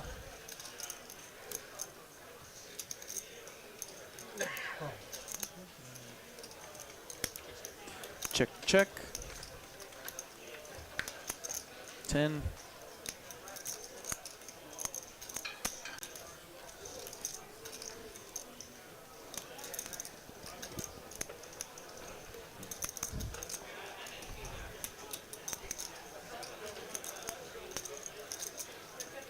It's like 1900.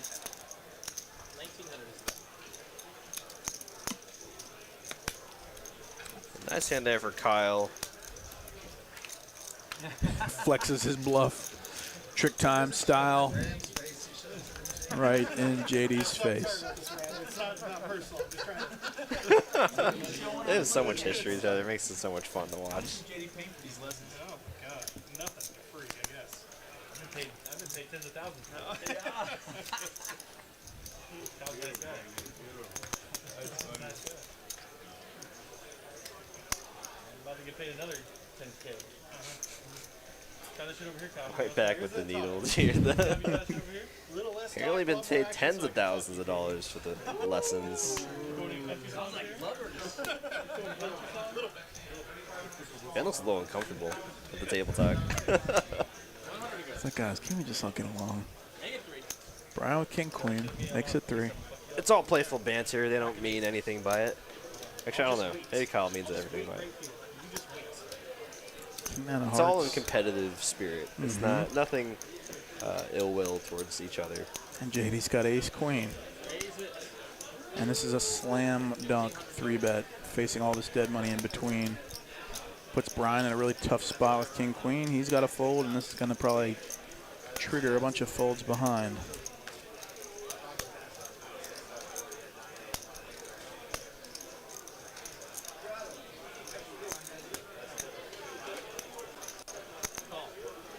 Well, what do I know? Rom trying to go play for stacks here. So they're both playing about 15K effective. Ooh, this would be a nice one to cap the night. And there's a 4. Oh, wow. 4's full for Rom. Rom running hot. JD drawing so thin to running aces or running queens. And Rom's got position. Don't you dare raise it.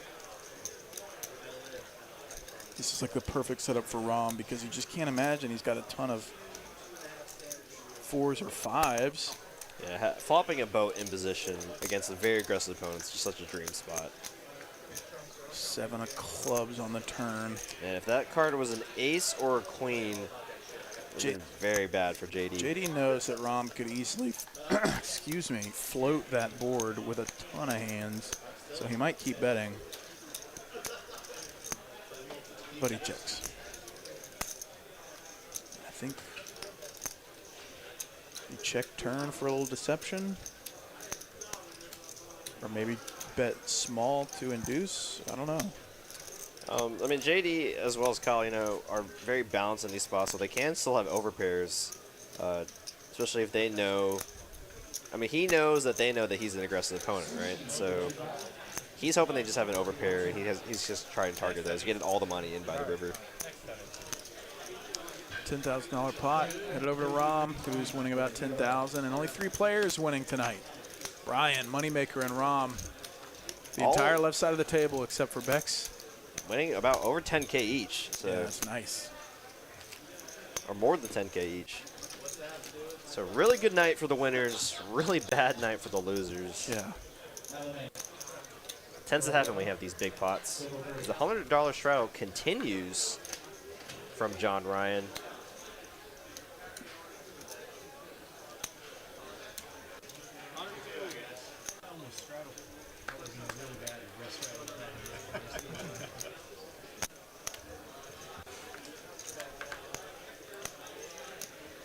Bunch of folds over to JD. 10-6 suited. Ryan's in there.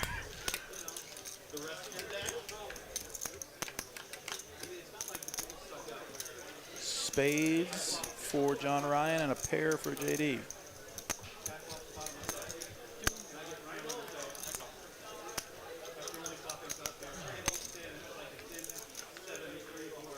Jack of clubs on the turn.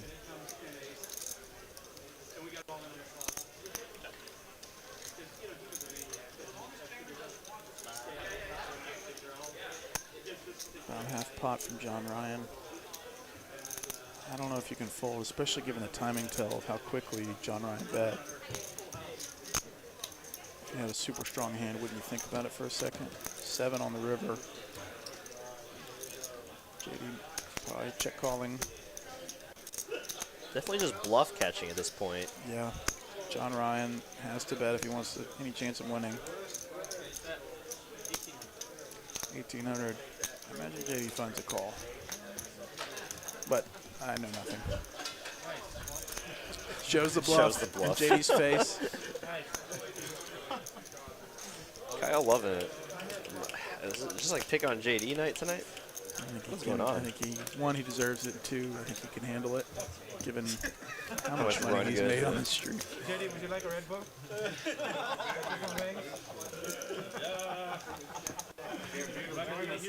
Rom speaking up.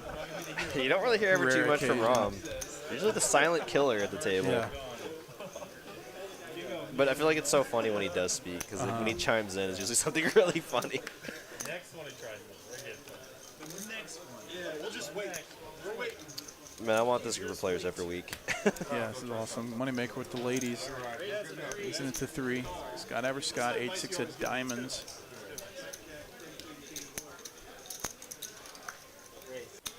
Uh-oh. Let's play a huge one, San Diego. Oh, JD's got 7-6 suited. They were definitely going to get the 4-bet from Moneymaker. Too strong of a hand to just call. And invite Scott Evers Scott in as well. Just a min click. Now this puts JD in a gross spot because he feels like he's priced in, but now he's calling in the worst position with a suited connector versus a guy that could make him pay everything. He also doesn't want to just light $1,200 on fire. He is stuck. I don't think he's in the folding mood. Maybe counting out how much he's effective. See if it's worth it. Can hit his straight or 2-pair against an overpair.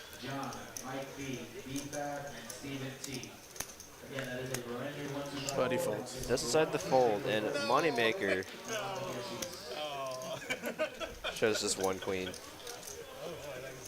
Never a bluff when it's just 1 card. No. Unless it's a deuce.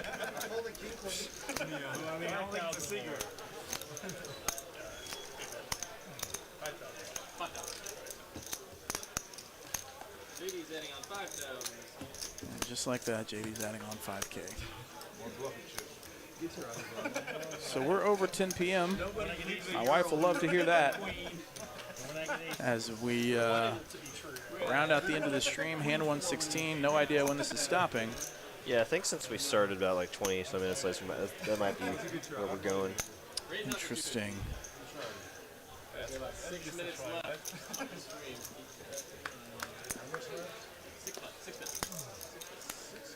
If you need to go, no worries. I can Iron Man it for the last 10 minutes. I'm just being facetious. She literally doesn't care. She probably enjoys the peace and quiet. 4, 6, 8, top pair with the ace for Rom. 5 on the turn.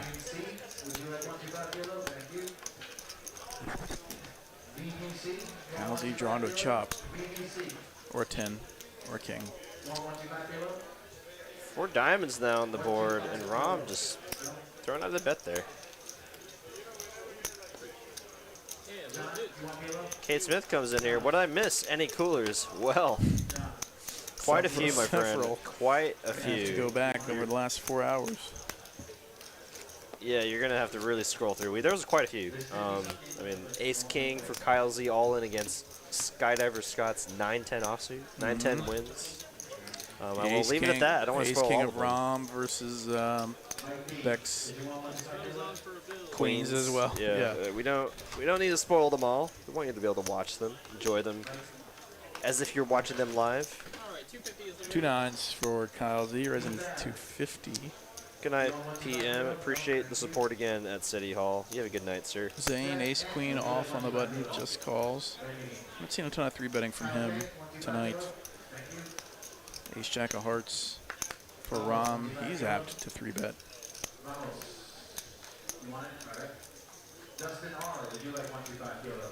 Yeah, I mean, I don't really mind Zane's flat here on the button, especially with an aggressive opponent like Rom in the blinds. Because if you 3-bet and then get 4-bet, you just hate folding such a strong hand on the button like Ace Queen. So this kind of allows him to just be able to call Rom's 3-bet. And in this exact case here, we see that he's dominating him. Yeah, I don't think he's ever folding this on the button. I'd be very surprised if he folds this.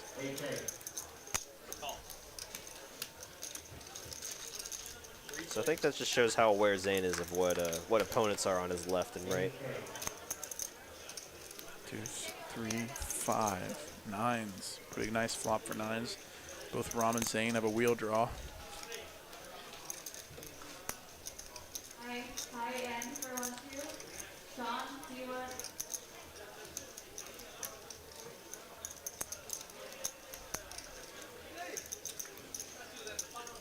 Hi, 12.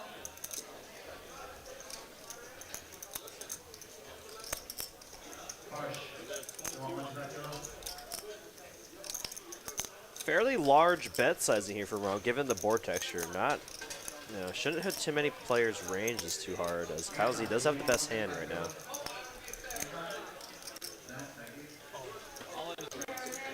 Wow. Kyle Z is going to rip it and ship it. So this is interesting. I guess if he Rom bet 2.2, 3x plus some change is Kyle Z's entire stack, and Kyle Z knew he was going with it. And Rom's going to call ace jack high, knowing that he's doing okay against an overpair. 4 of hearts. Oh my gosh. 7 of hearts, and just Rom. runs too good.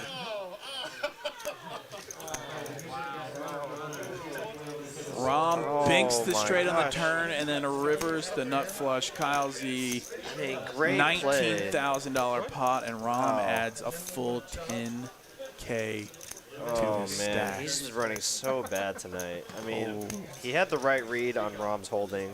Good game. Made a great Kyle play. Z getting it in 60-40. I mean, sheesh. But I mean, hats off to Rom for snapping in that spot, knowing that he was drawing very live against pocket 10s, pocket 9s, pocket 8s. $30,000 stack for Rom. Wow.